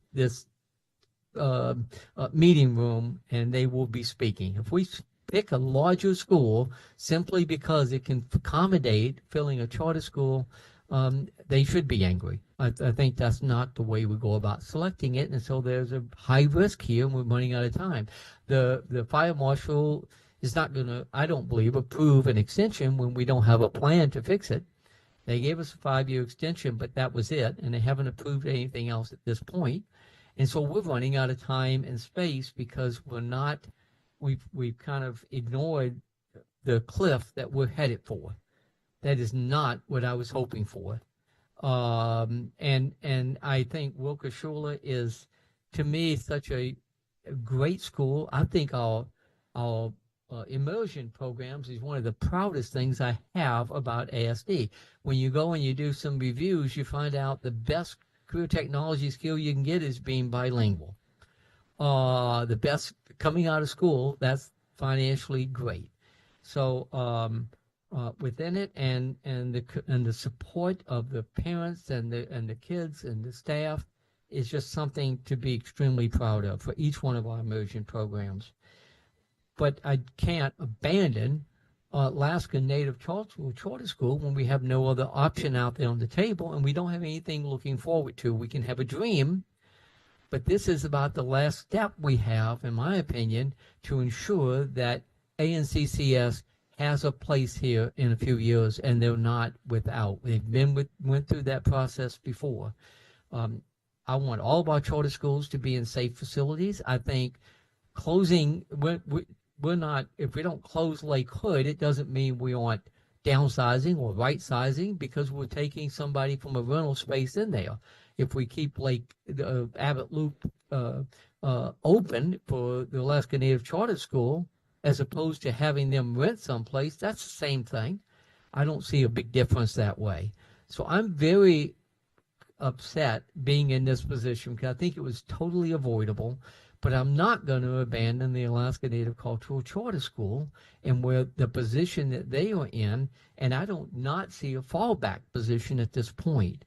And so for that reason, I've made this motion. It's a very difficult one because I do think Wilkes-Shula would strive, would be fantastic in that facility as well, but I am not going to abandon ANCCS either. And I do not see an option here, and I think it's wrong for this district not to support I believe, the only Alaska Native charter school in the state, and this is one that's getting great results, and that's where I'm at this particular point in time. Thank you. Member Bellamy. Thank you, Mr. Chair. So I guess I have a question for the administration. I was not surprised that um, Alaska Native Charter was not in this recommendation. I thought we had 5 years to find them a home. So maybe I misunderstood that. Um, so yeah, I'm just trying to. Can somebody help me understand? Did I misunderstand that the whole timeline for Alaska Native Charter School? I know the fire marshal has to approve. The fire marshal approved 5 years. We've had similar discussions about whether or not to put any more extra money into that school. But we also have time on our side. At least I thought we had time to find a home for between now and 2029 to find a home for Alaska Charter. So we are not, I think using words like abandon is a little bit unfair because I don't see us abandoning any of our kids or our programs. I just see us having to make some really difficult decisions. So I'll be quiet so that somebody can help me understand how I'm misunderstanding this. I think Mr. Anderson has some information relevant. Member Bellamy, you are correct. It's a 5-year extension. So there is still time to find another solution, whatever that may be, for Alaska Native Charter School. And would that be 5 years from now, or? No, it's 4 school years after this year. Okay. Follow up, Mr. Chair. Yes, Member Bellamy. So I guess my other question is, I don't know how, I just don't know how we got Alaska Native Charter Schools so concerned that they would come forth now, knowing that they had 4 years on. We had 4 years. We had time to address their concern. I don't want to see them have to move again either, but we've got to find a space. So, what is the urgency to move for that program to move like right now? I guess can anybody help me understand that? I've heard all the testimony. I get it. But so I'm just trying to figure out why we have to move, why we need to do something like right now. Member Higgins? Well, I mentioned that in December, I think it was, the board voted at a recommendation from administration to add that in 3 years, we will level the school. We will remove it completely and get it back to the district. So that is not an option anymore. They had been asking for a couple of years, to me, to the administration, I'm familiar with it, that they be afforded the opportunity to make changes to that school so that they can have some level of security of what they're doing, because they have been through some rough times. And the board took the position, approving a recommendation that we added it to the capital plan in a couple of years, or a few years, whatever the time frame was, that we would add this to remove the school completely and give the land back to the municipality of Anchorage. So we're closing the door of what they were hoping for at one point in time over the last couple of years. We've only closed 25% of the schools that have been asked for by closure for the administration. I'm strongly supportive of making sure that all of our schools are fully utilized, but that doesn't mean closing a neighborhood school has to be the only solution with that. We've got other approaches that are out there, and I remember that. But right now, the assumption is we're going to have a school large enough within that for their use. Like I said, there were 300-something students, and they got 100 on a waiting list, so it's in that same category of needing a space big enough. And so the time may be running out. If the administration, which is the legislature, what they talked about providing some additional money with some inflation proof actually came through, we gave messages out there that may not be an option in the future. So it's a tough position if they're at. This one fits that need.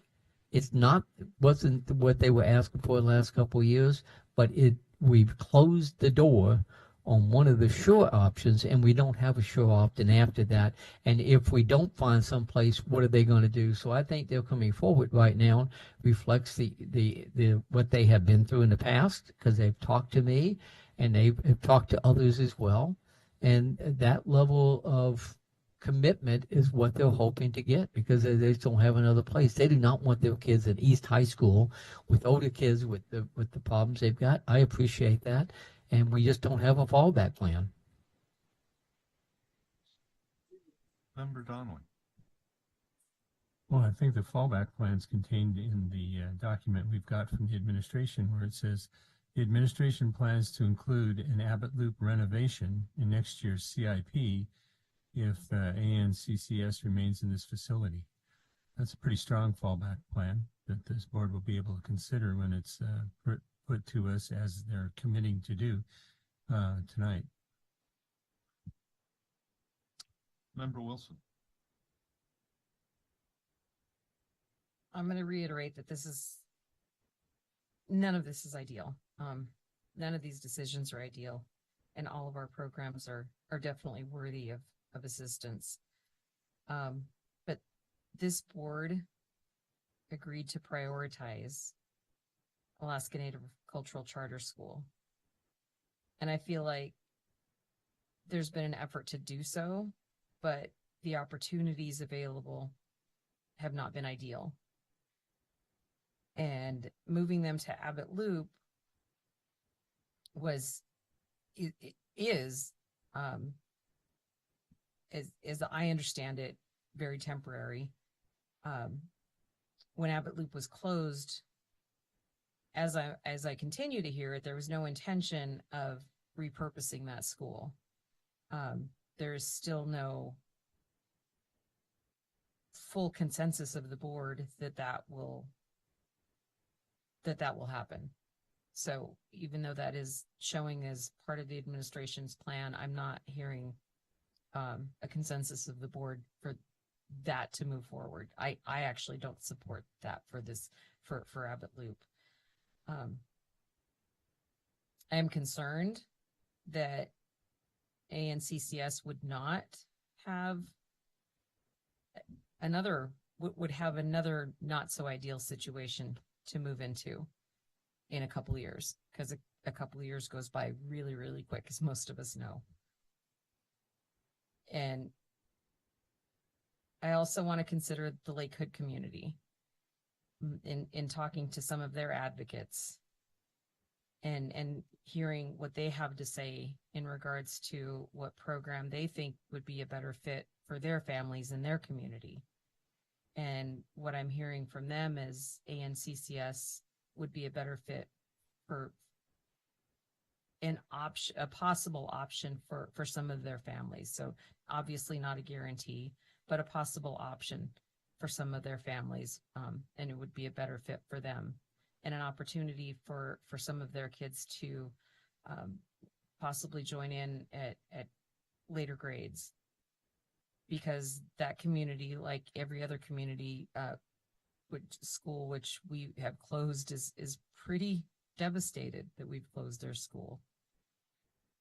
So I'm considering the Lake Hood community as well.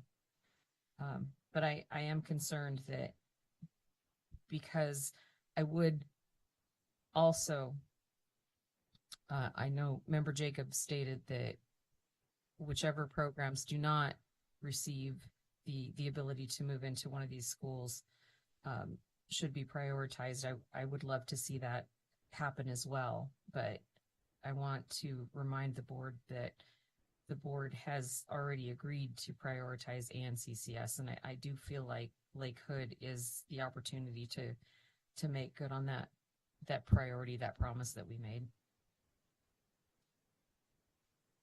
I'd like to remind the board that unless we have a motion to extend, our meeting ends at 11 p.m. Okay. Mr. Chair, I would move to extend our meeting not to exceed 11:59 p.m. Is there a second? Moved and seconded. Without objection, I'll consider the motion passed. I can't hear you. You have to say it.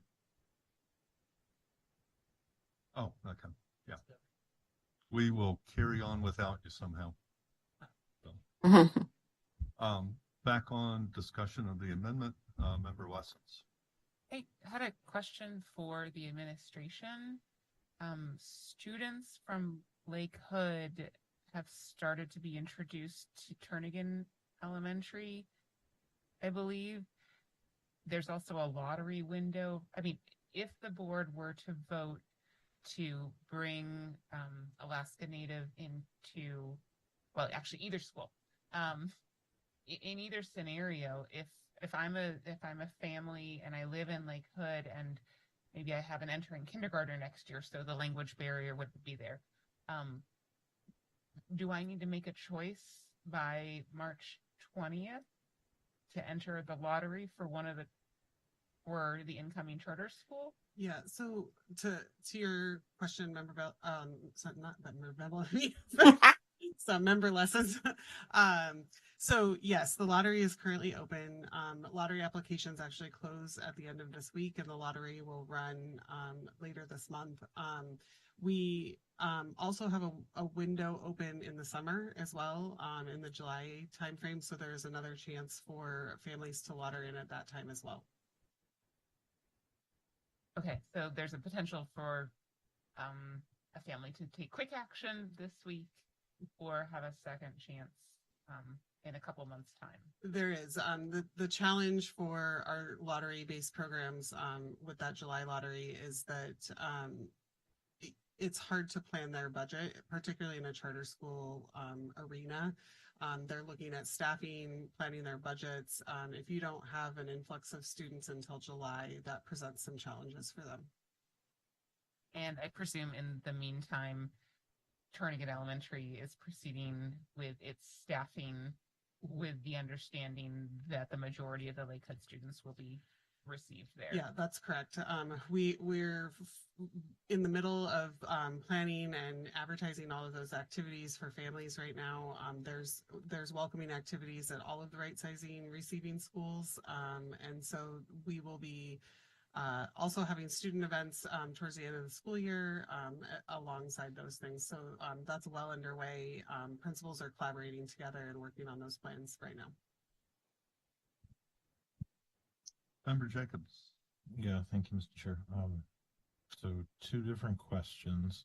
The first, I've spent the bulk of my time in preparation for today vetting the recommendation from administration, and I have been focused specifically on my concern that the program that gets placed in Lakewood Elementary may face challenges with its enrolled student population transporting to a location that's drastically different from the program's current location. RELCA staff, APC members have been responsive and surveyed their community and provided data that they would be willing to, by and large, transport to a location that is inconvenient to access. And while we are spinning up some level of transportation service, which I hope will expand, and I expect additional partnership from the state and our assembly potentially as that proof of concept bears out. I haven't had the chance to hear from the ANCCS APC as a body in the same fashion, and from the building leadership in the same fashion. And so during the work session, I specifically asked if there was any program that was hesitant to engage the district on collaboratively spinning up a transportation program, utilizing the resources that are made available that students in the charter program earn, in addition to potential savings that are realized by not having to facilitate a rent payment. I think my first question boils down to, is ANCCS, do we know that ANCCS is a willing partner in those conversations?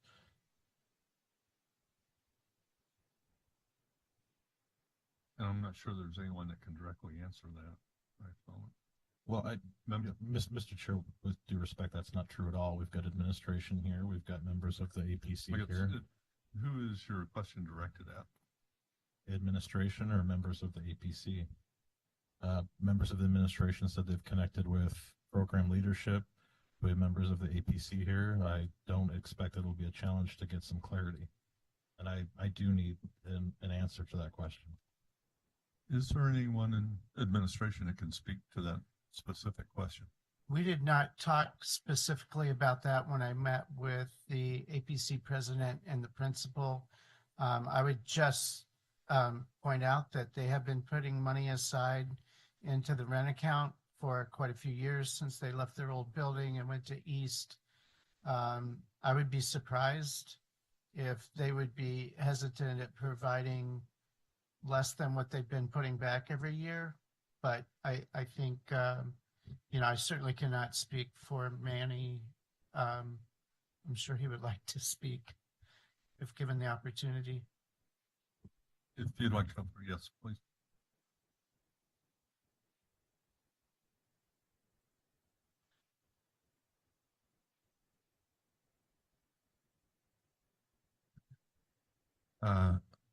Manny Acuna, ABC Board President for ANCCS. I can't speak on behalf of my board, you all know that, but knowing our history, our families, we have an amazing Facebook carpool page and we make it work. I know for a fact, if this was an option that was brought to our board, we would support it. I'm sure of it, because our families struggle. So if there is a way to make that easier on our families, we would totally be in support of that. Thank you. Member Jacobs, does that answer your question? That does answer my question. I appreciate you assisting and getting me that information, Mr. Chair. I do have a follow-up on a different topic, if you'd allow it. That doesn't exactly sound like a follow-up. Go ahead. I appreciate the creative license. In the same way that I asked if there's any leeway for this board to assist Highland Academy, given the unique relationship of us facilitating a lease or sublease with Highland Academy, something that I tracked early on in the process is that we, through a somewhat unique relationship, have a repayment plan of sorts with this particular program. Could you remind me exactly what that is, how that came to be, what that amount is, and is that something that we could utilize and leverage to provide some sort of relief if a majority of the board chose to approve this amendment as drafted? Sure, through the president. Back in 2014-15 school year, to be effective in the FY 15-16 school year, Rokoshula had borrowed $2 million from the district to be able to kind of put a down payment on building that facility that they're in currently. They're about 10 years through that lease repayment. The lease amount is a little over $116,000 each year. So in that regard, if you wanted to kind of absolve them of those lease or the repayment of that loan, we just have to find the money somewhere else from whatever other thing you want to cut from the rest of the budget. But again, it would be up to the board to be able to do that. One last follow-up, Mr. Chair. Okay. Thank you. If the majority of the board approves this amendment, I think it's going to be important to ask for that data point as an RFI, and I think I'll phrase it the same way as a recommendation from administration as to how to assist with this particular cost item and when to do it, whether it be before or after action from the state. And so I would ask for that data point from administration. Thanks. Further discussion? Member Bellamy? Thank you, Mr. Chair. So I went back and I read the December 17th minutes. It looks like we did promise to prioritize. So we didn't put a time limit. Somehow I had a time I had 5 years in my mind that that they would be good for 5 years. When really the memo actually states that we would prioritize them in any closure. And that certainly did not happen this round. It happened for Abbott Loop, but it did not happen this round. So I'm still trying to filter through that. I appreciate Member Jacobs. I worry about what's going to happen with Rilke, because if we had really followed, I guess if we followed our, they should have been vying for both Nunaca and Lake Hood if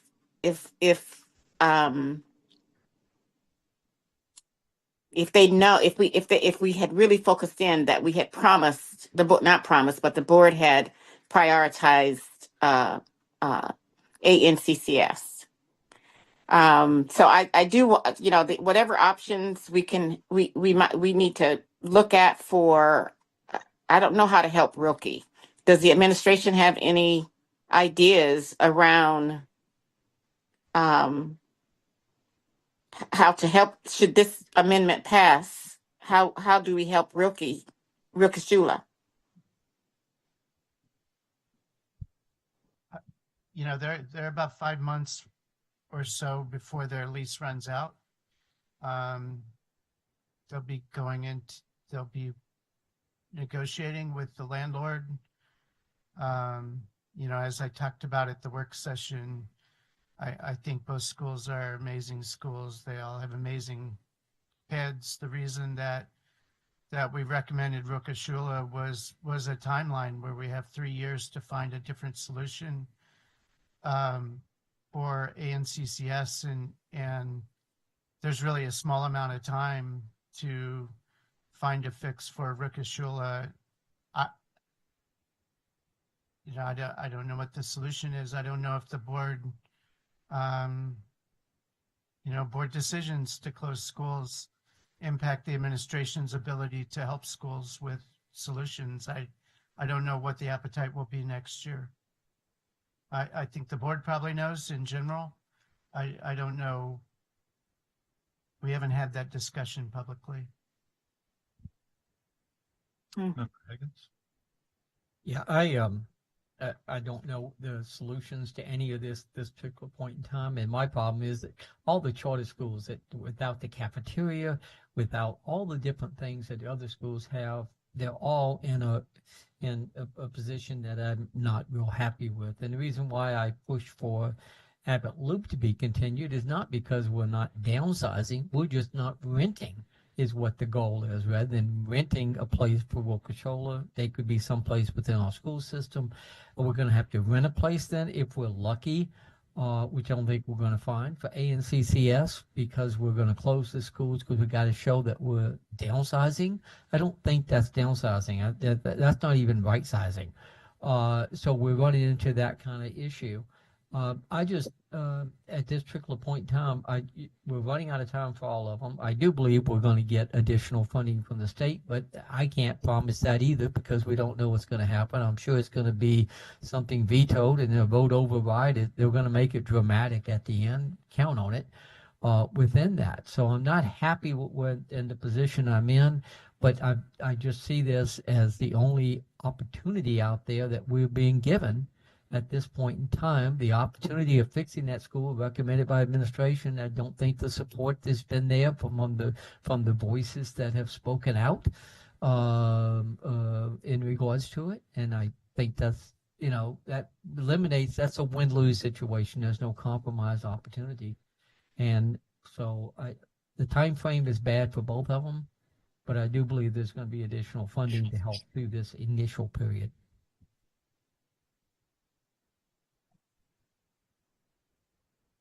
Member Donnelly. Thank you, Mr. President. I would think if we can spend $52 million or $50 million for a brand new Inlet View School, we could spend a few $1 million to keep Abbott Loop open. In fact, the taxpayers of the voters of this community already voted in a bond package to provide money to do so. Mr. Anderson, how much money is sitting in that account for Abbott Loop already that was supposed to be used to upgrade this school to comply with the code? It's a little bit over 2.5 million. That was approved by the voters of Anchorage, and this board chose not to follow the voters' guidance and to make the decision that Member Higgins is unhappy with. And so there's already money there to accomplish upgrades to Abbott Loop. And this board's already voted to use all of anything that we might get from the legislature has already been set out. So it's starting to remind me of a Popeye cartoon where he says, if you buy me a hamburger today, I'll be happy to buy you 2 hamburgers tomorrow. Member Lessons. I think this is a question for the administration about building capacity. If this amendment were to go forward and the Alaska Native Cultural Charter School were to move into Lake Hood, it would be vacant. Could it be occupied by Rokashul? Or, I mean, you would need a number of relos as well. Yeah, I think Ricashula would need to lose about 130 students or so to be able to occupy that facility. You could fill the playground with relos, I guess. It would certainly be incredibly suboptimal. Honestly, when we looked at the size of Lake Hood, Ricashula is, not counting Frontier Charter School, is the largest of all of the charter schools by far. That certainly went into knowing that you have a school built for 500. What's the school that's close to 500? Ultimately, though, it certainly would be good for both. It's great for vehicle traffic on any school that would go in there. Really what played out was their lease ends. And whereas Alaska Native Charter School is not paying lease costs right now, and they still had 3 more years. And it really was we've got a school that's got 5 or 6 months to find a solution. Not that there's not a different solution that could be creatively produced, but it really is. We are 10 weeks out from delivering boxes to somebody so they can start boxing, so we can start prepping the move. And it really was, we really went with the school that's the largest of all the schools, and the school that has a lease that's running out against a school that isn't paying a lease, and we had 3 years. Those really were. It wasn't a dartboard that a dart happened to land there. It was really just looking at the facts, and that's what we recommended. Member Lessons. Thank you. I appreciate that. There are a couple of other schools along Lake Otis as I head north in my mind. There's Lake Otis Elementary and there's Wendler Middle School. Perhaps this is a question for Rokashul leadership. If Abbott Loop were to be available for the elementary component of the Rokashul, could the older students be co-located? I understand that's not ideal. It's just a question that is arising, and I thought I would raise it. So I don't know what the appropriate way to get that answered would be. I think if you're asking for their charter to be modified, it's probably not something generally done through an amendment, would be my guess.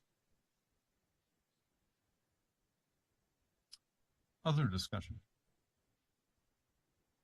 I would like to put some of my perspective on it. I don't think I was around when the very first charter school was formed, but that was one of the original requirements in creating a charter school, is you had to go find a place to be. No one expected to be housed in an ASD facility, but over time it has started to happen, and for a number of reasons, I think it's really preferred. One is our buildings are stronger.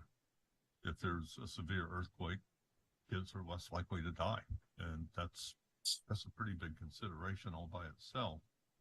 The other thing is, it wasn't very long ago that we really weren't thinking too much about downsizing or any of our buildings becoming vacant. It seemed like we were in a little bit of a wall, but if you looked at the predictions from business groups and others, it was, this is going to turn around. We're going to start growing again. Anchorage had a long period of slow, steady growth that flattened out and then started to decrease. I think it will turn around one day, but I kind of like what will come out of the legislature. I can't put a number on it, and I'm not exactly sure when it's going to happen. But I do think that the desire of the board has shifted into wanting to bring as many of our schools in as possible. It's somewhat ironic to be here having this discussion when the legislature is seemingly quite proud of all of our charter schools, and yet is doing nothing to help the ones that are in existence and thriving. They would just like to have more of them. And at the moment, that seems like a really difficult thing to have happen. So I don't think they're watching the meeting tonight. I don't blame them if they're not, but that is part of the struggle. If we wind up creating more charters in more private buildings, it will pull kids from our neighborhood schools, which will exacerbate the need to close neighborhood schools. But going forward, there are a couple of things. I was on the board when we voted to close Abbott Loop. At the time, we didn't foresee Alaska Native Culture and Charter School being in there, and so it was assumed that we would let it go back to the city as a way of not having to deal with upgrades and repairs. I don't think the board is dead set on that, and it could easily be reversed. I see it as being on the CIP, just in essence as a footnote, that if we ever do let it go back to the city, we may have to demolish it first, and that comes at a pretty substantial cost. What we don't have right at the moment is a number on what makes Abbott Loop building usable for the next 20 or 30 years. I think we'll see that. Anybody that looks at the complexity of a major remodel in a school knows that you can't just walk down the hall and put a number on it. It really does take an architect. It takes engineers to look at it and talk about what has to be done and put numbers to that, and then try to think about, well, then put it out to bid and see if somebody will do it for that. That's a key thing. And if Abbott Loop is working well for Alaska Native culture, that may be the way forward. Although, as pointed out, in the atmosphere of under capacity elementary schools, we will have to continue doing some closures on those as well. And I do hope the administration will come back with at least one,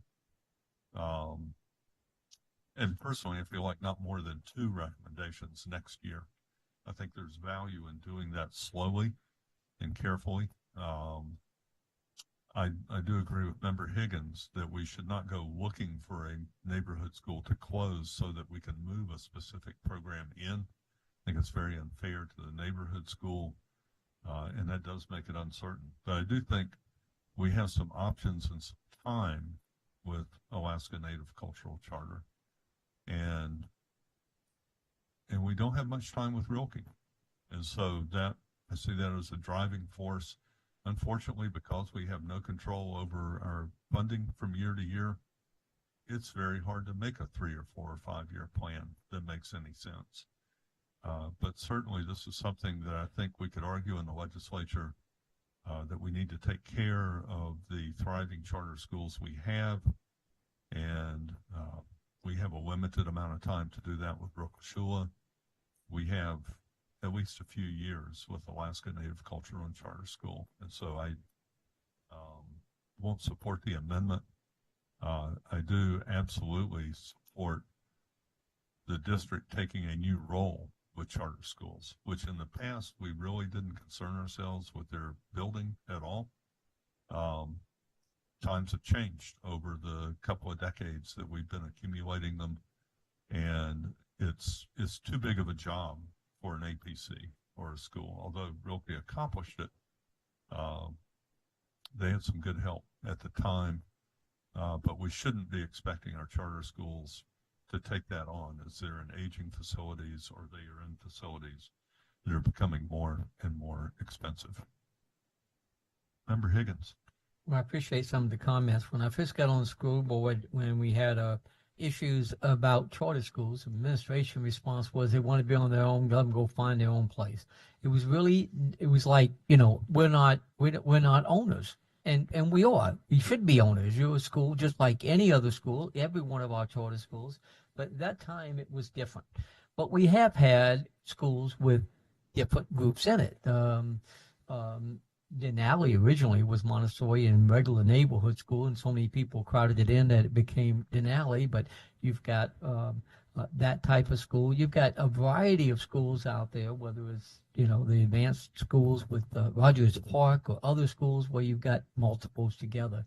And we have identified with administration a lot of places in those schools that we can use for those preschool or other things, trying to help the economy, because we don't have enough workers and we don't have enough support to expand the schools and use them for that. So it's fully utilized in the schools.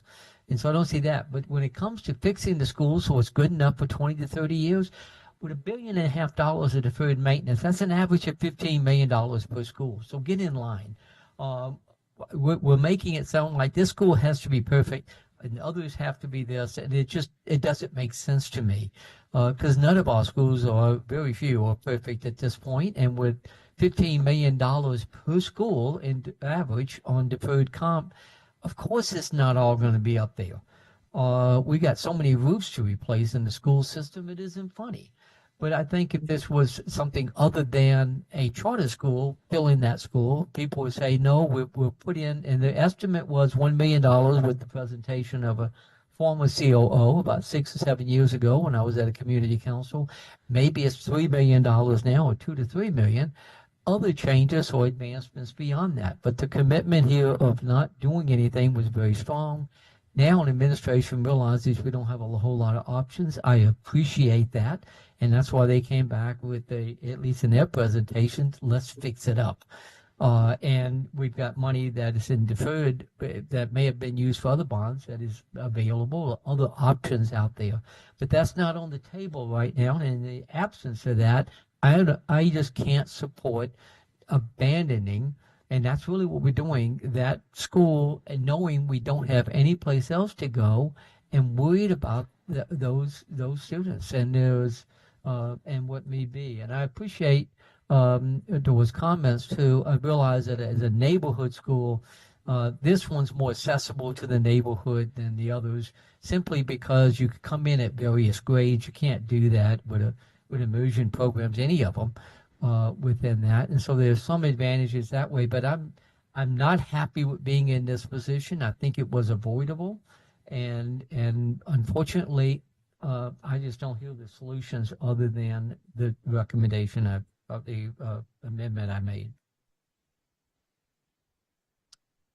Any other discussion?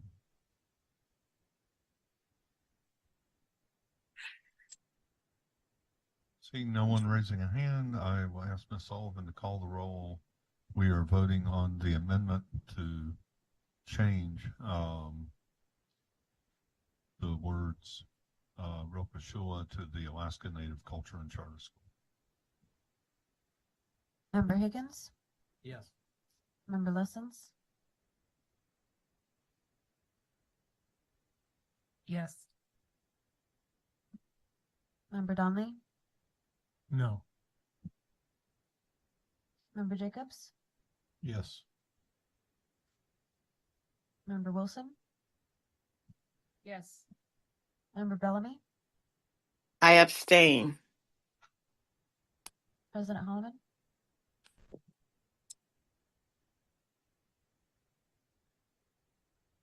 I vote no. I'm not sure we have the option of abstaining. My understanding is that we vote. She can't. Yes, But I will need a I vote. would have to. Member Bellamy. So, Mr. Chair, are you saying I can't abstain? I can't recall it happening. And I can't recall where in our policy it's explicit, but I'll say in the other governing boards in Alaska, it's not an option.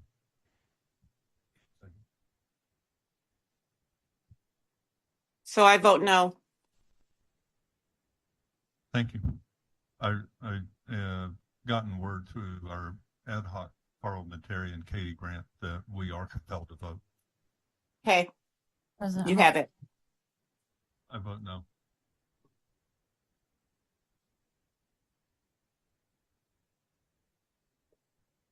By 4 yeas and 3 nays, the motion has passed.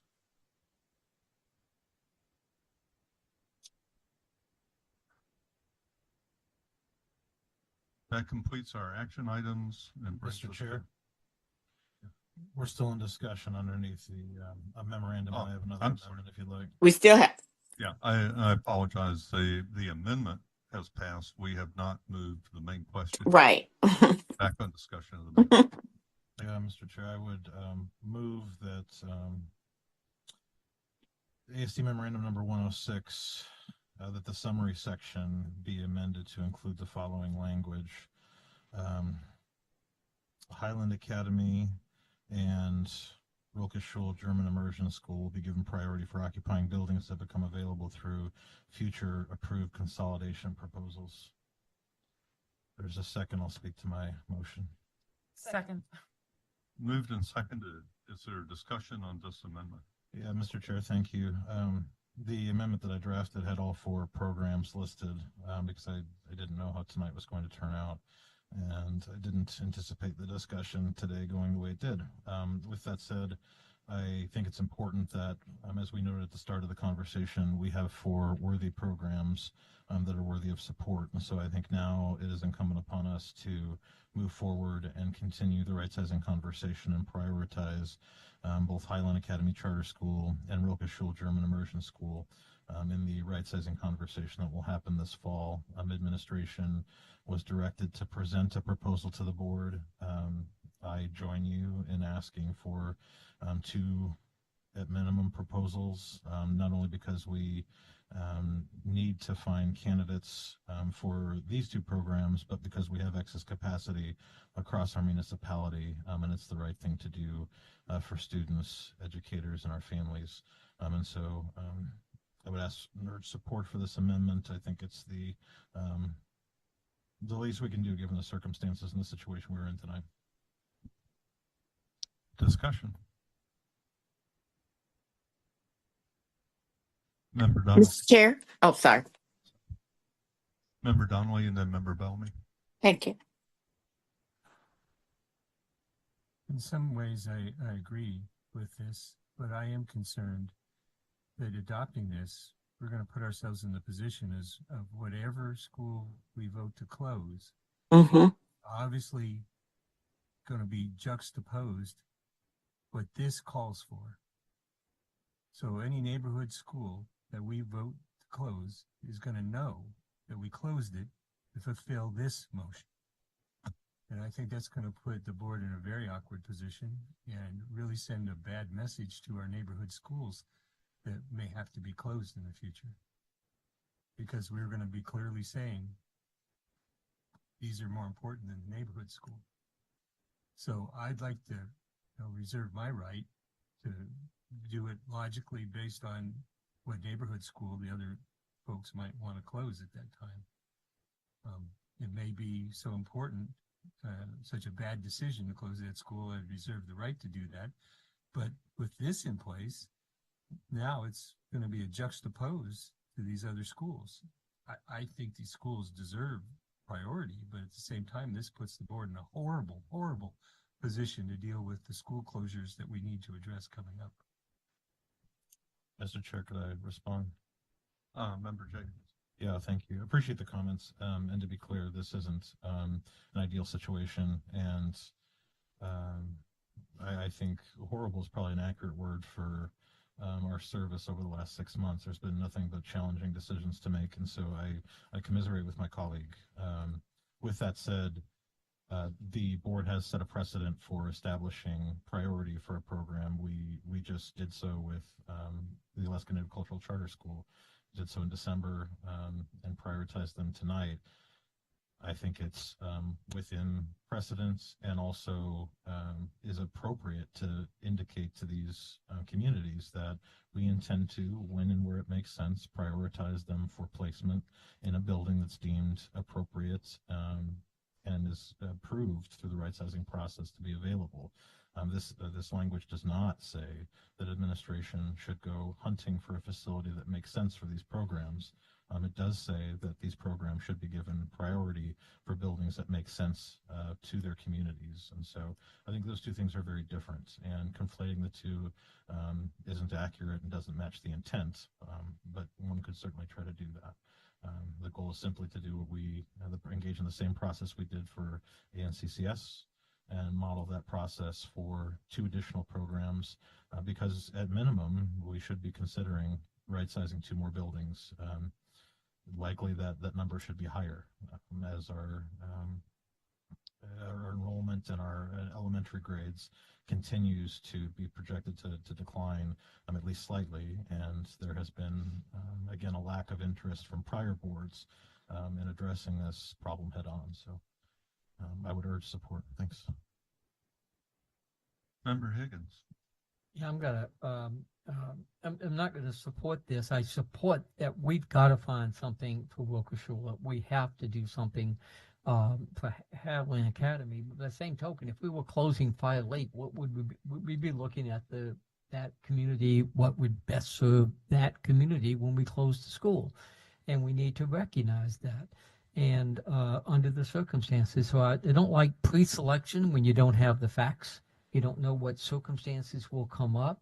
I don't think there was any question in my mind that there was, this is the worst school board meeting I've ever had to be in because of the challenges and the win-lose situation. I hate it.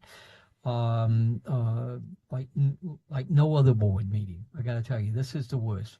But I just don't believe that pre-selecting it is going to in any way mitigate the damage that we've had to do when we had to select between 2 schools.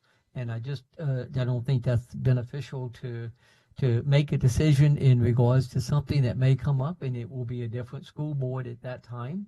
And we're going to have changes coming up. People getting off the board because their time's up or other issues before we get to this, and trying to select and push forward something for future boards, to me, doesn't make sense. We've got to do it at the time when it comes up. But I want to not look at it tied into schools, but we've got to have some sort of a winning approach here. We got to do something. Member Bellamy. Thank you, Mr. Chair. So I apparently got really confused with the December 17th memo and prioritizing and what that meant for prioritizing Alaska Native charter schools. So this sounds about the same to me. I'm trying to figure out what would make it different, other than we would have had 3 years to place Alaska Native charter. And the way this would work is that we would, whatever school or schools we closed, should we close the school, would have those 2 names on them. So I'm just while we don't have a timeline with the motion, I'm just a little bit concerned that we're going to end up probably back where we are tonight with this prioritization. But knowing that we need to do something for Rikashula, we need to do something for Highland, we need to do something for Whaley, we need to do something for ACT, we need to do something for a whole lot of schools. And so I don't know. I don't know how to fix it either. I don't know what words might make it better. But if we're going to start prioritizing schools, then we are looking at closing schools for two reasons. This next year, one would be for Rilke if this passes, and the other would be for um, the other school. So I don't know. I think I get the intent of the motion, and I think it's a great effort to try to um, fix what we've done tonight. But I don't know. I don't know. I'm still pondering that. So if there's anything the maker could help me get past what the prioritization means, that might be a first step for me to try to figure this out. Member Jacobs. Thank you, Mr. Chair. Appreciate the comments by the former speaker. I'll reiterate that this builds on past action by the board on 12/17. The board, it might have been unanimous or close to it. I don't recall adopted language that was drafted. And again, I'm going off of memory, and it's past 11. Was drafted by Member Lessons and myself that indicated our intent to revisit and continue the conversation regarding building consolidation this fall. That is a fact. We've agreed to that. The administration is expecting and will be delivering us a recommendation this fall. This language simply builds on that in a separate way to say that once those recommendations are delivered, as there are facilities made available through that process that make sense and are a logical match for Highland Academy Charter School and Rilke German Immersion School, that those two would be given preference based on the recommendation by administration over other programs. That does not say that administration, and this does not direct administration to go out and find a school that specifically is perfectly fit for either one of these programs. It directs them to follow the process that we've established in December, and that once there's a fit, that those two programs would be prioritized.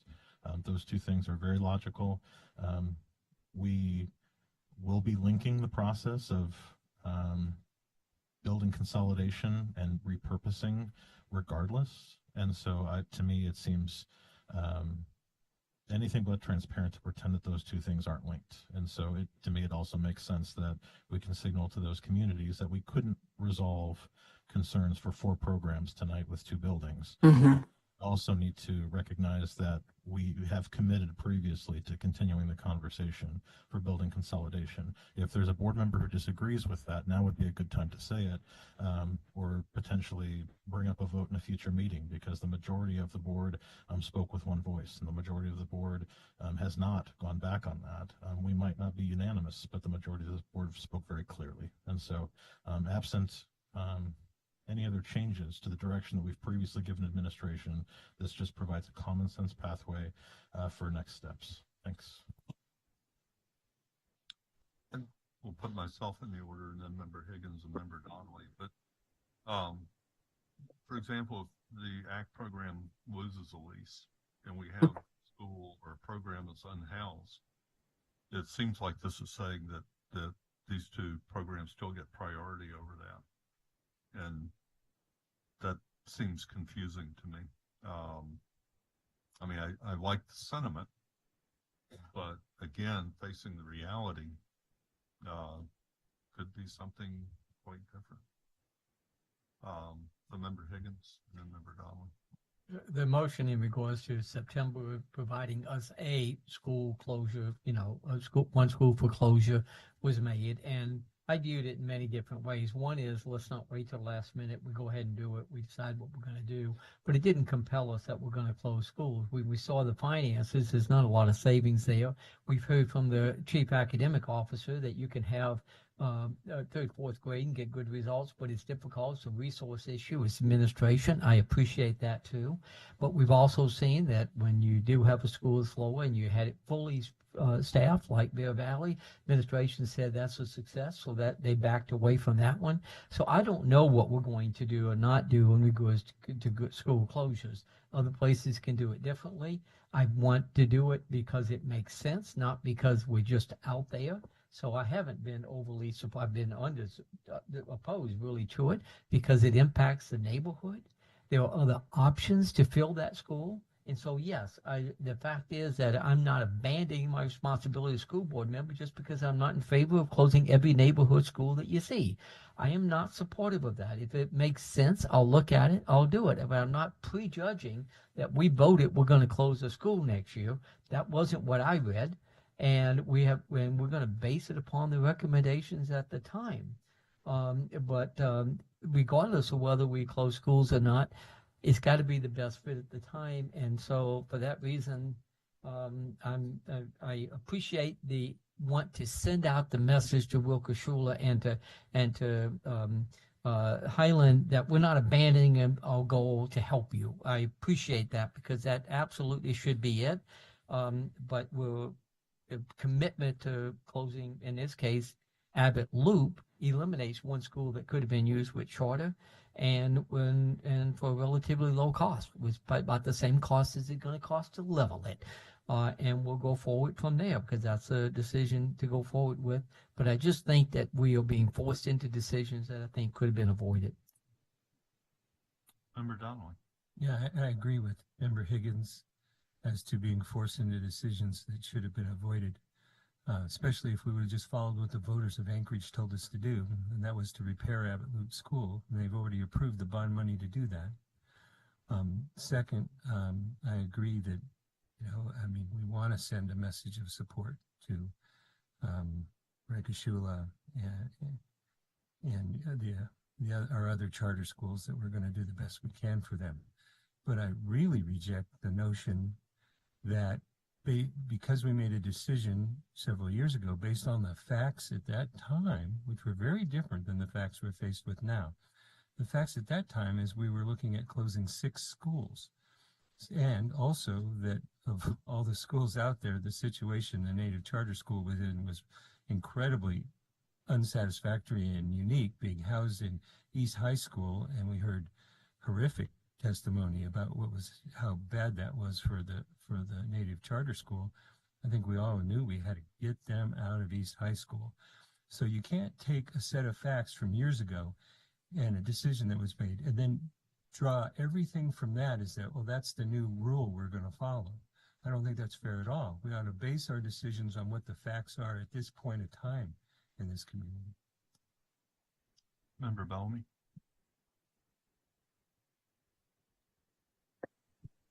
So I do want to thank Member Jacobs for his the explanation to my last question. That kind of helps. And it still gets back to, for me, what does, when we prioritize,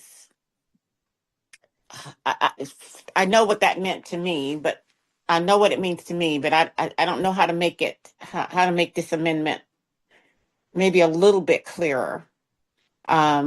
But I think I do support it only because it shows Rilke and Highland that what has happened here tonight, does not mean that there's not a path forward for this board to try and do what's right by them, I guess.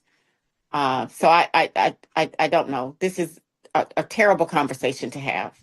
We are pitting our kids against each other. We're pitting our programs against each other.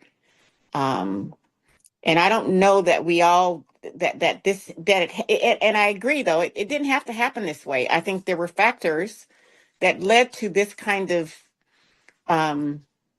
situation. And I just think as board members, we need to just be real careful how we engage and how we incite people or get them excited about things that when we're trying to do the best we can for all of our kids.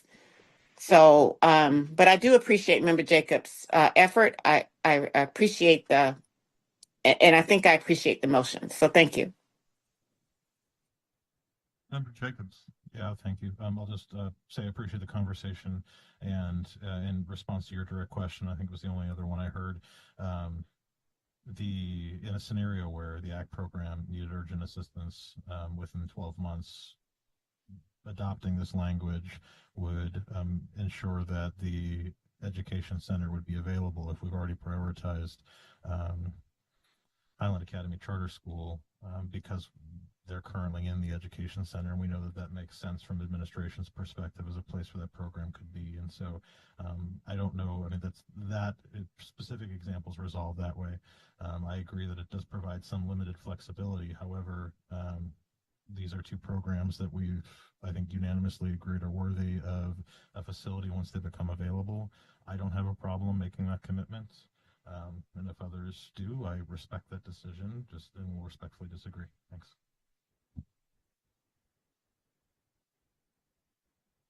Any other discussion? Member Donnelly. I just wanted to raise one final thought and concern here, and that's if this passes,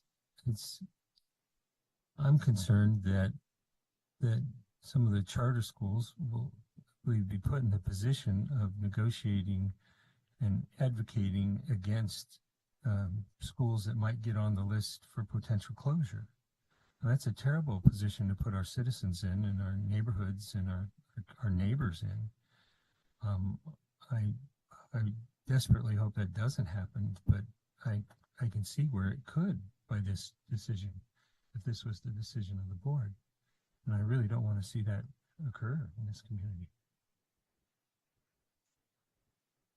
Member Jacobs? Yeah, just a final comment, since there seemed to be a question or an unresolved point in there. I'll say that by us choosing to prioritize two programs that we couldn't address tonight, I think that makes clear our intent to place these programs and facilities as they become available and are a reasonable match in a way that makes it clear that we don't need those individual communities to come and advocate and have them be the driving force behind a plan to close any particular building. This board saw the charter school stakeholders advocate for the closure of a particular program as part of this right-sizing process. We should not pretend that this process that we just engaged in was perfect. And so I think this offers actually an improvement. And so that's why, again, I offer it. I'm happy to respectfully disagree with my colleagues who feel differently, but I would urge support. Thanks. Any further discussion? Seeing none, I'll ask Ms. Sullivan to call the roll. We are voting on the amendment to prioritize Highland Academy and Rokashua if buildings become available through future approved consolidations. Member Jacobs? Yes. Member Higgins? Can you go on record? No. Member Bellamy? Yes. Member Lessons?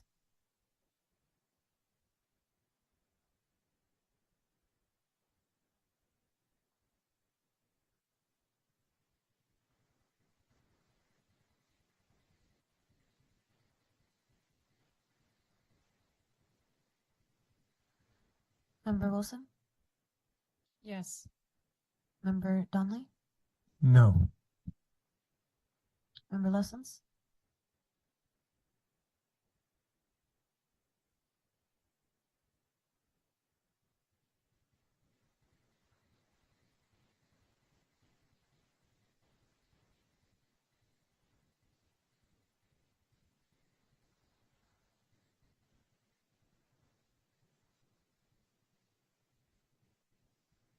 Yes. President Holloman? No.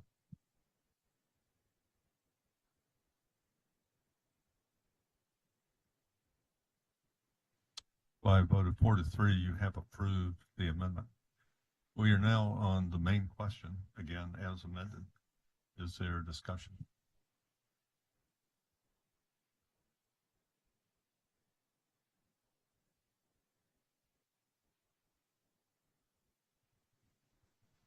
Seeing no one racing to a microphone. I have to say, we are in a bad position. And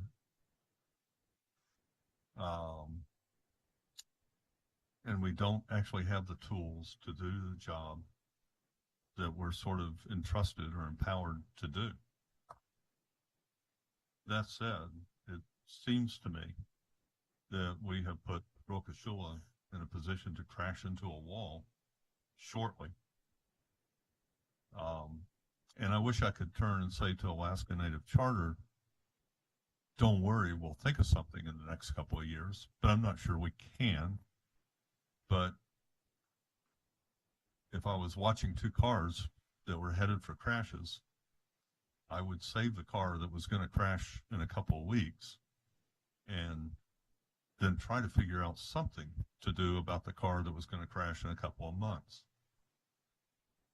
I no longer support the motion as amended, which is not a solution.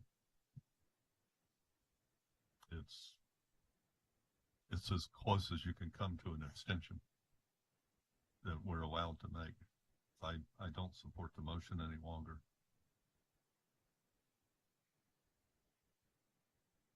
Is there any other discussion? Member Donnelly.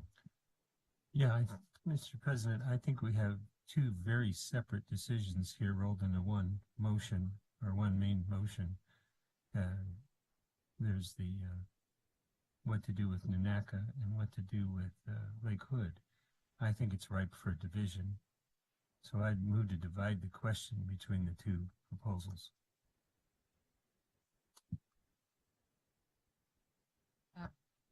Point of order. Do we have 3 amendments to this? That is the thing that gives me pause. I've never had the motion to divide come up after a motion has been amended. Only because of the amendment that just passed, right? There's the Nunaka, there's Lake Hood, and then the amendment number 3, I guess. I don't know how you divide that.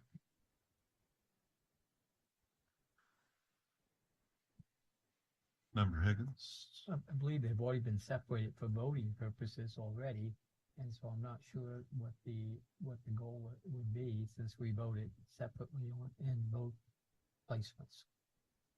It was 2 different actions in one motion, and we have amended both of them. But we've also passed an amendment that sort of bridges across both of them. I'm not, Mr. Chair, from a point of, how we can point of order. divide it. So I would argue that we could divide the question, take up the 2 actions separately, and then the administration's already been directed to adopt conforming language to the document. And so if the board changes its mind on either decision, then that language could be changed. But I think I agree with Member Higgins that the votes just occurred, and so I don't know that that's realistic. Member Donnelly. Well, the distinction is that some members didn't vote for one of them, and all of us voted for the other one. I think we have unanimous agreement on one, but we have very close division on the other. So why force people to vote against something that that you support? Yeah.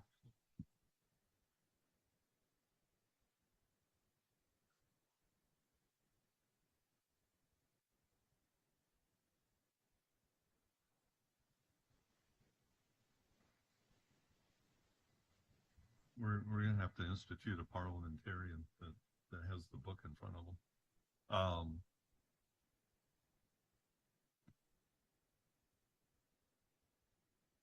And I used to know Roberts a lot better than I do, but I honestly don't know if you can divide a question that has already been amended.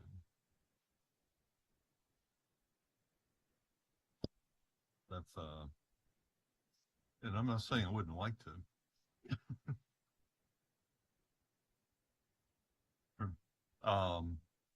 I'm going to rule the motion out of order. And if someone wishes to challenge, I won't be insulted.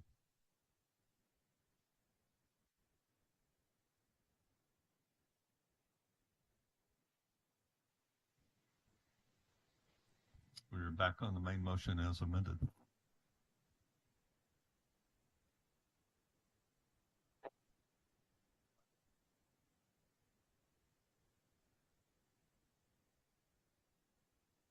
Seeing no hands, I will ask Ms. Sullivan to call the roll. Member Donley? No. Member Higgins?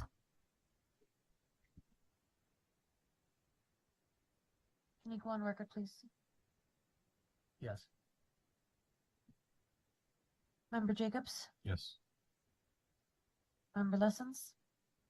Yes. Member Bellamy? Yes. Member Wilson? Yes. President Holloman? No.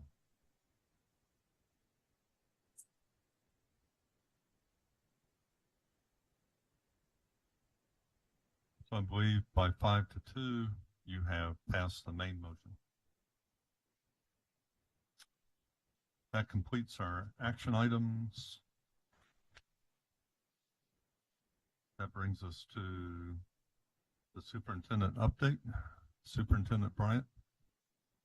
Mr. President, I'll be brief. I know we're running against the clock, but I just want to thank the board for your leadership and direction tonight. This was an incredibly difficult decision, but at the end of the day, we're supporting two fantastic programs who will have access to more resources in these facilities than they currently have right now.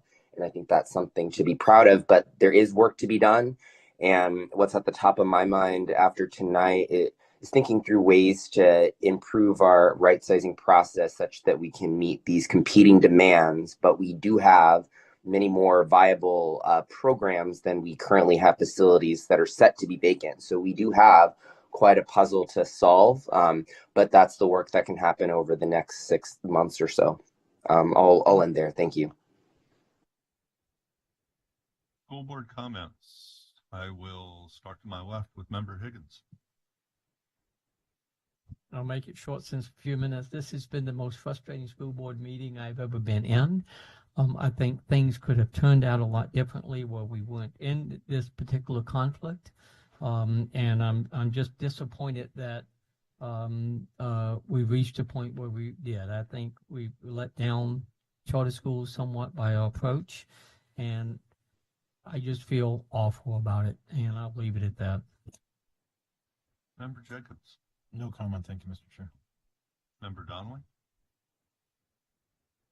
No comment, Mr. Chair. Member Wilson. Member Lessons. No comments, thank you. Member Bellamy. No, thank you.